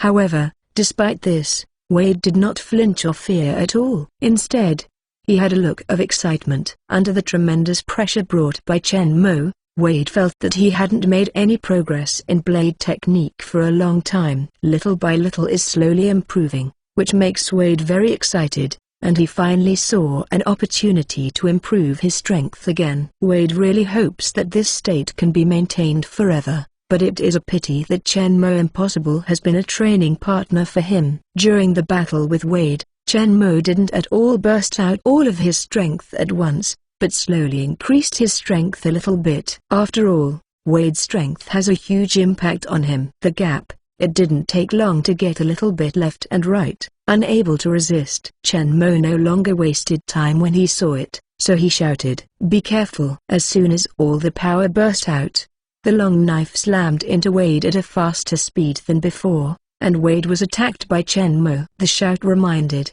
and he quickly returned to the defense with a solemn face, only to find that Chen Mo's double knives disappeared from his sight, which made Wade's pupils shrink. He knows what this means. The speed of Chen Mo's long knife has surpassed his reaction. He can't capture the trajectory of Chen Mo's knife at all, nor can he respond effectively. Too late to think about it. In desperation, Wade had to grit his teeth indiscriminately with a knife to block, hoping to get lucky to block Chen Mo's attack.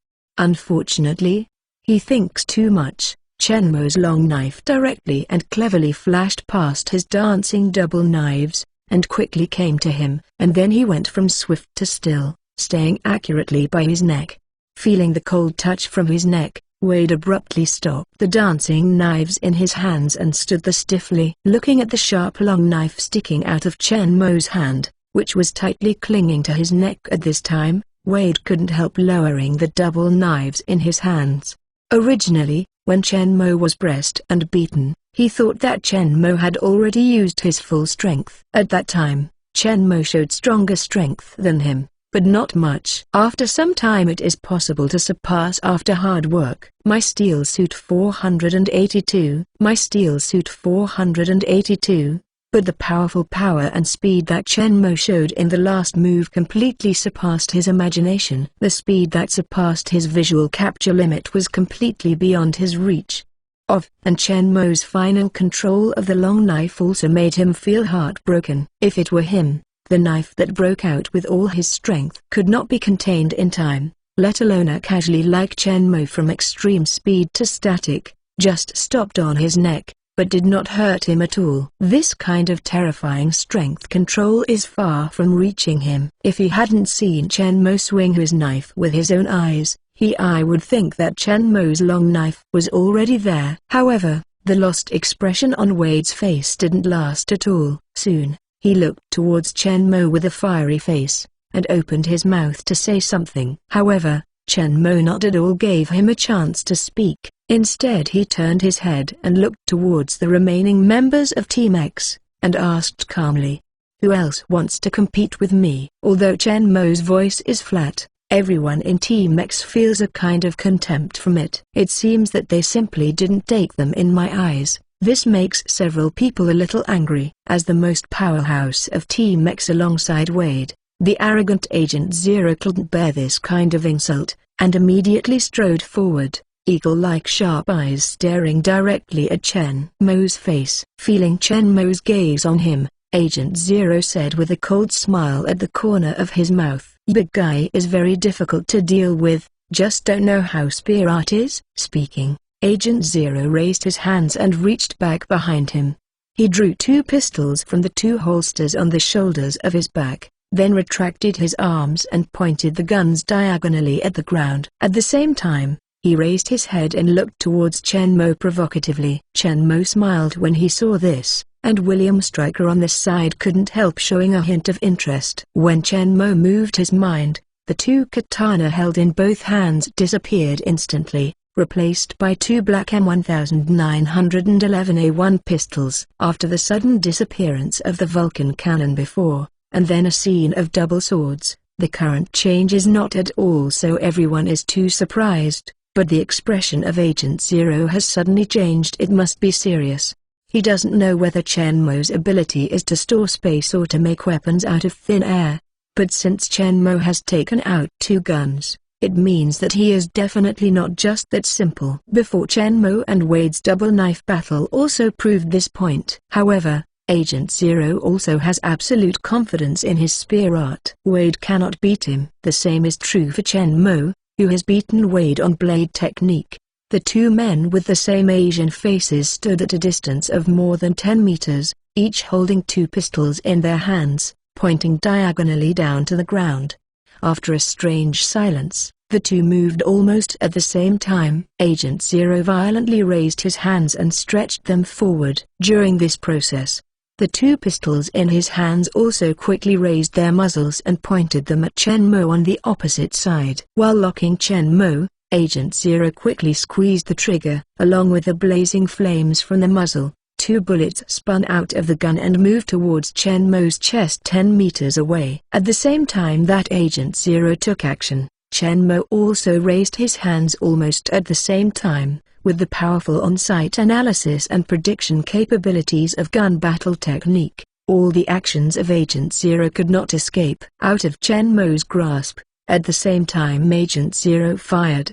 The two guns in Chen Mo's hands also fired at the same time. Two bullets flew out of the gun chamber at the same time, moving towards the front. Ding, ding. Two clear metal crash sounds sounded. Four bullets collided head-on in the air, and the colliding bullets quickly twisted and deformed under the action of huge kinetic energy, clinging to each other tightly, then fell to the ground.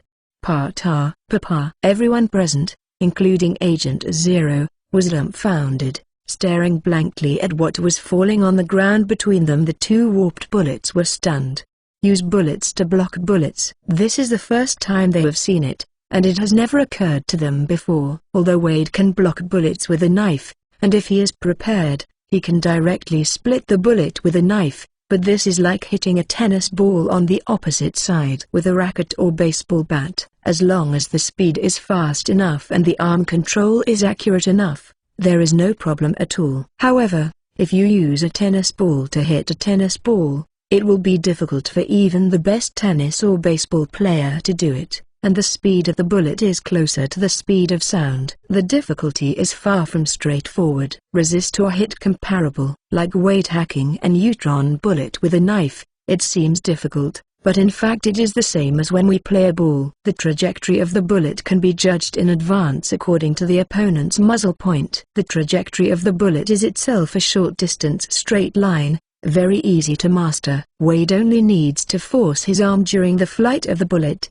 turn his wrist, and move the blade over it. The process is not complicated and difficult, but it is equivalent to attack a specific object in the air with a blade. It's just the location. It's very simple with Wade's blade technique, without any problems. But if you hit a bullet with a bullet, you cannot mention on equal terms at all.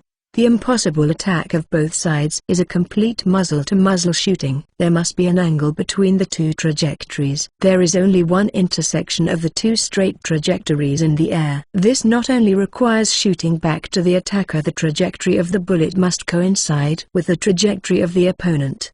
The most difficult thing is to accurately grasp the speed and position of the bullets of both sides, and then calculate the appropriate timing of shooting. This time must be accurate to the millisecond to ensure that the two bullets can be simultaneously reaching the only intersection of the two trajectories. 1 point faster or 1 point slower will cause the two bullets to miss each other and cannot hit accurately.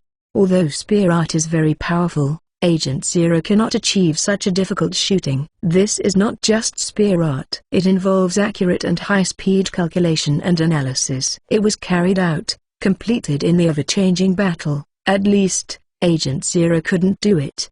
He had never thought about it before. If someone told him that he could use a bullet to attack a bullet, he would definitely think that the other party was crazy, because it is simply impossible. The probability of two bullets colliding in the air is too low and too low. But today, he was really real and saw this impossible scene. If it was once, it can be said to be a coincidence. A low probability event happened.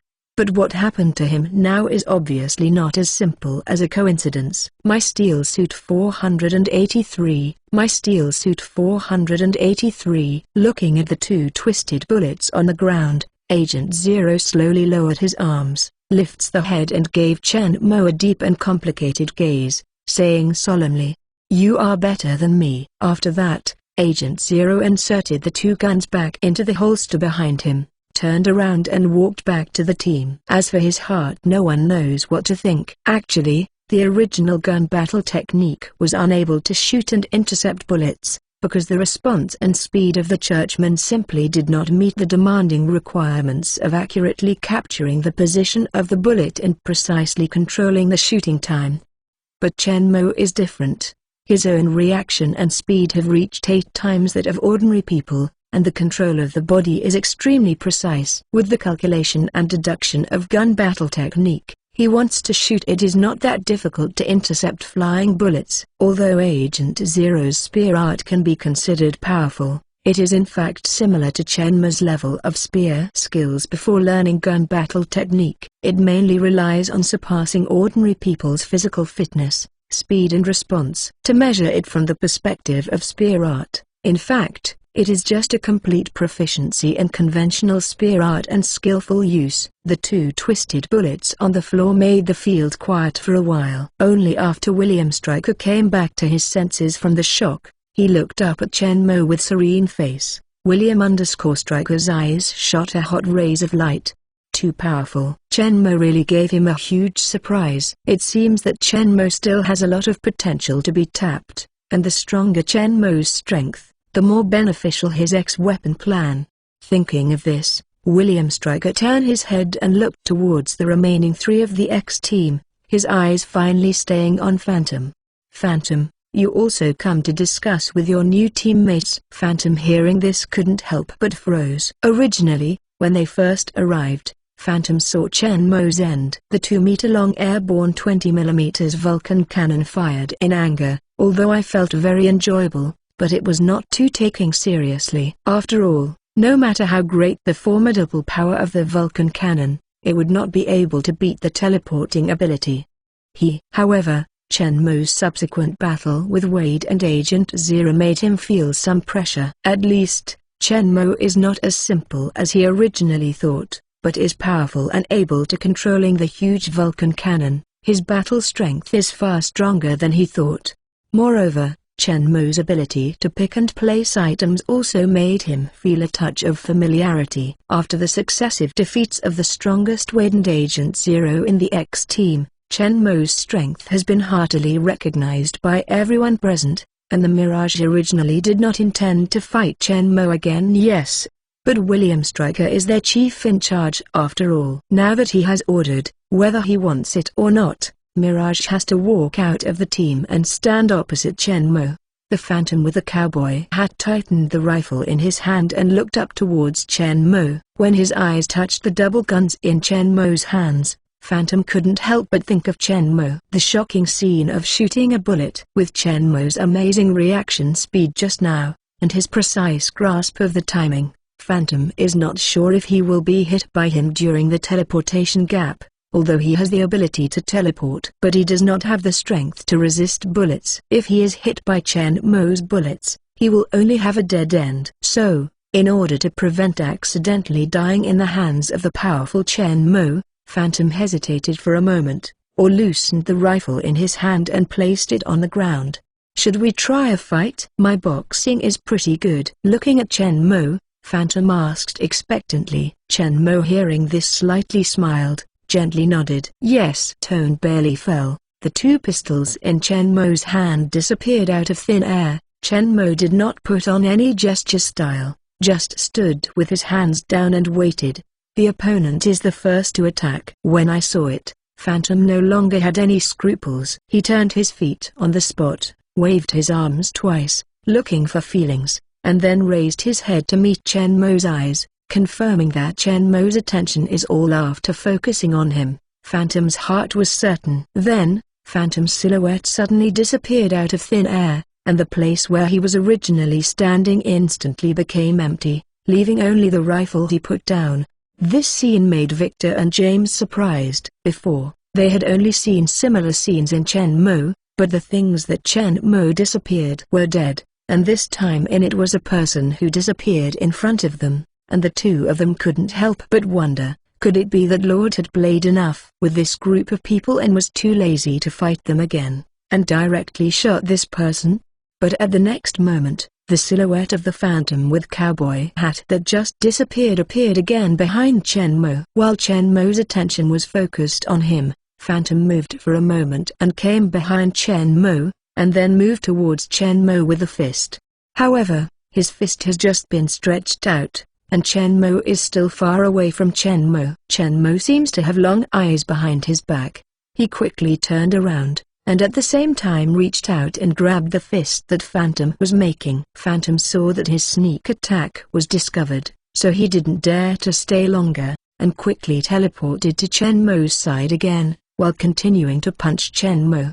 It's a pity that his actions can't escape Chen Mo's perception. Chen Mo can quickly notice every time he appears. It's just that every time he appears is Chen Mo behind or beside Chen Mo. Chen Mo didn't intend to hurt him, but instead intends to catch him, so not at all exert his strength, directly attacked him. Although Phantom's strongest ability is teleportation, his physical fitness is not particularly weak. It is incomparable with Wade and Agent Zero, but it is 2 to 3 times that of ordinary people. Especially his reaction speed is very fast. His teleportation ability is activated very quickly. It only needs to change position in an instant between thoughts. So as long as Chen Mo moves slightly, the Phantom will quickly teleport to other places. It is not easy to catch Chen Mo without using all his strength. Actually, if Chen Mo wants to burst out at full speed, he can still be caught quickly before the Phantom teleports, But Chen Mo does not intend to break the phantom directly with speed teleport. It's hard to meet someone who has the magical teleport ability. Chen Mo also wants to observe the opponent's ability. However, as far as the current situation is concerned, the phantom's use of teleporting ability is still very superficial. Every time it appears, it just changes its position and re-attacks. Not at all connects the attack and movement. My Steel Suit 484. My Steel Suit 484. If it is Chen Mo, he will teleport while launching the attack, and accurately control the direction of reappearance, so that the position that appears after he completes the teleport can make his fist directly printed on the opponent so that the enemy cannot avoid his attack. If Phantom can do this, Chen Mo has no chance to dodge at all. Although his attack can't cause damage to the powerful Chen Mo at all, he can also suppress Chen Mo. It's just that this operation requires very high timing, location, and distance, and the response must be very fast, otherwise the distance appears too close, but it does not attack the opponent, and it is easy to beat or to door the prey falls directly into the tiger's mouth.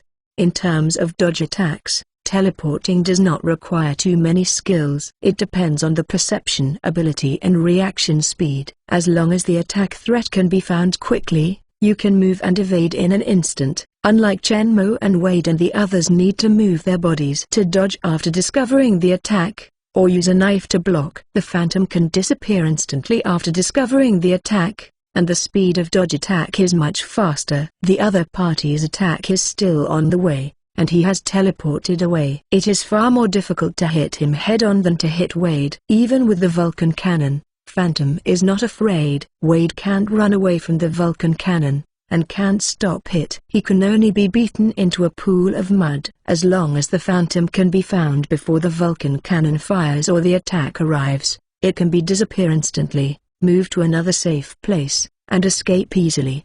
So, Phantom's teleporting ability is actually very powerful. As long as it is used well, it can be invincible in battle. This is what Chen Mo is facing now. Since the reaction speed of Phantom is about 2 to 3 times that of ordinary people, although he does not need to move to dodge, but from seeing Chen Mo's attack in his eyes to the brain reacting, his mind controls his body to initiate to teleport. A very short reaction time is required. The reaction speed and explosive power of Chen Mo are 8 times that of ordinary people. Although he needs to move his body and arms to attack, his strong physical quality, reaction speed and attacking speed are much faster than Phantom and Wade. And the others are much faster, and the reaction time and attack time combined are also shorter than the reaction time of the Phantom. So as long as Chen Mo shoots with all his strength, defeating the Phantom is actually very easy. After playing hide-and-seek games with Phantom for a while, Chen Mo also has a clearer understanding of Phantom's teleportation ability. This ability is indeed very powerful. This is just because of the speed of reaction. Phantom who is too high can play a strong role, making him almost invincible. Even against Wade and Agent Zero who are the strongest in Team X, there is no problem in remaining undefeated, but it is limited to this. The Phantom's own attack power is very limited. The ordinary person is naturally with no difficulty, but facing Wade and Agent Zero, it seems a bit weak. Phantom, whose physical fitness is much lower than that of the two, did not dare to get too close to the two of them, and the bullets he fired with the rifle could hardly threaten the two with extremely high reaction speed. And if this ability to move instantaneously is placed on Chen Mo, the formidable power it exerts will be incomparable. Imagine Chen Mo holding the Sword of the King suddenly appearing behind the enemy. The blade of the Sword of the King's no stronghold one cannot overcome is directly placed on the enemy's neck, and it can be swept away with just a single flick. The head is chopped off, and even Chen Mo can teleport to the enemy while swinging the sword. When it appears, the Sword of the King can directly cut off the enemy's neck. Even if the opponent reacts quickly, there is no time to avoid it. It's not a problem to avoid attacks. With Chen Mo's terrifying perception ability and reaction speed, no movement within a few kilometers can escape his perception. As long as the enemy moves a little, he can quickly respond. Simply impossible to be hit. Although Phantom's teleportation ability is powerful, Shenmue did not decide to acquire his ability in the future. William Stryker has just formed Team X at this time. The most important mutant ability research department for Shenmue is actually just an empty shelf. Not at all is fully formed. In this secret in the base, there are only some senior researchers in genetics and biology, but not at all. The truly top scientists are sitting and leading the team to conduct research on mutant abilities. Because it is necessary to study the abilities of mutants, many mutants are inevitably required as experimental subjects. Most mutants with various special mutant abilities are not weak, and want to capture them with ordinary soldiers. Difficult. That's why William Stryker will recruit powerful mutants everywhere and form the X-Team first.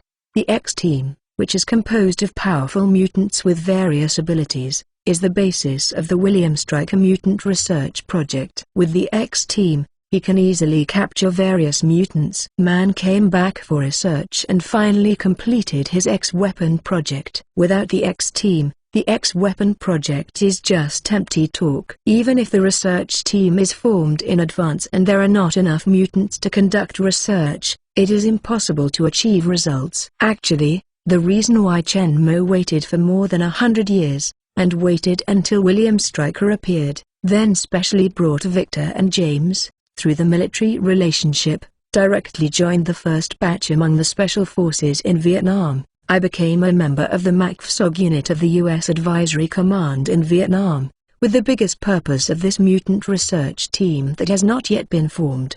In fact, with Shenmue's century-old management and development of great influence, it's not a problem to drop directly into the X-Weapon project to become chief in charge, but Shenmue not at all did it.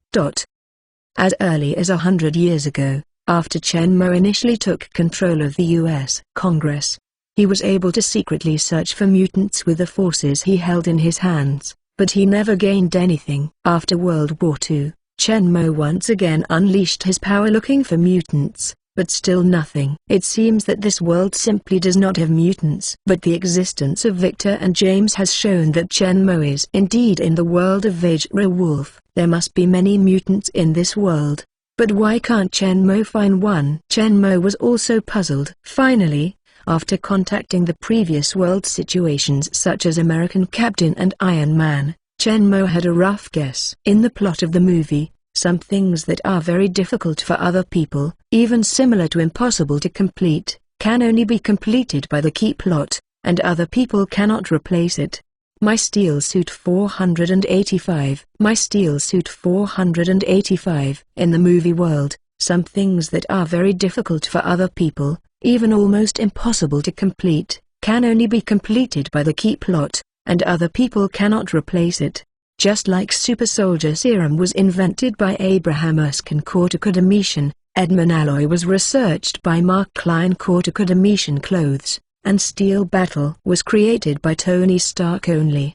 These special things that are closely related to a specific character can only be completed by these specific characters with a special protagonist halo, and no one else can replace them.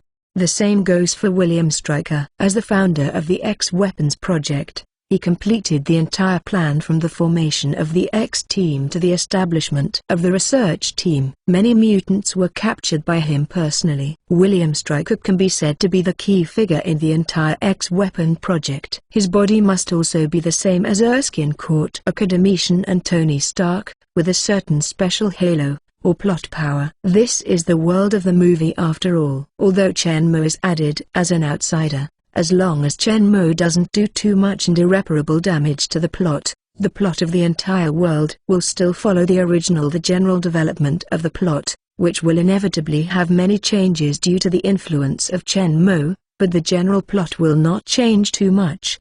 For example, Shenmue killed Red Skull in the world of Captain of America, controlled Hydra, changed the ending of Erskine Corticodemetian, Howard, Steve and Carter and the others, and formed a hidden The Deeper Shield, which unifies the underground forces in New York, and even secretly controls the entire Norway where Hydra's top-secret base is located. It can be said that it has made a huge change to the plot. But when he returned to the world of Iron Man again, All the changes he made were still there. Many places have also changed a lot from the original movie plot, but Iron Man, the main storyline of Man, has not been affected in the slightest.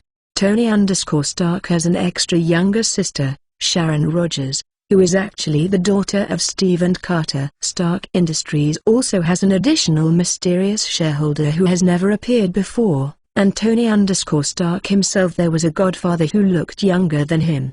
However, Howard_Stark still died in a car accident. The U.S. captain drove into the sea. The Homeland Strategic Defense Attack and Logistics Support Agency was still established, and the director was still a one-eyed person, Nick_Fury. Even the big villain Obadiah has not changed. All this is the influence of the plot of the movie world, and it can also be said to be the inertia of the plot, the general trend, the will, and the destiny. No matter how you explain it, the plot of the movie is indeed a huge development of many things. Promoting role, super soldier serum, Edmund alloy, steel battle clothes, including the X-Weapon project, are not easy to achieve. It is also driven by the plot, through the hands of specific characters. It is finally born after a series of unreplicated processes by chance.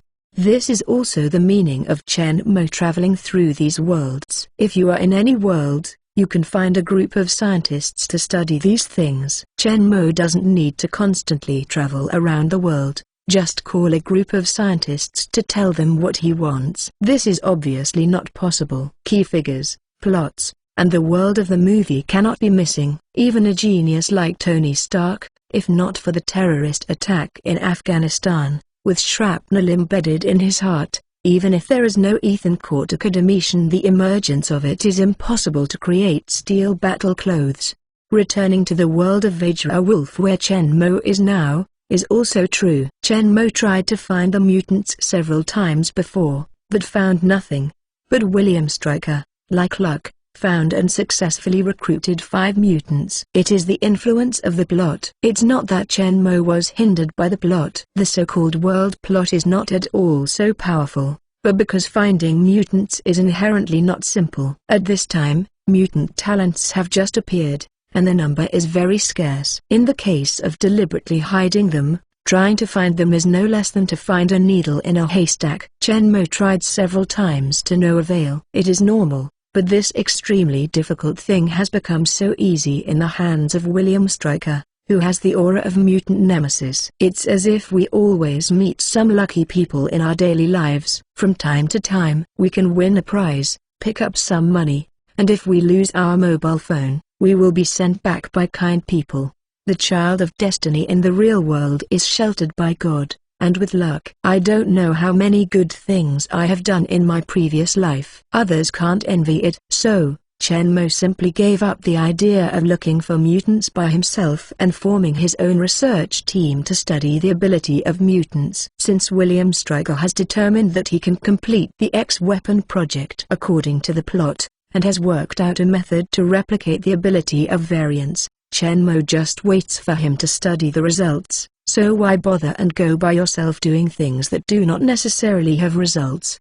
As for directly joining the X-Weapons project as a manager or even chief in charge, with Shenmue's current power in the United States, there is no problem at all. But the X-Weapons project is William. After all, what was created by Stryker was his lifelong goal. If Shenmue took control of William Stryker directly, or made him feel threatened, it is likely to affect the Weapon X project produce unpredictable changes. Shenmue himself is familiar with the plot, and he can completely control the situation no matter from his personal strength or the power he controls, so whether he is the highest chief in charge of the X-Weapon project, I still joined as a member of Team X for Shenmue, it's actually not at all. The military's attitude towards the X-Weapon project and the life and death of William Stryker are all in his mind. As long as the X-Weapon project can be successfully completed and the technology for replicating variant capabilities is developed, Shenmue does not mind continuing to pretend to be a mutant and closely monitor the development of the X-Weapon project. It is necessary to excessively intervene in William Stryker's actions to avoid becoming elbows. After all, the mutant research team has not been formed yet. and the two scientists responsible for the transformation and strengthening of mutants in the movie have not yet appeared. These all require William Stryker is done. All Shenmue needs to do is wait. My Steel Suit 486. My Steel Suit 486. As for the Phantom Space Teleportation ability, Shenmue's heart beat, but there are many similar abilities in the X-Men world. The Red Devil and Nightcrawler all have the ability to teleport. Among them, the Red Devil's teleportation ability is very powerful, and can carry out long-distance teleportation. Shenmue is not sure which of them has the more powerful teleportation ability, and it is more useful to him, so he cannot decide the future copy whose ability. Moreover, there is another problem that he did not at all discover the existence of the Red Devil. Not only the Red Devil, but the rest of the X-Men, Professor Charles and Magneto and the others did not appear. Shenmue guessed that they should be hidden. With their powerful mutation ability, it is not difficult to avoid the ordinary person's sight without being discovered. Now is the world of Vader a wolf after all? Not yet. When the X-Men and other mutants will appear. After getting a general understanding of Phantom's variant ability, Shenmue no longer plays with him. Although Phantom's teleportation ability is strong, the Phantom's own strength, battle awareness and combat experience are not counted.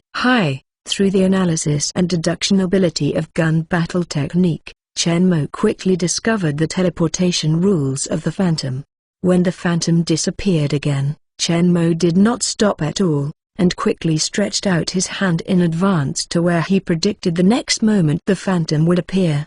Sure enough, at the next moment, Phantom's body appeared out of thin air, just in time to meet Shenmue's palm. Phantom at first has not reacted yet, and plans to continue to attack Shenmue as before, but soon he noticed Shenmue's swiftly extended hand. Phantom's heart was startled, and he quickly wanted to teleport and evade again, but just as he reacted, Shenmue's arm was already. He quickly reached out in front of him. Before he could give a teleport instruction in his mind, Shenmue's big hand had already pinched his neck firmly, interrupting his teleportation, and Shenmue slowly raising his arm, he lifted him in the air.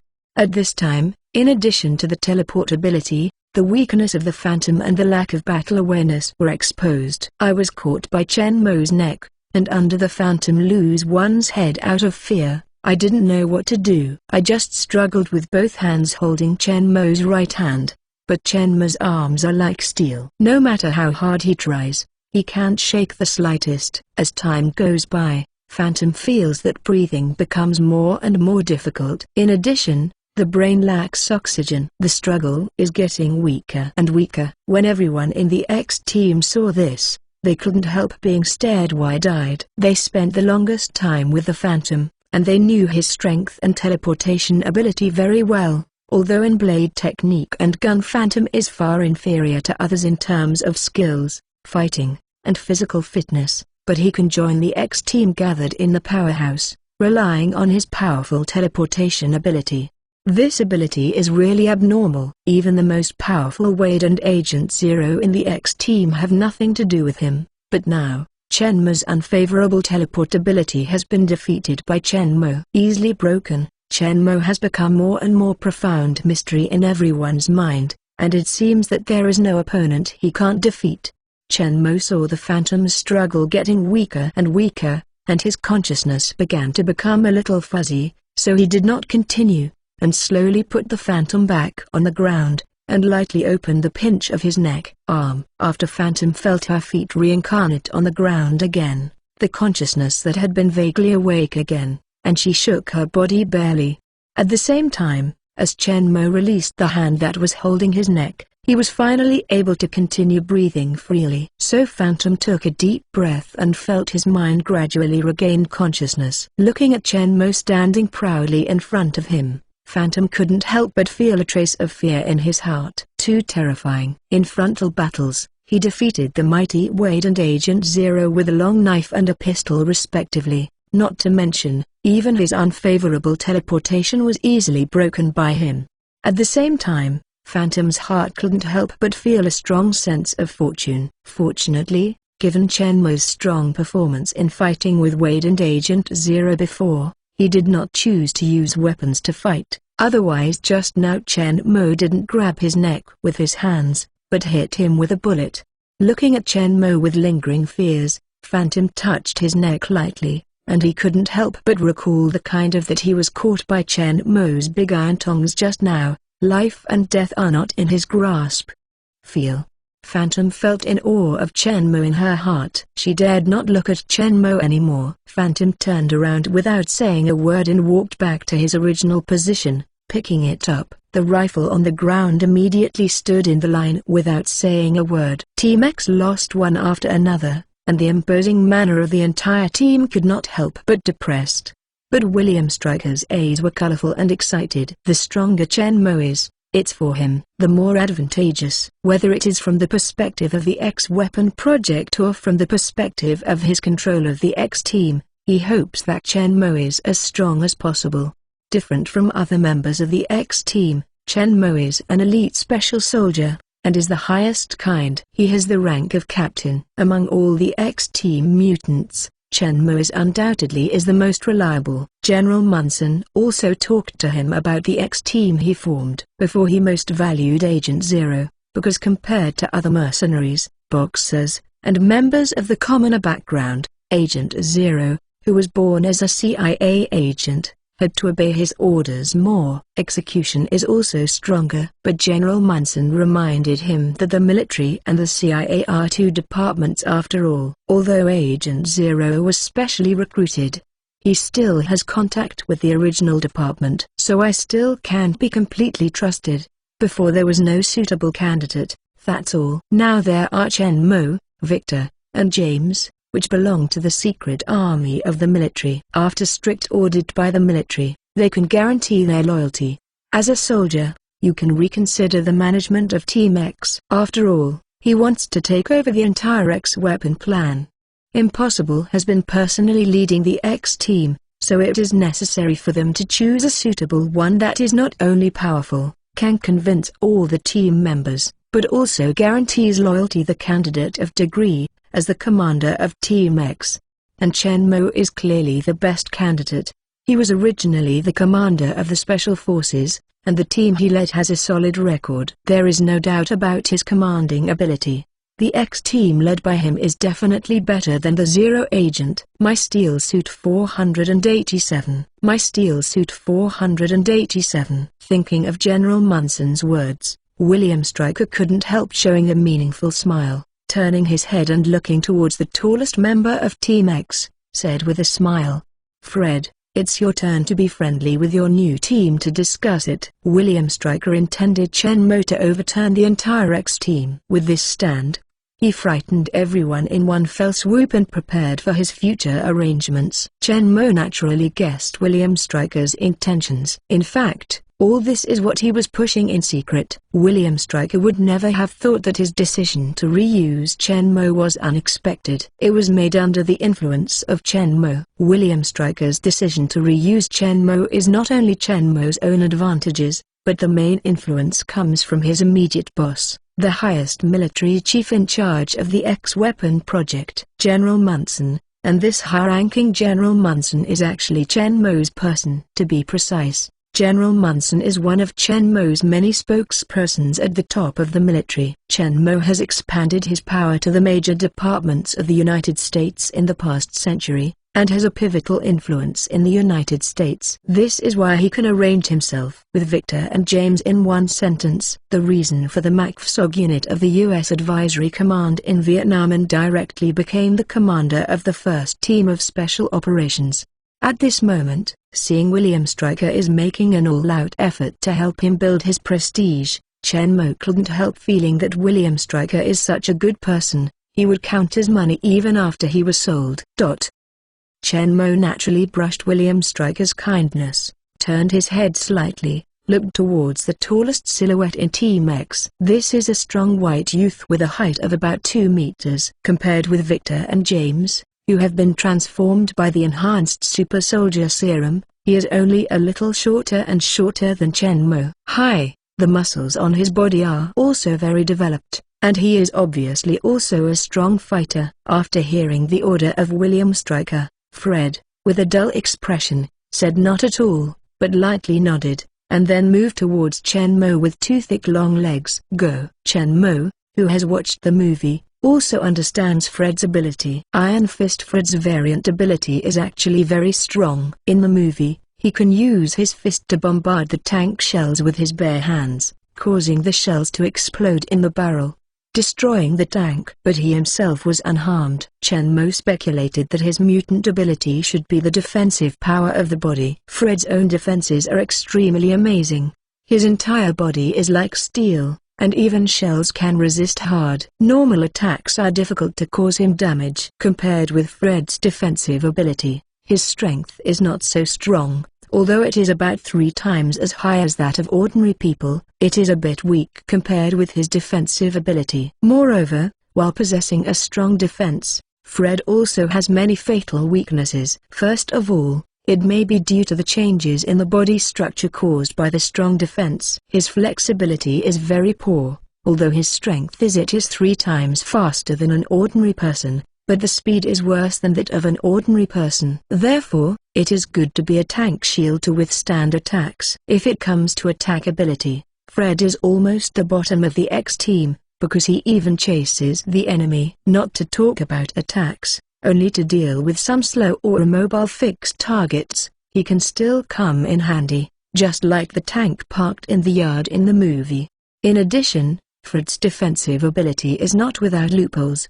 His eyes, ears, nose and mouth are all critical, and his Iron Fist can block shells, head, skin and skeleton. It can also easily resist bullet attacks, but his brain does not have the powerful defensive ability of the body, and cannot completely ignore the impact. A powerful attack on the head will make him dizzy or even unconscious. At a distance of more than 10 meters from Chen Mo, Fred started to accelerate violently. Roaring moved towards Chen Mo and rushing up. Chen Mo's previous performance was indeed very strong, but he had a super the defensive. Fred is not at all scared. Tank shells can't hurt him. Wade and Agent Zero can't help him. He doesn't believe Chen Mo can defeat him, so Fred is confident. Fearless directly moved towards Chen Mo and rushed over. But when he ran in front of Chen Mo, he only saw a flash, and he lost the trace of Chen Mo. The super speed of Chen Mo made him unable to capture the silhouette of Chen Mo at all. Only Wade and Agent Zero could barely see Chen Mo's movements. This time Chen Mo did not fight with them for a while as he did against Wade and Agent Zero. Chen Mo didn't even give Fred a chance to shoot,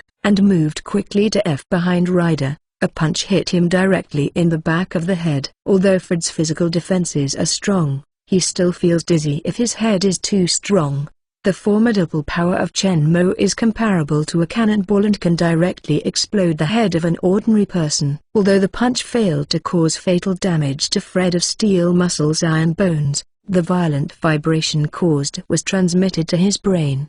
After being buffered by Fred's special skin and skeleton structure, this vibration is not enough to shatter Fred's brain when it reaches the brain. But Chen Mo's attack is after all too powerful and formidable. The power could not be completely offset by the skin skeleton, and the remaining formidable power still caused his brain to be violently concussed, and he was completely unconscious in an instant.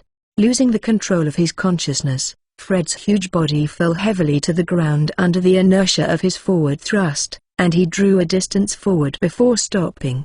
Skin is rough, flesh is thick. The defense is almost invincible. The rest of the X team took Fred, whom he could not help, but Chen Mo just punched him and knocked him down easily. Neat. Fred, who was the tallest and the most imposing manner, became the fastest to fall in Team X. This scene also shocked everyone who originally planned to watch Chen Mo suffer. Is this person really invincible? Even Fred knelt, and he knelt so neatly. Prostrate oneself in admiration. A punch to solve Fred. Chen Mo slowly turned round, and cast his eyes on the last remaining member of Team X. The thin Bradley saw Chen Mo's eyes. A look of horror quickly appeared on the originally stunned face. He quickly turned away from sight, and turned his gaze for help to the side of William Stryker. His ability is to control electric current and electromagnetic induction, to control electronic and electrical equipment, and to receive, transmit, analyze and process electromagnetic signals. And his own attacks are minimal. almost negligible. My steel suit 488. My steel suit 488. Bradley's ability to control current is more in fine control, but the current intensity is not very large, and the released voltage is only a few hundred volts at most. There is still a certain amount of offensive power, but for Chen Mo and the powerful powerhouses, it can't pose any threat. Bradley is not so much a warrior as a logistics supporter, helping to fly the plane remotely, acting as a humanoid wireless electronics contact base, cracking and controlling computers, electronic and electrical equipment, etc. William Stryker felt Bradley's gaze for help, thinking that Bradley's ability is indeed not suitable for combat, and that the powerful and poorly managed mutants in Team X having been completely defeated by Chen Mo, Li Wei's goal has been achieved, and there is no need to beat the honest Bradley again. So William Stryker turned his head and looked towards Chen Mo, said with a smile, "Okay, let's end the competition." Bradley is a support staff, so he doesn't need to play. Chen Mo hearing this slowly nodded. Cloth Ledley's nervous mood relaxed, and he secretly breathed a sigh of relief. If he is really allowed to play, he can only use his hundreds of volts to massage Chen Mo. In the end, it is estimated that he will be knocked down like Fred. It's just that he doesn't have the defensive power of Fred's perverted power. He is very worried that his head will be exploded by Chen Mo's swift punch like a cannonball, and his poor brain sprayed. One place. You all know each other. I will officially introduce to you. The goal of Chen Mo Li Wei has been achieved, and William Stryker is very satisfied, said to everyone with a smile, and was the first to introduce Chen Mo. The one who just fought with you is the current member of Team X, Wade, who has strengthened his mutant ability and is good at making double swords. The new team member should have been introduced first. For the old players, William Stryker's approach clearly shows that Chen Mo's position in the X team is above them. Wade, who was named by William Stryker, didn't think there was anything wrong, moved towards Chen Mo, nodded. There was still undissipated heat in his eyes, obviously for Chen Mo's blade technique. Never forget. William Stryker was very satisfied with Wade's reaction, and he was gently nodded, and continued to be introduced by Chen Mo. Agent Zero. Variant ability is also physical enhancement. Proficient in spear art, good at tracking. The cold temperament Agent Zero looked at Chen Mo with a complicated expression. After William Stryker introduced him, he was still gently nodded, apparently recognizing Chen Mo's strength and his higher status in Team X. The smile on William Stryker's face has grown stronger. What he was most worried about was the dissatisfaction of Special Union Zero. Now it seems that Li Wei played a very good role in the past, Chen Mo relying on his strong strength to gain their approval. It is much better than he directly ordered the appointment of Chen Mo as captain. Phantom, Fred, Bradley. Next, every time William Stryker clicked on a person's name, they all looked at Chen Mo, nodded in awe, and Fred, who just woke up, was no exception. Chen Mo's punch still saved a bit of strength, so Fred didn't at all stay in a coma for too long, and soon regained consciousness by himself, shaking his head and returning to the team. When William Stryker introduced him, his gaze looking towards Chen Mo was also full of fear. This was the first time he was defeated. After introducing the members of the original X team, William Stryker then officially introduced Chen Mo to them. This person in front of you is Captain Black Chen, from the MACFSOG unit of the U.S. Advisory Command in Vietnam, and the commander of the 1st Team of Special Operations.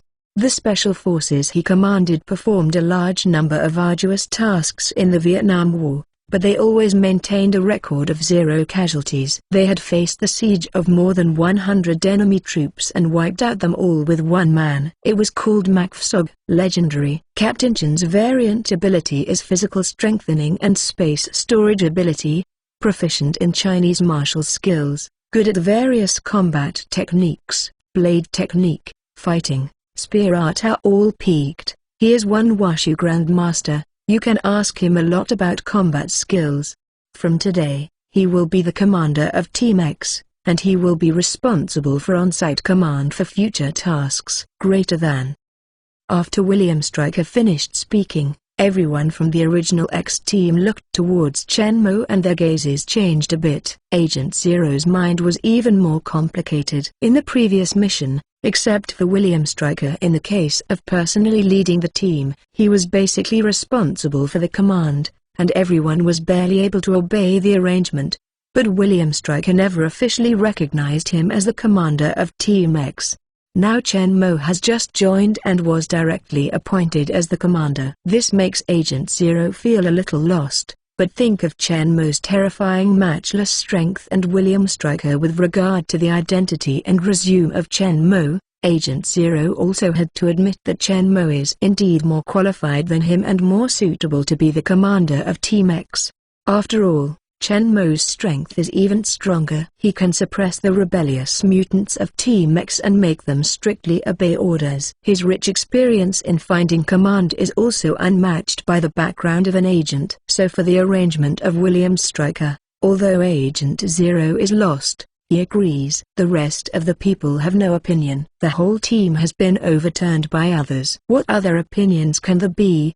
Is it possible that it is too light to be beaten? Seeing that everyone in Team X had no opinion on his arrangement, William Stryker smiled satisfied, nodded, and then introduced Victor and James standing next to Chen Mo. When William Stryker introduced the members of Team X just now, Victor and James stepped forward and stood on the left and right sides behind Chen Mo, standing upright like two door gods. These two are Captain Chen's subordinates, Victor and James, members of the original Special Warfare Team I, the highest special fighters, and mutants at the same time.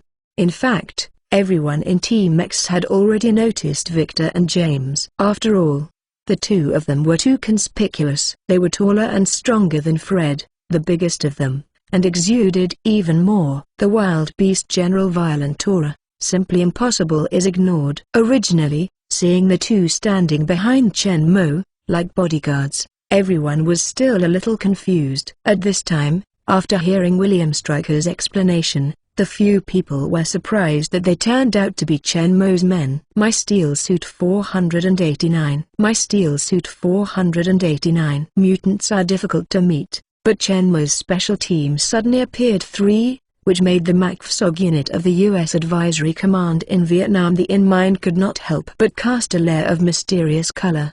Many of their mutant abilities are awakened in extreme situations. In their opinion, MACFSOG, especially the first team of Special Warfare, can suddenly appear 3 mutants. It must be in the extreme danger of combat environment, where life and death are hovering at every moment. 3 mutants can be born in a short time.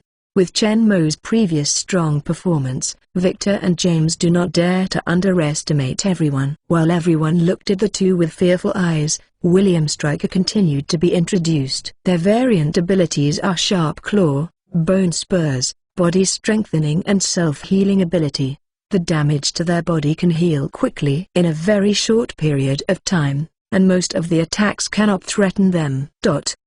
Can you ignore the self-healing ability of most attacks? 2 majestic silhouettes were involuntarily slaying on the battlefield, and the damage caused by the surrounding attacks on them quickly healed and recovered as before. Their battle strength. Although they did not see the abilities of Victor and James with their own eyes, from the introduction of William Stryker, they can also imagine the powerful abilities of the two. At least the strength of the two rider is similar, and with Wade and Agent Zero's more acute sense than the others, they feel a huge sense of threat from them. As for Chen Mo, after 100 years of precipitation, his edge has already been freely retracted. If it is not deliberately done, outsiders will not feel his imposing manner at all, and it is not as showing like Victor and James. Off one's ability, Wade and the others can't see his depth at all. If he completely let go of the imposing manner, no one would have the courage to fight him again. William Stryker saw the fear of Victor and James from the X-Team. The corner of his mouth smiled slightly, and continued loudly. The two of them will also join the X-Team and fight side by side with you. At the same time, the entire Special Warfare Team has been transferred by my application to the military and will be responsible for the overall base in the future. Defensive work, and led the team to perform some routine tasks that do not require the X-Team to take action. The words of William Stryker made the X-Team look towards Chen Mo more complicated. The X-Team now has only 5 people in total, and one of them is a logistics supporter who has no attack ability. And Chen Mo not only crushed all of them by his own strength, but also directly brought 2 subordinates who seemed to be no worse than them, and became the commander of Team X in one fell swoop. Firmly controlled the entire X-Team. Moreover, he originally led the MACFSOG unit of the U.S. Advisory Command in Vietnam, and the elite special fighters of the 1st Special Warfare Team also took over the defense of the base. This also shows, from a certain level, Chen Mo's rights are not limited to Team X, but radiated to the entire Weapon Project X base. Although still under William Stryker in name, he directly became the #1 person under William Stryker and fully grasped the most important military force X-Team and all the armed forces guarding the base. Chen Mo's position in the X-Weapon Project is far above them. To put it bluntly, they are just a group of thugs. If you compare them to soldiers, then Chen Mo is the leader generals. Although they charge and fight like them, their status and rights are completely incapable of mention on equal terms. With the help of William Stryker, Chen Mo took this opportunity to help everyone in Team X and successfully established his own prestige. After Kurt and James joined, Team X was formally established. The addition of all members of the Special Forces Squad led by Chen Mo directly changed the internal power structure of the X-Team and the X-Weapon Project. The power originally held by William Stryker alone was taken away by Chen Mo either overtly or secretly. But William Stryker did not realize this. In his opinion, Chen Mo is a small captain of his subordinates. This right can be recovered as soon as he can give it. The soldiers of the Special Forces Squad are no longer under Chen Mo's management, but become his direct subordinates, with a military headquarters. As a backer, William Stryker is not worried that Chen Mo and the soldiers of the Special Forces will dare to betray him. The equivalent to is against the military and even the entire United States. In William Stryker's view, no matter how powerful the mutants are, they are also impossible to be opponents of the army. In fact, Wade and Agent Zero and the others think so too, so they agreed to join Team X. Although their strength is very strong, but they don't think they can be an enemy of the whole country. They are not arrogant to this level. This is also the reason why William Stryker dared to delegate power to Chen Mo boldly. Some unruly mutants may also ignore them and take risks, but they are the top special fighters and commanders of secret forces. The official Chen Mo will know more about these and be more impossible to betray. So although Chen Mo is more powerful, he is better mastered and more reliable for William Stryker. In this way, Chen Mo wasted a lot of effort and was finally successfully recruited by William Stryker, joined the Weapon X project and became the commander of Team X. Through the special warfare soldiers under his command, he fully grasped the armed forces of the base, which can be said to control the entire base in essence. In addition to Chen Mo's strength in the military, especially the highest military chief in charge Munson of the X-Weapon Project, Chen Mo can be said to be in full control from the inside out up this base. Chen Mo's doing this is a bit more troublesome, but it's much safer than going directly through the military to control the overall situation. William Stryker can accept himself to support himself as a helper, but it is impossible to sit back and watch your hard work be taken away by the military. The direct seizure of power will only cause his backlash. Chen Mo will not take the risk to stimulate William Stryker when the mutant research team has not been formed, and the mutant ability replication technology is completely useless.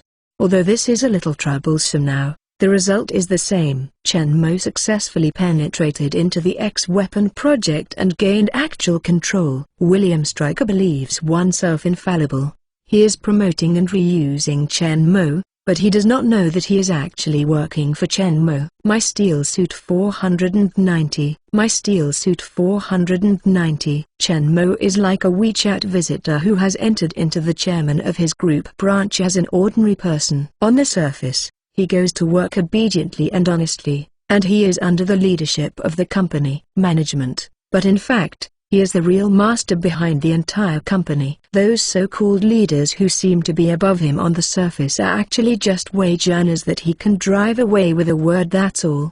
After Chen Mo officially took charge of Team X, Agent Zero, Mirage, and Fred did not at all mean that they still kept a certain distance from Chen Mo, not at all. Acquaintance.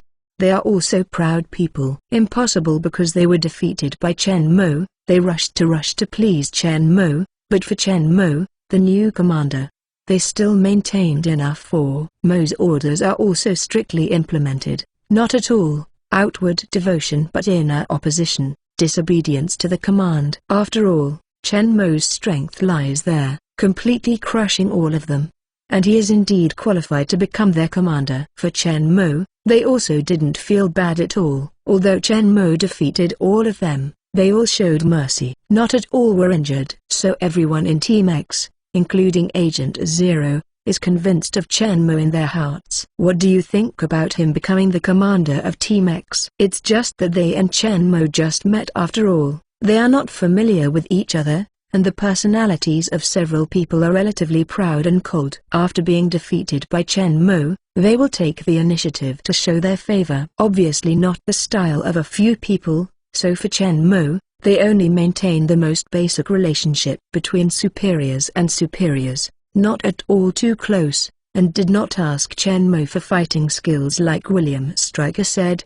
As an auxiliary staff, Bradley has no arrogant psychological troubles, but his fear of Chen Mo is also the deepest among all people, so his attitude towards Chen Mo is better than that of William Shi. Trek still needs respect. But just when they were keeping a certain distance from Chen Mo for various reasons, Wade was the first to come up and ask Chen Mo for the sword technique. The previous battle with Chen Mo made Wade feel Chen Mo's powerful sword technique. He wanted to propose to Chen Mo and learn the sword technique from him. But Chen Mo did not speak to him at the time. Opportunity. In the face of Chen Mo, who is extremely powerful and completely crushed him, he did not dare to say whatever he wanted to say like he did in front of others. So I have been holding back till now. He is not like Agent Zero and they have any psychological burden. Chen Mo is stronger than him in all aspects and easily defeated him. Then he consults a powerhouse that is more powerful than him. What's the problem? So after Chen Mo officially became the commander of their X-team, Wade came to him immediately. Faced with Chen Mo, Wade said with a smile all over, "Boss, the sword technique you used when you defeated me is too powerful. Can you teach me?" Wade is not at all polite, and just stares. Gun battle technique, sword technique used by Chen Mo. Chen Mo looked at Wade with a lowly laughed face in front of him, his eyes full of anticipation, and he couldn't help thinking of Deadpool in the movie. Different from the Deadpool in the Deadpool movie, the poor fellow Wade was transformed into the ultimate weapon 11 by William Stryker in the movie Vajra Wolf. The self-healing ability of the Vajra Wolf, the teleportation of the Phantom, has also been transformed into the laser eye and the Edmund alloy skeleton, and there are double knives hidden in the arms that can be freely extended like the bone claws of the Vajra Wolf. After being transformed, Deadpool Wade's battle strength exploded. But William Stryker, who hated him so much, had his mouth sewed up, and he could no longer speak. Even the consciousness was completely controlled after being brainwashed by William Stryker and became a murderous weapon without thinking. For Wade, Chen Mo doesn't hate him, but he likes it a bit. His personality is actually more like a child, self-willed and mischievous. No matter when, even at a critical moment, he always looks like a fool.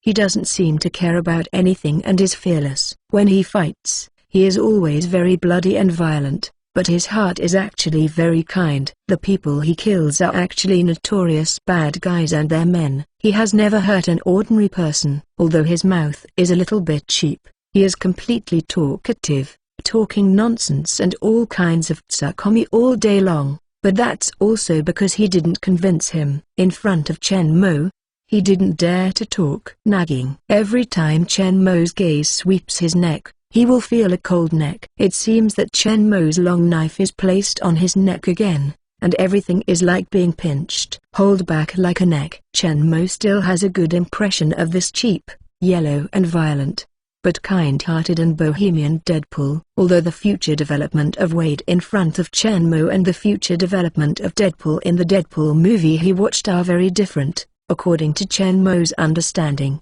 at least the current Wade character waiting for all aspects to be very different from the Deadpool not at all in his memory. In other words, what is the difference between the two worlds? Deadpool not at all in terms of personality and thought, but the things experienced later and the future development are different. That's all different.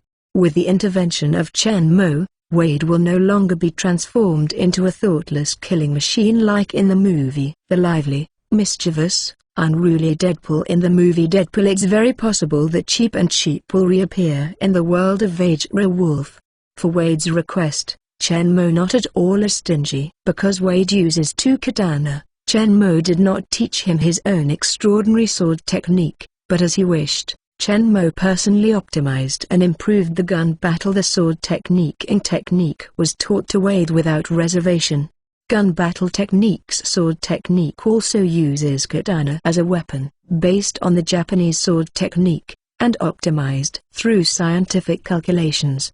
The formidable power and subtlety are much stronger than the superficial blade technique used by Wade. After the sword technique, Chen Mo, who has reached the pinnacle of the extraordinary realm, has been improved and strengthened again, and it has become more subtle and profound, and the formidable power has also been greatly increased. Wade of the world of Vajra Wolf is also a mutant himself, with 4 times the physical fitness of ordinary people, although the degree of brain development is not at all, like Chen Mo, to the same level as the physical fitness. But it is also much stronger than an ordinary person, and the learning ability is also very good. Especially Wade himself has a strong talent in sword technique, and he learns very quickly. My Steel Suit 491. My Steel Suit 491. The sword technique that Wade now uses is actually completely self-studied, combined with the Japanese sword technique and his own practical insights, forming a kind of strong personal the sword technique of style. Wade's own sword technique is actually not profound, and it can even be said to be very superficial. The reason for being able to exert powerful formidable power is entirely due to his strong physical quality. This set of sword art is actually only 3 words in a nutshell: fast, quasi, ruthless. But that's all. To deal with simple attacks, to deal with some ordinary persons, blocking bullets is enough, but once you encounter an enemy with his or even stronger strength, this set of sword techniques seems a bit too crude, and has great deficiencies in technique and formidable power. In the previous battle with Chen Mo, Chen Mo's sword technique is similar to his sword technique in many places, but it is quite different. The overall level of sophistication and formidable power is more. It is far more than his superficial sword technique that he taught himself, many of which he has never encountered before, and he can't even imagine. After Chen Mo agreed to his request to learn sword technique, Wade to be wild with joy. Under the guidance of Chen Mo, he began to learn the subtleties of this set of gun battle technique very seriously. Sword technique. During the learning process, Wade, who was always cynical, became rare and serious. Even the mouth that never stopped every day disappeared, except for the problems related to the sword technique. There is no pointless nagging and tsukkomi. In addition to fearing Chen Mo's lewdness for fear of causing him dissatisfaction, Wade, who has devoted himself to the study of the profound sword technique, has no intention to talk nonsense. All his attention and energy are devoted to the learning of the sword technique, so there is no time to nag. While learning the sword technique earnestly, Wade also became more respectful of Chen Mo, as if he was a discipline. Libby Victor and James were usually more obedient, and even often followed the two fight for favor in front of Chen Mo. Although he didn't dare to nag in front of Chen Mo, Victor and James obviously couldn't let him give up his stubborn nature, and he always nagged in front of them, making the two of them annoyed. The 3 of them will do with swords drawn and bows bent from time to time, draw their swords at each other, and change their ways to fight for favor. In addition to a wolf and a tiger beside Chen Mo, there is another teddy who is more clingy and loves to call all day long. The daily fight of the 3 makes Chen Mo also the head. It's huge.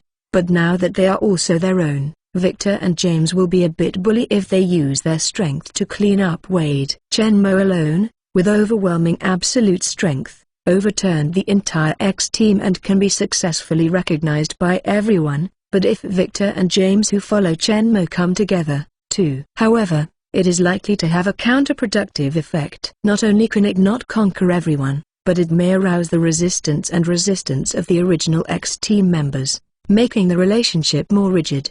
As for whether Victor and James' sharp claw and bone spurs can win Wade's double knives, although the two of them do not at all use weapons, they seem to be bare-handed. Facing Wade's sharp long knives will suffer more, but don't forget that their current physical fitness is 6 times that of ordinary people. Not only do they have strong muscle strength and toughness, but their skin and skeleton are also far stronger than ordinary people. The sharp claw and bone spurs of Victor and James were originally very strong. With the continuous improvement of their physical fitness, they are now even more rigid and not weaker than Wade's metal long knife. The situation where sharp claw, bone spurs, and even arms and legs are directly cut by Wade is simply impossible. Wade's knife can cut through the muscles of the two at most, and it will be blocked directly when cut on the bone. At most, it will cut a few knife marks on the bone. Long knives may collapse. Moreover, the reaction and speed of Victor and James are higher than that of Wade. Wade has to rely on double swords to block the attack of bullets. The body has no time to evade, but Victor and James already have the ability to dodge bullets in fleshy body, but their bodies are not afraid of bullet attacks. Ordinary bullets can only shoot into the surface of the muscle and get stuck, so they are usually too lazy. Avoid, but directly use the body to harden it. This is equivalent to tickling for 2 people, and it can slowly improve their physical fitness and defense during destruction and repair. The current state is like the newcomer Teddy is too free, always screaming at home. The pets that the owner originally raised are all troubled by him, but he can't take a bite. He bit him to death, so the two sides kept quarreling, causing a mess in the house and causing the owner to have a headache. Chen Mo, who has seen the movie, naturally knows that Wade's tuberculosis is extremely serious. Even William Stryker can't help him. Wade's ability to shut up in front of Chen Mo has made him very content. Now, if he wants to change him completely, it is almost impossible, and Chen Mo does not expect it. Anyway, as long as you don't bother him, it's just that Victor and James are suffering. Fortunately, this situation does not at all last too long. Shortly after Chen Mo brought Victor and James to Team X, they ushered in their first mission after Team X was formally established. This time Major William Stryker not at all led the team himself, but gave Chen Mo the task of commanding operations. The secret base of the X-Weapon project is not at all airstrips due to terrain, and external vehicles can only pass through helicopters. Since the destination is far away in Africa, they did not set off directly from the base. First came to a nearby military base by helicopter. That night, as the commander, Chen Mo took them to relax in a small town bar near the base. After a drink, the relationship between everyone was not at all so fast. They got closer and became very harmonious, but they also became more acquainted with each other than before, and they could say a few words to each other, not as unfamiliar as at first. However, Wade's words of tuberculosis and poisonous tongue still make everyone unbearable. Thanks to Chen Mo's presence, he still has some restraint. Otherwise, the people who drink too much will beat him to death. Be quiet. In the morning of second day, all members of Team X left the United States in a small military jet plane. Their destination was Lagos, the capital of Nigeria, Africa. The slender and streamlined small jet plane was flying at high speed among the clouds. At this time, the weather outside the cabin was not very good. The plane was surrounded by large clouds of clouds. To the end. My Steel Suit 492. My Steel Suit 492. The clouds around the aircraft were thick and dark, and the airflow outside was not very stable, and the aircraft seemed a little bumpy. James sat in the cabin, leaned forward, put his arms on his thighs, clasped his fingers together, lowered his head, and closed his eyes, although he tried hard to be calm. But the tightly clasped hands, and the joints that were a little white because of the force, still exposed his inner tension and anxiety. The plane they took was not a luxury and comfortable private jet after all, but a practical military plane. The layout of the cabin was very simple, with only the bulkheads attached to both sides of the cabin. A bench was placed each, and 8 people sat facing each other with 4 on each side. Victor and James are sitting together. Opposite Victor, Wade is holding a slender grinding blade stone and sharpening his long knife with all his face intently. At this time, the cabin was rare and quiet, except for the noise caused by the plane's high-speed flight. Only Wade's sharpening of the knife sounded. Shua, shua, underscore.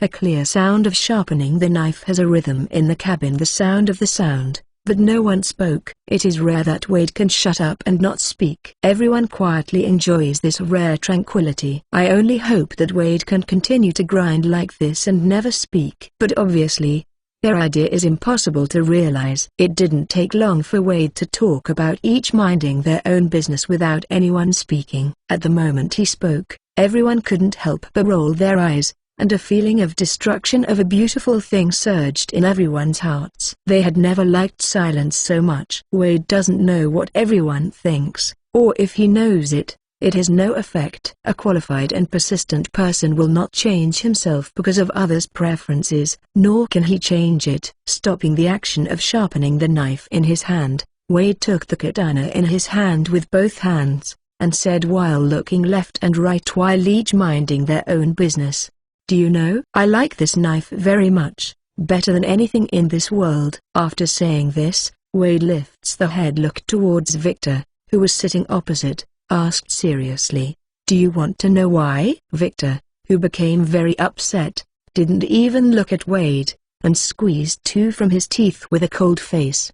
"Word, I don't want to." Wade seems to be not at all. Hearing Victor's words, each minding their own business continued. "Because it has a commemorative significance," Wade said as he lifts the head seriously and looked at Victor on the opposite side. "This knife is a bit long and it is not easy to bring it to the plane. But if you take out 2 knives at the wedding of your ex-girlfriend, they will never forget it." After hearing this, Victor coldly looked down at Wade, who was sitting across from him, and said in a cold voice, "Wade, it's funny. I think you confuse me with those trash." Wade heard Victor. He smiled slyly. "Probably, there must be no guns, bone claws, or the nails of the shopaholic young lady." Wade seems not at all to feel the chill in Kurt's words, continued to ridicule, and also brought other people along. As Wade's voice fell, everyone's eyes focused on the 2 of them, and the gazes of Agent Zero and James looking towards Wade were even more chilled. Victor and Wade stared at each other coldly. The atmosphere quickly became tense. Victor randomly crossed his fingers between his legs, and he could not reach out his fingertips. The half-centimeter sharp nails grew quickly, and soon became a sharp claw that was more than 2 centimeters long. Wade felt the violent aura rising from Victor's body, felt a huge threat, and held his hand on the handle of the knife, ready to respond to Victor's attack. The eyes of the 2 met in the air, giving tit for tat. The atmosphere in the entire cabin became extremely tense, and at this moment when the 2 of them may fight at any time, Wade, the problem of the mouth is committed again.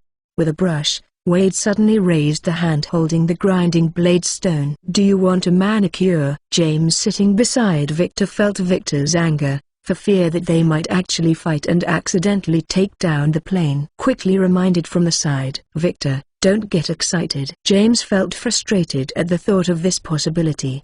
He can't fly. If the plane is damaged by the battle between the 2, he will directly fall from the height of 1,000 meters. The picture is so beautiful that he dare not think about it. Victor, hearing this, remains unmoved, but grinning grinningly, revealing 2 sharp tiger teeth, seemingly ready to make a move at any time. Just when everyone thought there was going to be a big fight between the 2, Wade said suddenly while staring at Victor, "I saw that Fred got a new tattoo." Everyone was a little speechless by the words he suddenly jumped out of his headless head, but James still turned his head and looked towards Fred, who was sitting on the other side beside him, naked with thick arms.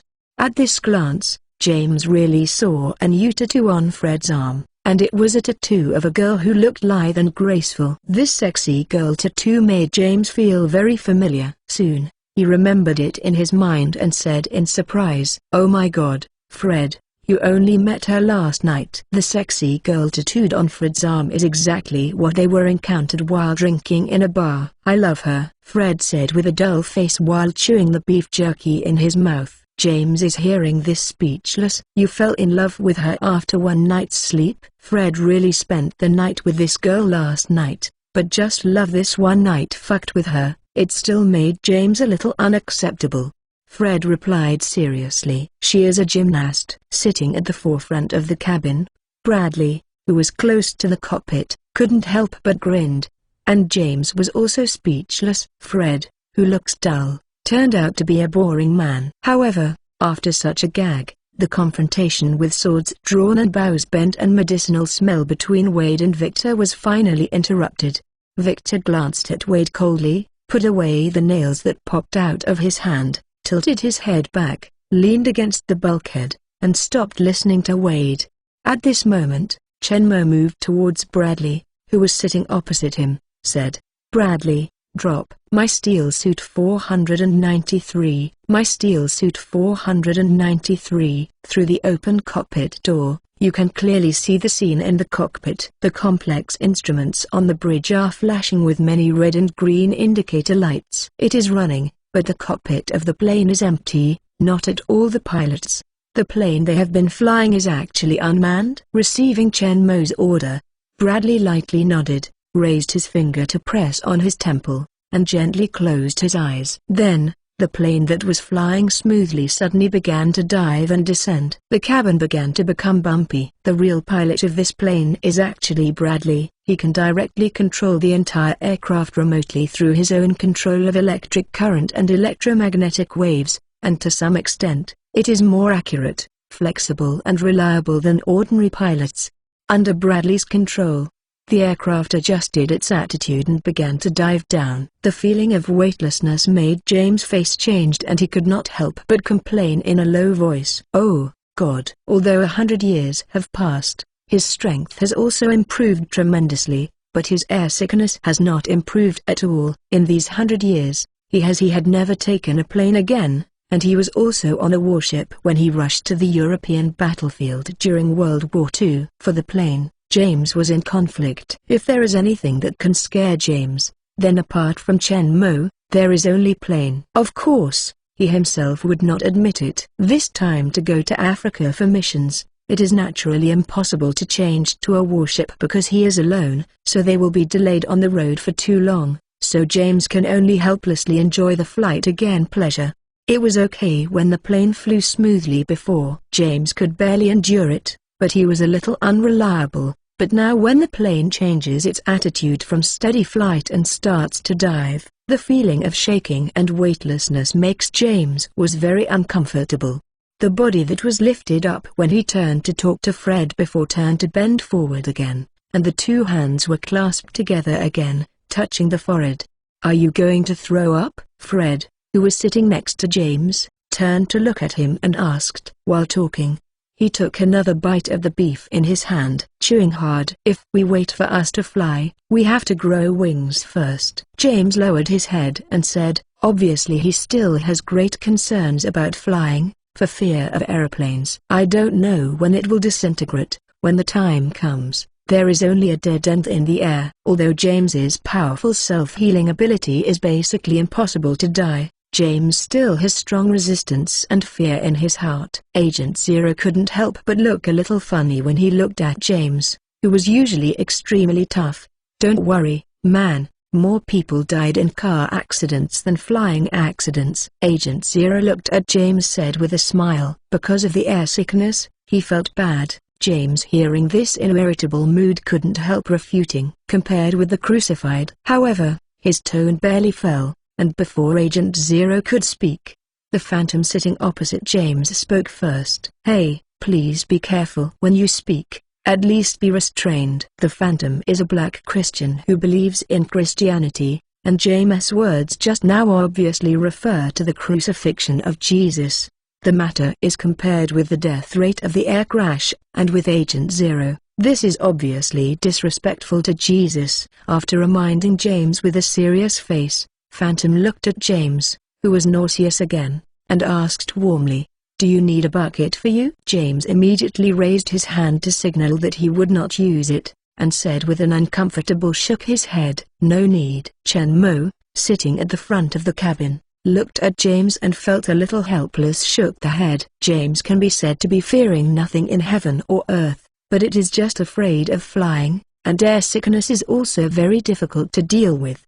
Originally, based on James' physical fitness, there should be no air sickness. So for James' current situation, Chen Mo guessed that it should be mainly caused by psychological factors. It seems that we have to find a way to help him overcome it. A warrior who is afraid of heights and airsick is easy to be defeated by someone's weakness. The point is, it is too shameful.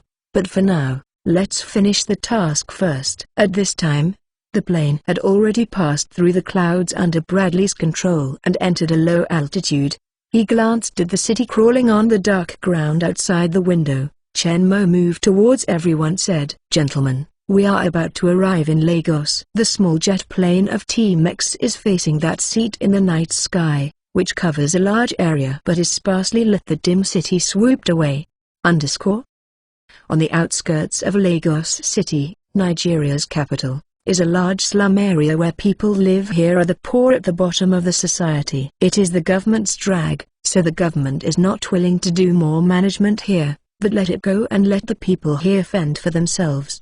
So although it is located near the capital, it is completely anarchic. Amidst the numerous and chaotically distributed low shack bungalows, there is a square-shaped grey building with more than 10 stories high. A large area around this building is also enclosed by fences and barbed wire. Outside the fence, there is also an open area within several dozen meters. Even if the surrounding dense shacks are crowded, no one is going. This area expands. This vacant lot is not completely surrounded by slums. There is a passage that is much wider than the roads in other parts of the slums at the position facing the gate of the wall. In this passage, Badao is either tall or vigorous, all wearing the same blue combat uniform and black combat vest. Silhouettes are moving towards the clearing and striding forward. The poor people who were walking in the passageway saw the entire group coming aggressively from a long distance. All of them quickly avoided with fear and disappeared into the darkness on both sides of the passage. The 8 people passed through the low shack on both sides, stopped at the end of the passage, and looked up towards the grey building that stood in the open space that was out of sync with the low and chaotic surrounding slums building. There is a tall and wide iron gate on the outer wall of the building facing them. In front of the gate, there are a large number of barbed wire, concrete piers and other fortifications, and a lot of warnings are hung. The sign is like a military base. In the wall behind the gate, there are 2 watchtowers for guarding. Above the watchtower and the gate, on the top of the wall, and on the top of the building, there are a lot of installations. The searchlight illuminates the surrounding open space. My steel suit 494. My steel suit 494. The outside of the fence is brightly lit by dozens of searchlights. However, behind this wall, the top of the heavily guarded building is completely dark, and only a small area on the top floor is lit. "Boss, what are we doing here?" James took a look at the heavily guarded building and turned to move towards Chen Mo and asked, "Because when I was in Vietnam, I often accidentally wanted to call Chen Mo Lord according to my previous habits, and then called boss in time." James simply kept calling that way. Hearing James' question, Chen Mo couldn't help but think of the plot in the movie, and looked at James with a meaningful smile, slowly said, "Let's find something." Glanced at the lighted area at the top of the building, Chen Mo said with a smile, "The time is just right now, Agent Zero." Chen Mo turned his head and moved towards Agent Zero on the side. When Agent Zero heard Chen Mo click his name, the corner of his mouth was slightly smiled, and he strode forward. Although Chen Mo not at all gave specific orders for him to do, it is obvious that they are not here as guests. As a top agent, but also a strong fighter with a long battlefield, this tacit understanding and ability to understand is still there. Because he knew that Agent Zero could understand, Chen Mo didn't give any extra explanation to his specific instructions. Agent Zero walked forward with a relaxed look and stopped in the middle of the open space in front of the gate. The armed personnel guarding the security soon discovered his presence, and the lights of several searchlights quickly came over. Brightly lit the open space where Agent Zero and he were located, like daylight. His silhouette was completely exposed in the sight of the armed personnel of the other side. "There is an intruder. Disperse. Surround him. Go get a weapon." The dozen or so armed men who had patrolled behind the gate quickly picked up their rifles and ran towards both sides of the gate. The two walls on both sides of the gate opened a long shooting opening at a position more than 1 meter away from the ground. After discovering the existence of Agent Zero, a dozen people originally patrolled the gate. More than half of the armed men, more than a dozen people, quickly separated and rushed behind the two walls, sticking their rifles out of the shooting hole. "Invaders, don't move. Raise your hands behind your head." The armed personnel inside the gate moved towards Agent Zero, commanded loudly. Agent Zero stood a dozen meters away from the gate. Although he was pointed at by a dozen rifles, his expression was still very calm. Even with a smile on his mouth, he slowly raised his hands in accordance with the opponent's request, but his eyes quickly swept behind the gate, taking the defense inside the entire scene. In addition to the two concrete walls on both sides of the gate and the sandbag fortifications on the inside of the gate, there were a dozen militants armed with guns after the fortifications, and one militant in each of the two watchtowers aimed their rifles. Approved him. At the location close to the building, there were several armed men who had just rushed out of the building and had not yet entered the fighting state. At the top of the building, two armed men have just leaned out. After mastering the defense situation of the opponent, Agent Zero rushed to do it, not at all, but pretended to be submissive, lowered his head slightly according to the opponent's request, and slowly extended his hands to behind his head. He raised his hands and held his head. However, at the next moment, Agent Zero's hands were quickly pulled out of the back of his head, and at this time there were two more silver pistols in his hands. It turned out that just now, under the cover of his hands holding his head, Agent Zero quickly pulled out the two pistols inserted in the holster behind him. The physical fitness of Agent Zero has reached 4 times that of ordinary people, and the speed is naturally much faster than ordinary people. After drew out 2 pistols, he quickly retracted his arms and pointed the muzzle at the sides of the door, shooting holes in the 2 walls, and quickly pulled the trigger. A series of bullets accurately passed through the shooting hole only 10 centimeters wide, and hit the armed men behind, but the armed men inside the gate had not yet reacted. The arms of Agent Zero's gun quickly moved steadily to both sides along the direction of the shooting hole, and the index finger quickly pulled the trigger again and again. In a blink of an eye, the dozen or so famous books behind the wall, the safest militant was killed by Agent Zero in the blink of an eye. Until now, the other militants inside the gate finally reacted. The group of armed men who rushed out of the building quickly took their place. First they jumped onto the back of an armed off-road vehicle and held a heavy machine gun loaded on the off-road vehicle handle. Several other militants ran behind a fortification constructed of sandbags in front of the off-road vehicle, set up their rifles and aimed them at Agent Zero outside. At the same time, the 2 soldiers on the watchtower finally reacted, and the gunfire of the 2 rifles rang almost simultaneously. However, when the incident happened suddenly, everyone did not expect that the number 0 special forces who held their heads in their hands suddenly attacked, and their bullets were not at all accurate.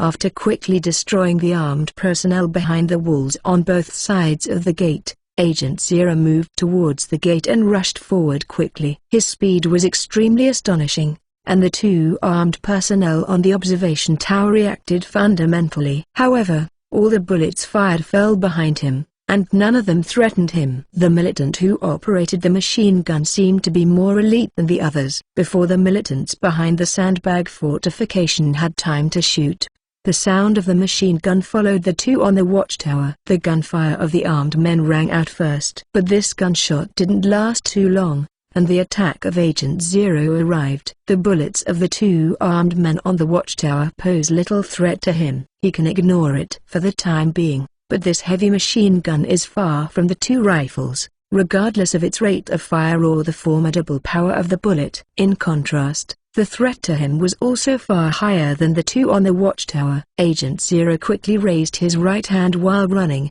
and pointed the muzzle at the roaring machine gun. This vehicle-mounted heavy machine gun is not at all equipped with a bulletproof shield, and the bullet from Agent Zero accurately hit the militant who operated the machine gun.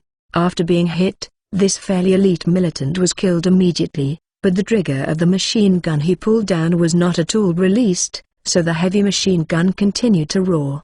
However, after the death of the machine gunner, his body fell to the side, and the handle of the machine gun he held tightly in his hand also shifted. The muzzle of the roaring machine gun was a coincidence. It just pointed to the sandbag fortification at the front side. My steel suit 495. My steel suit 495. As the dead machine gunner's body dumped to one side, the muzzle was driven to move aside. A series of heavy machine gun bullets just swept through the sandbag fortification, and the four were lying behind the sandbag. The militants who were attacked by Agent Zero were hit by bullets unsuspectingly. The rifle in their hands that had just started to attack quickly lost their aim as they were hit. Almost all the bullets were shot up to the sky. After killing 5 militants with a single shot, Agent Zero kept under his feet, continuing to move towards the gate and rushed forward. But at this moment, the two armed men on the building finally fired. Standing on the top of a building with a height of 3 to 40 meters,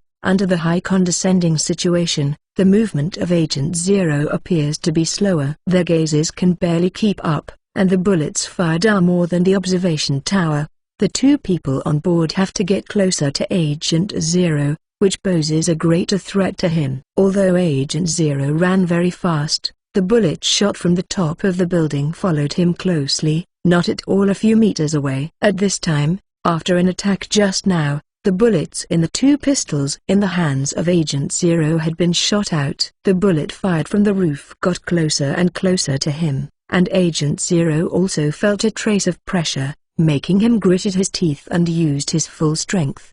Agent Zero ran swiftly and rushed towards the gate close at hand. While raising the two pistols in his hands, while pressing the magazine release button with his thumbs, his hands vigorously with the next knock, the magazines of the two pistols quickly came out of the pistols and fell to the ground. Immediately, Agent Zero threw his hands upwards, and he thrust the two pistols that had come out of their magazines, spinning them up into the air. Agent Zero continued to run forward without stopping, and the two pistols followed him with the original inertia and fluttered forward. Agent Zero, who had free his hands, quickly retracted his hands and removed the two magazines from his waist. At this time, the two throwing pistols had lost the momentum to continue upward and began to fall down. As Agent Zero ran, while throwing the two magazines upward, he just met the two pistols that had fallen, and inserted them into the pistols exactly.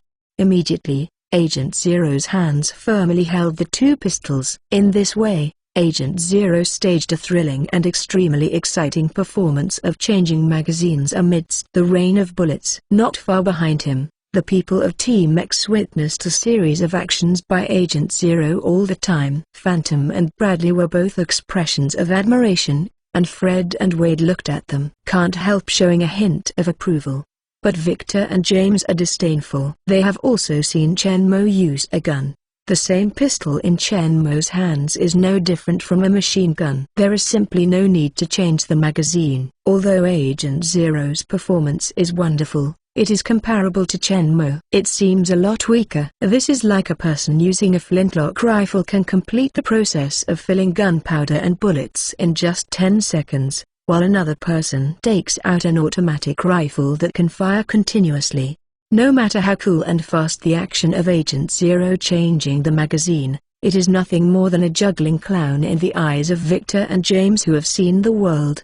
James still remembered the mockery of Agent Zero when he was on the plane, and he couldn't help but say, "I think he can change to two pistols with a higher magazine capacity, otherwise we will have to throw the pistols several times in a battle." and we will be treated as a circus."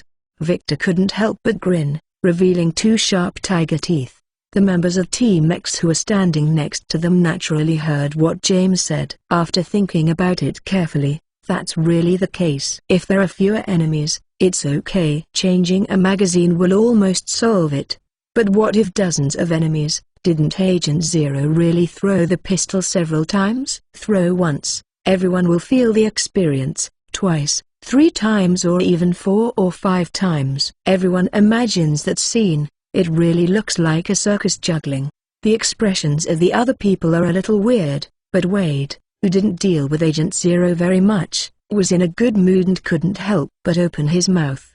"Don't tell me, this guy's performance is similar to a clown throwing ball in a circus. I've seen clown performances before. That clown can throw 3 or 4 balls with one hand. There are only 2 guys, and it's not as difficult as the clown's performance. Should I ask for a refund?" Wade is obviously playing by question. Talk nonsense. Simply throwing a pistol and catching it is indeed it's not too difficult. The clowns of the circus can indeed do it. But it is much more difficult to throw the magazine up and insert it accurately into the falling pistol while running. Wade deliberately ignored this point, deliberately taking the number as an argument, and demeaning Agent Zero. When Victor heard Wade's words, he grinned coldly and smiled. "I think you two can form a circus, one for tossing pistols for magazines, and one for performing knives and bullets. It's absolutely popular, and the tickets are definitely not enough." Apparently Victor still hates Wade's provocation on the plane. Wade is not to be outdone, and quickly hit back. "You two can also join in. Old Who and the Wolf Tamer show has always been very popular." Wade's mouth is also extremely cheap. He can do it at every turn. Others took it with them, persevering in pulling hatred on themselves. James, hearing this, looked towards Wade with cold eyes. Victor smiled grimly, looked at Wade with dangerous eyes and said in a cold voice, "Then the audience can enjoy a wonderful performance of beasts eating people and tearing clowns. It's just that you, a short and thin clown, are not enough for the two of us." Actually, Wade's body is not as short and thin as Victor said. Although his body is not very tall, he is also 1.8 meters tall, and his body is vigorous, which is already considered as an ordinary person. The figure is very good, but compared with Victor and James, who are more than 2 meters tall and strong and majestic, they are indeed short and thin. Wade, hearing this, was shaking his head again and again. "No, no, no. I think the audience will appreciate my performance of slashing tigers and wolves." Victor still looked at Wade coldly. "Han," said the voice, "your knife will become fragments with you, and your ex-girlfriend will like it very much."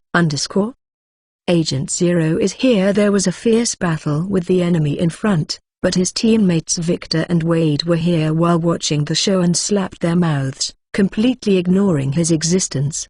"My steel suit 496. My steel suit 496. Chen Mo glanced at Victor and Wade, who were attacking each other vigorously, and then glanced at Agent Zero's difficult and quick change of magazines as a clown performance. James could not help but shook the head.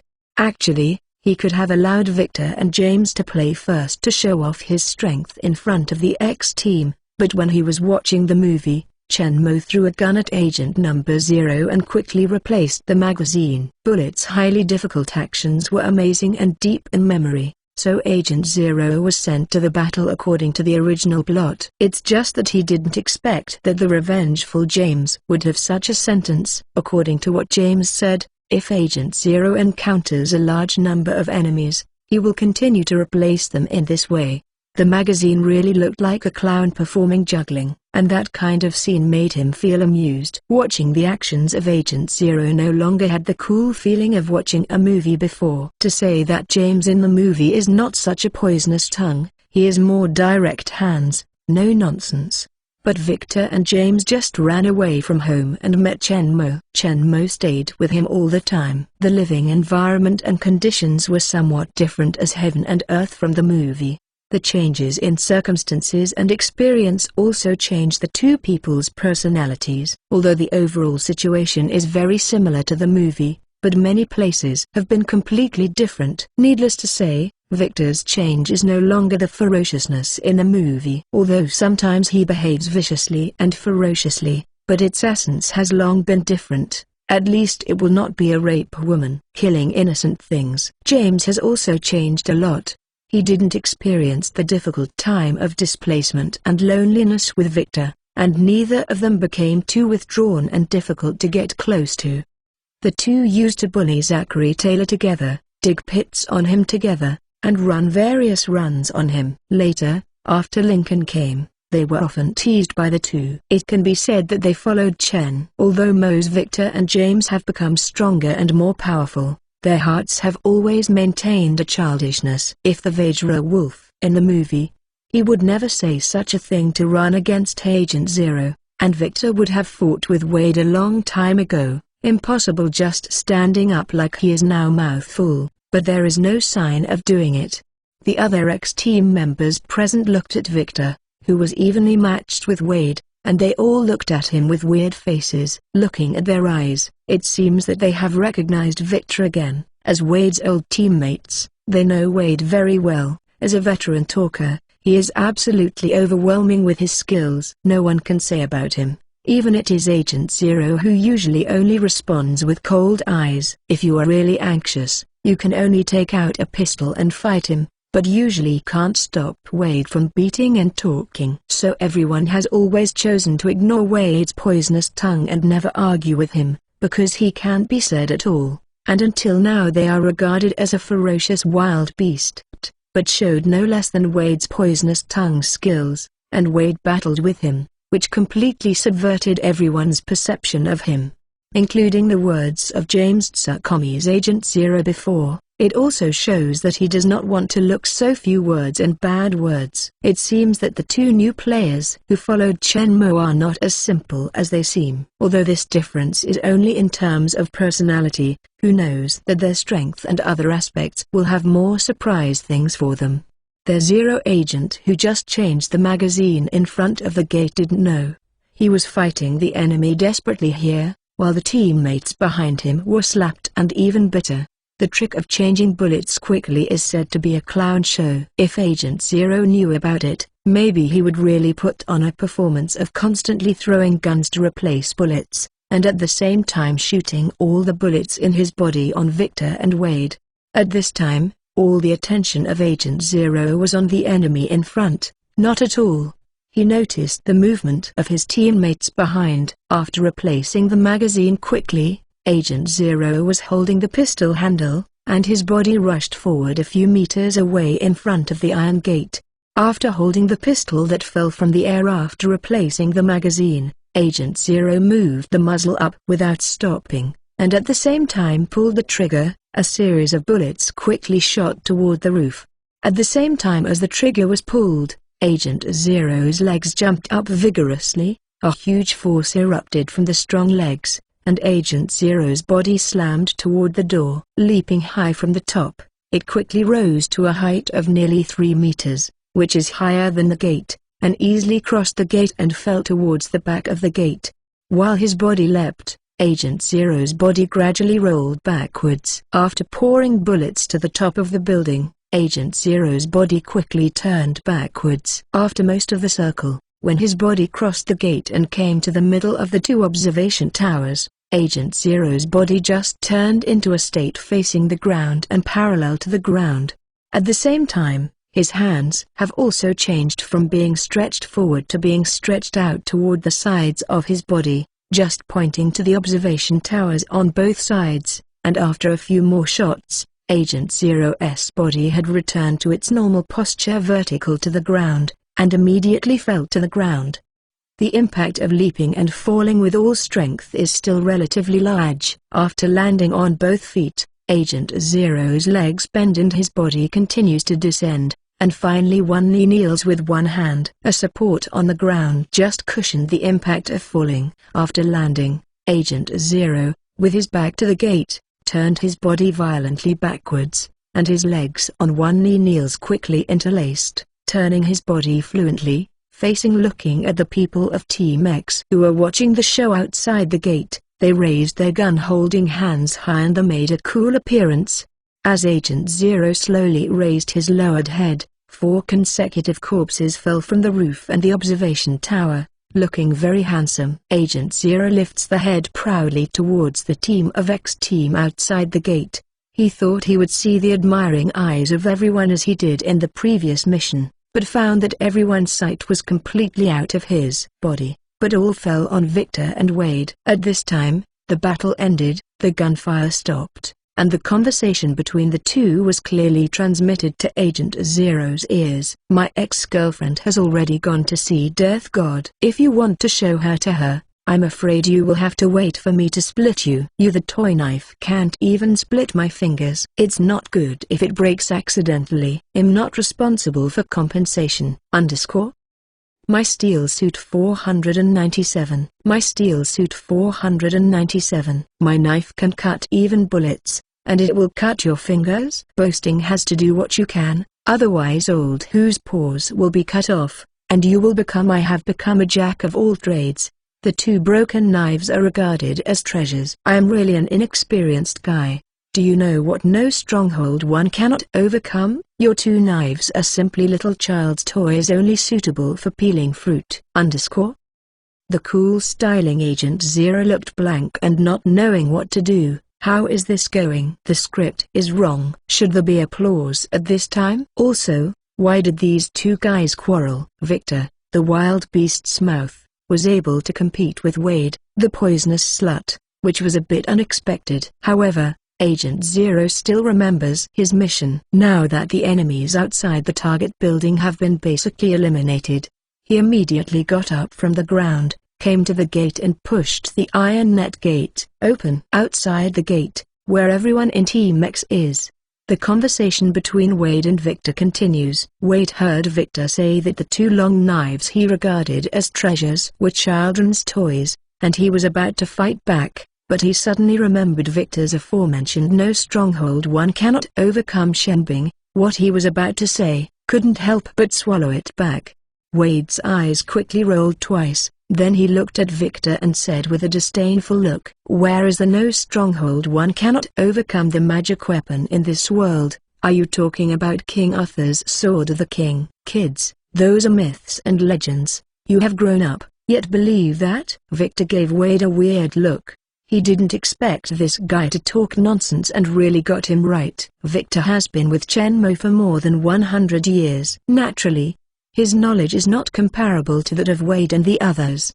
He naturally knows the origin of the primitive longsword in Shenmue's study. In the beginning, they saw the simple shape in Shenmue's study, but it looked new and sharp, and the blade was full of chilly longs. At the time of sword, I asked Shenmue about the origin of this strange longsword. Shenmue had nothing to hide, so he told them the truth. Originally, they didn't really believe that this sword was the legendary King Arthur's sword, and according to Shenmue, it could no stronghold one cannot overcome, and cut the iron like mud. This sounds more to them like myths, magical legends. But when they secretly tried it with the sword while Shenmue was not in the study, the 2 had no doubts again. The iron pillars with thick thighs in the exercise room are cut off by a sword like a sausage, without any sense of hindrance. The marble sculptures in the back garden of the manor, which are larger than people, are also cut like tofu. Become 2 halves. Shenmue didn't say anything at all, but Zachary Taylor, who is the manor steward, chased after the 2 guys who destroyed the manor. At this time, when Wade said that the Sword of the King was myths and legends that little children believed, Victor couldn't help but remember that he and James had the same thoughts at the time. But even so, he still looked at Wade with contempt. You haven't seen it, and it doesn't mean it doesn't exist. Is the resurrection myths and legends? Is immortality myths and legends? Oh, sorry, I forgot. Because of your pitiful little seeing, you must have never seen this. So, is the physical fitness far beyond ordinary people, and the ability to move instantaneously count as the ability in myths and legends? Wade's smile on his face could not help but tell. Close, looked at Victor suspiciously and said, "You mean?" Victor shook the head. "I don't know if King Arthur and Merlin are mutants, but I know that the sword of the king really exists. Wade is hearing this with his eyes bright and he can't care about it anymore. He quarreled with Victor and asked in a hurry where. As a knife expert, the attraction of a peerless magical soldier to him is extremely great. Victor, hearing this, is not at all talking, but turned his head and looked towards Chen Mo standing beside him. Feeling Victor's gaze, Chen Mo shook the head helplessly. He naturally saw that Wei deliberately brought the tropic to this after hearing that Victor mentioned no stronghold one cannot overcome the magic weapon. Victor naturally knew it, but he still wanted to let Wade, the Earth Leopard, gain insight. As for confidentiality, Victor knows that the sword is Chen Mo's weapon. The two swords used in the previous match with Wade are just for fairness and don't want to bully Wade, that's all. This sword will be exposed in front of everyone sooner or later, and Victor naturally does not need to deliberately keep it secret. Furthermore, with Chen Mo's power, would he care about this secret exposure? As a confidant who has followed Chen Mo from the very beginning, Victor knows exactly how terrifying Chen Mo's power is. So Victor did not deliberately conceal the existence of the sword of the king. Chen Mo cast a blank glance at Victor, who didn't directly answer him. Instead, he turned his head and looked towards the door that had just been opened by Agent Zero. Victor and the others couldn't help but cast their gazes along with him. At this time, everyone discovered that Agent Zero had basically eliminated the defensive power outside the building and opened the door. But at the same time, they also saw a tank above a tank parked in the gate. A person was quickly retracting into the turret and closing the hatch. This tank is placed in front of a row of heavy concrete bunkers as bunkers, and cannot be moved at will. In fact, there is simply no driver in the tank, and this tank has always been placed here as a defensive turret. There was only one gunner in the tank, and when Agent Zero launched the attack, he stayed in the tank. Because the field of vision in the tank was very limited, he didn't at all figure out what was happening outside, but only heard a gunshot. And the battle proceeded very quickly. He just pushed open the hatch and pointed out his head, and found that his companions had been killed. The originally closed door was also pushed open, and he was not far outside the door. There were several tall and sturdy enemies standing there. Scared that he hurriedly retracted. He sticks out his head for a very short time. Agent Zero was opening the door again, so he was not at all found out. It was precisely because of this that he could get away with it. Everyone else was killed. Whenever he is 1 o'clock in the morning or 1 o'clock in the evening, he will definitely end up like those corpses lying on the ground, being shot and killed. But now that he hides in the tank, Agent Zero has nothing to do with him. Although his spear art is powerful, he can't do it with a defensive tank, as are Wade and Phantom.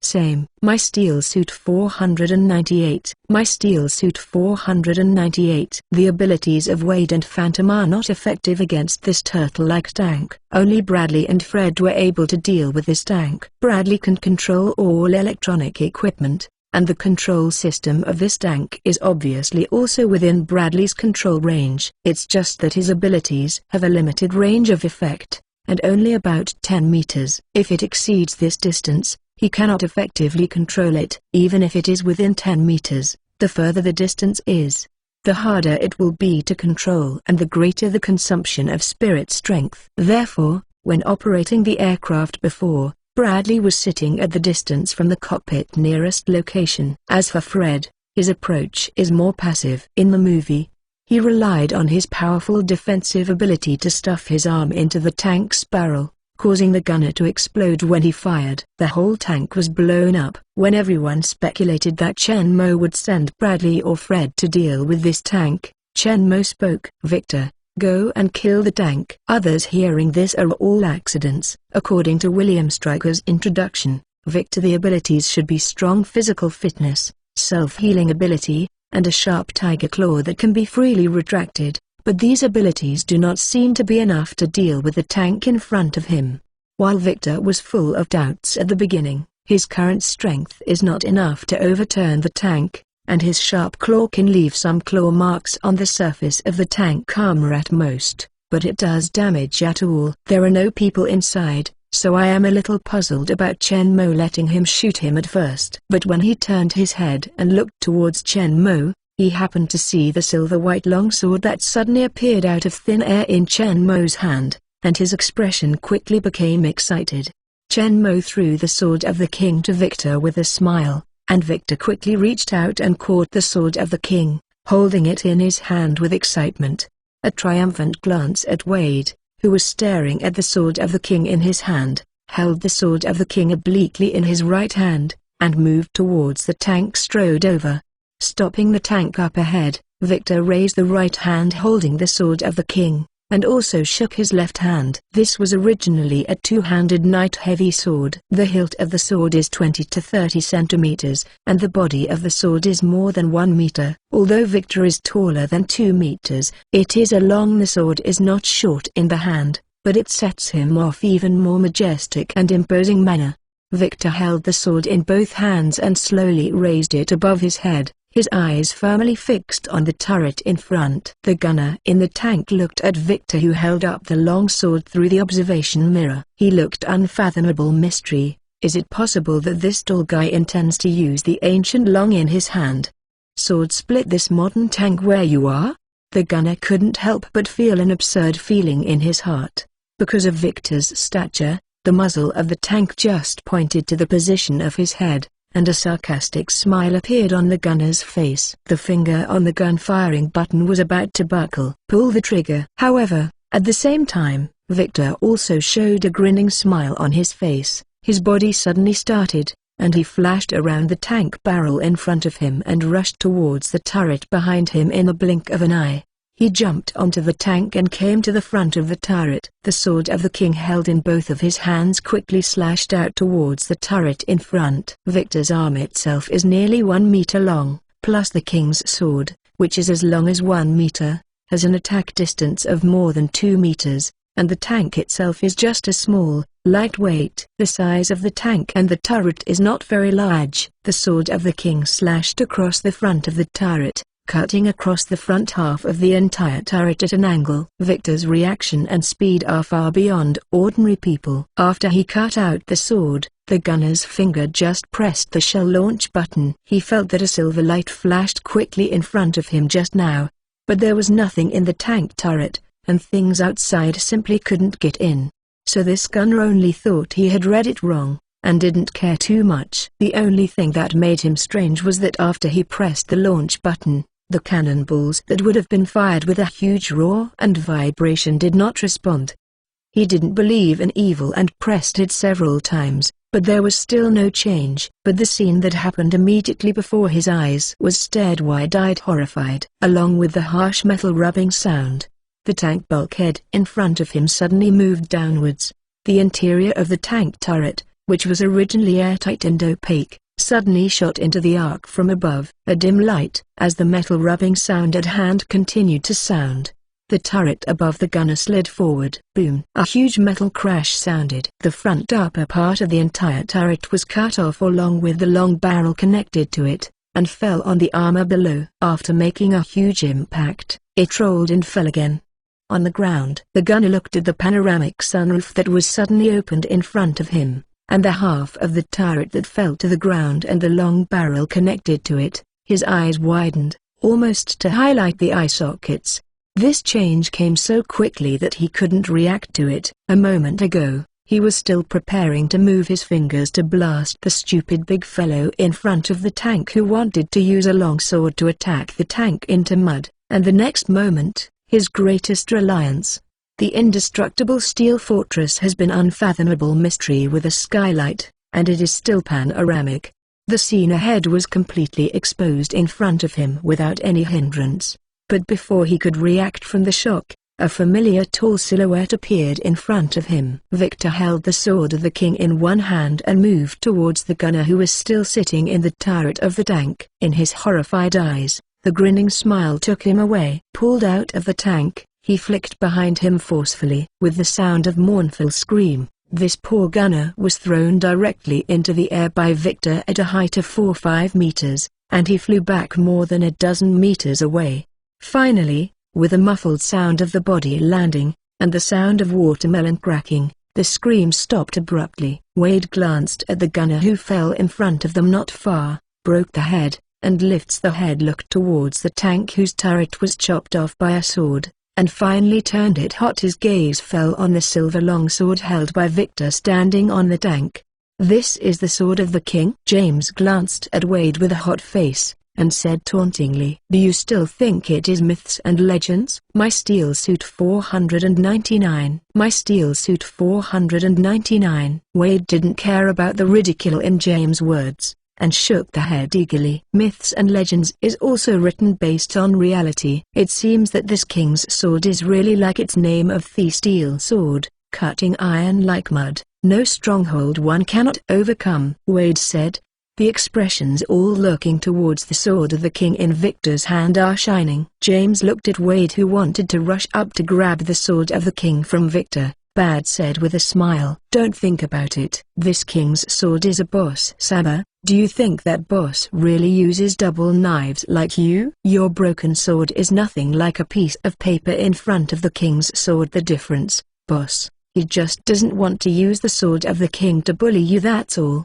The cold weapon he usually uses is actually this sword of the king." Wade heard that this one made him coveted. The sword of the king is Chen Mo's sword, and the eagerness on his face could not be replaced by regret. If this sword is someone else, he may still get it. He won't just give up like this, but if it is Chen Mo, he has no hope. Take a deep look at the sword of the king held by Victor. Wade regretfully shook the head, reluctantly turned his head, and couldn't bear to look again. As a powerful warrior specializing in sword technique, there is a legendary peerless soldier in front of him, but he can't own it. Is there anything more cruel than this? James looks at taking pleasure in other people's misfortune and looks at Wade, who is tangled and deflated. He only feels that he is in a good mood and makes you feel bad. That Chen Mo didn't pay attention to James, who was smirking. He turned to look at Wade, who was depressed, and smiled and asked, "Want?" Wade was hearing this first instinctively and nodded, and then shook the head fiercely, with a firm face. "Other people's things, that's all. Chen Mo's saber, he doesn't dare to covet it." Chen Mo is not only powerful and won his heartfelt admiration, but he is also his teacher, teaching him a powerful sword technique. It is impossible to watch Chen Mo's sword without a bottom line, even if he is the sword of the king, which is no stronghold one cannot overcome as in the legend, is eager, but at this time, there is no desire to possess. Chen Mo slightly smiled upon seeing this. "This king's sword is my saber. I really can't give it to you. What's more, you are best at speed. It is suitable for double swords, but this two-handed knight heavy sword is power and speed. It's not suitable for you." Wade hearing this is a little lost, and some nodded relieved. Chen Mo is right. He has been using double knives all these years and he is best at. My favorite weapon is also a double sword. If you suddenly switch to a heavy sword with both hands, you will not be able to develop many fighting skills and you need to learn from scratch. After all, the battle methods of the two weapons are still very different. He was only attracted by the power and the magic of the king's sword before, and it affected his normal judgment. This is why he was so fascinated by the king's sword. Now, after listening to Chen Mo's analysis, he quickly understood the key. This king's sword is indeed not suitable for him. Not to mention other things, just the length of more than 1 meter 2 and the heavier weight than the katana in his hand is not suitable for him. But when Wade had decided to completely give up the idea of the sword of the king, Chen Mo said with a faint smile, "However, I can help you build 2 katana that can also cut iron like mud and cut steel and jade." Although slightly worse than the sword of the king, it can be regarded as no stronghold one cannot overcome. Divine weapon. Chen Mo's words made Wade, who had been somewhat disappointed, reappeared with excitement. If someone else said this, Wade would definitely snort disdainfully and think that the opponent is bossing. But Chen Mo is different. Not only is he powerful, he crushes everyone in Team X, but also has a mysterious origin. There seems to be countless secrets hidden in him. As soon as Tava arrived, He was reused by William Stryker and appointed as the commander of Team X. The subsequent missions were completely directed by him. It can be said that he is highly valued. Team X was directly handed over to Chen Mo to manage, and his original Special Forces subordinates have all become officers of the base defense force, and they have actually mastered the defensive power of the base. At this point, Chen Mo completely controlled all the armed forces of the base and became the actual controller of the base. Although the nominal status is under William Stryker, the actual power has exceeded William Stryker. To some extent, Chen Mo can already be said to be the true owner of the base. They don't know what this means, they only know that Chen Mo is not just an ordinary mutant. Furthermore, Chen Mo even possessed the legendary King Arthur's Sword of the King. The performance of Victor's sword slashing the tank has demonstrated the authenticity of the Sword of the King. They have no way of knowing where Chen Mo, the Sword of the King, came from. But this undoubtedly shows that Chen Mo has a power far beyond their imagination. Even the legendary King's sword can be obtained. Chen Mo said that it is not unacceptable to create two katana for him with no stronghold one cannot overcome. Wade was very excited because of Chen Mo's guarantee. He couldn't help but imagine how terrifying his strength would become after he had two katana like the Sword of the King. No stronghold one cannot overcome. Shang's expression could not help but get excited. Boss, when can I get them? Don't worry. The purpose of our operation is to find the raw materials that can build this weapon. I promise you I'll get them. Wade was hearing this heavy nodded, and then turned his head again and looked towards the only room on the top floor of the building with lights on, his eyes shining brightly. At this time, inside the gate, Agent Zero looked at Victor standing on the tank with a complex face. Looking at the tank with half of its turret cut off, and the turret that fell to the ground and smashed the ground, Agent Zero couldn't help but hold the one in Victor's hand. I stayed on the simple longsword for a long time. He also heard the debate between Victor and Wade before. If there is no accident, then the silver longsword in Victor's hand is the legendary king once used by King Arthur. The sword. What is the origin of their commander? Even this legendary weapon can be obtained. It's not just him. Phantom and Fred, who played soy sauce all the time, were shocked and couldn't calm down for a long time. After all, this king's sword is a legendary thing, and now it suddenly appeared in front of them, and showed a powerful force that is exactly like the legend. How could these people who grew up listening to the legend of King Arthur fail shocked? My steel suit 500. My steel suit 500. However, Chen Mo didn't say anything more. The threat outside the building was completely lifted, and the door was opened by Agent Zero. Chen Mo immediately led James to join him. Agent Zero and Victor, a group of 8 people, passed through the corpses of the armed defensive personnel scattered on the ground, and entered the building behind them unimpeded. At the top of the building at this time, in the only large room with lights on, a black man was sitting with his back against the window, behind the first large desk on the innermost part of the room.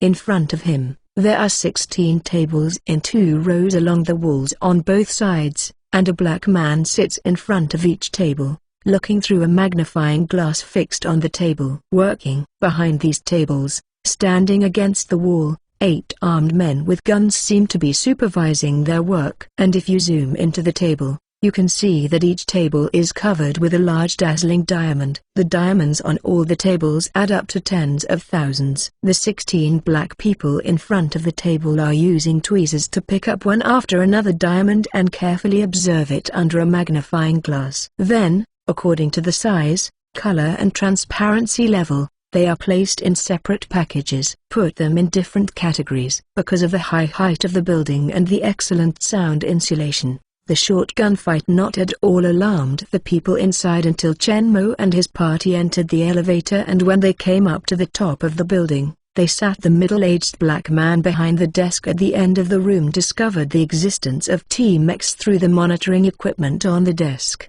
It was too late to think about how these uninvited guests in the elevator broke through the guards he arranged outside the building. The middle-aged black man looked up at the opposite side. The indicator light above the elevator on the other side of the room was flashing. Seeing that the elevator had risen to 4 layer, The middle-aged black man quickly snapped a button next to the monitor. Everyone in the X team in the elevator felt that the elevator that was originally ascending suddenly shook and stopped. The lights in the elevator were all turned off, and only the emergency light of green gave off a very dim green rays of light. Phantom, standing near the elevator entrance, reached out and pressed the 12 layers button on the top floor, but there was still no response. Wade, who was standing next to Phantom and facing the elevator door, nodded. "This is all right. I was locked in the elevator with 7 muscular men." As soon as Wade spoke, everyone here secretly said in one's heart, "The words are about to start to happen again." Victor watched Wade's fiercely interrupted. Wade did not seem to have heard, and each minding their own business continued. "The dream has really come true." The Phantom looked at Wade with a weird face, not knowing what to say. "Quickly shut up," Victor roared angrily. Bradley couldn't help but lowered his head and grinned. Wade was really hopeless. "You believing or not, I will smash your mouth with one sword." Victor clenched the sword of the king tightly in his hand, really wishing that one sword would take this word tuberculosis. "No, you can't. The sword of the king is a sword of justice and should be used to kill bad people, and I, Wade, is a good person." When he read the ordinary tone barely fell, James said with an uncomfortable expression, "Oh my God.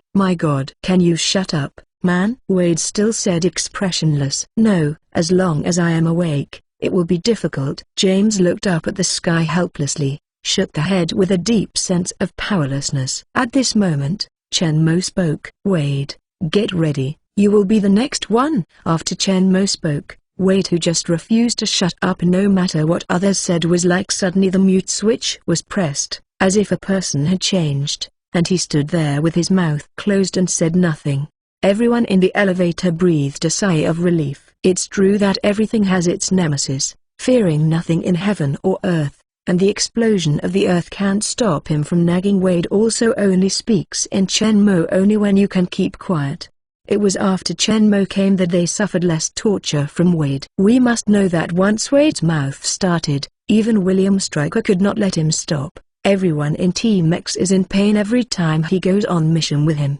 William Stryker is even considering whether to sew Wade's mouth. In the movie, Wade was indeed brainwashed and transformed into weapon number 11 at the end, and his mouth was sewn up, showing how much William Stryker hated his mouth. After Wade got down, Chen Mo turned his head and said to Bradley, "Bradley, go to the top floor." Bradley is hearing this nodded, raising his finger and pressing it on his temple. The power is activated. After being cut off by the middle-aged black man on the top of the building, only a dim green light inside the elevator instantly lit up.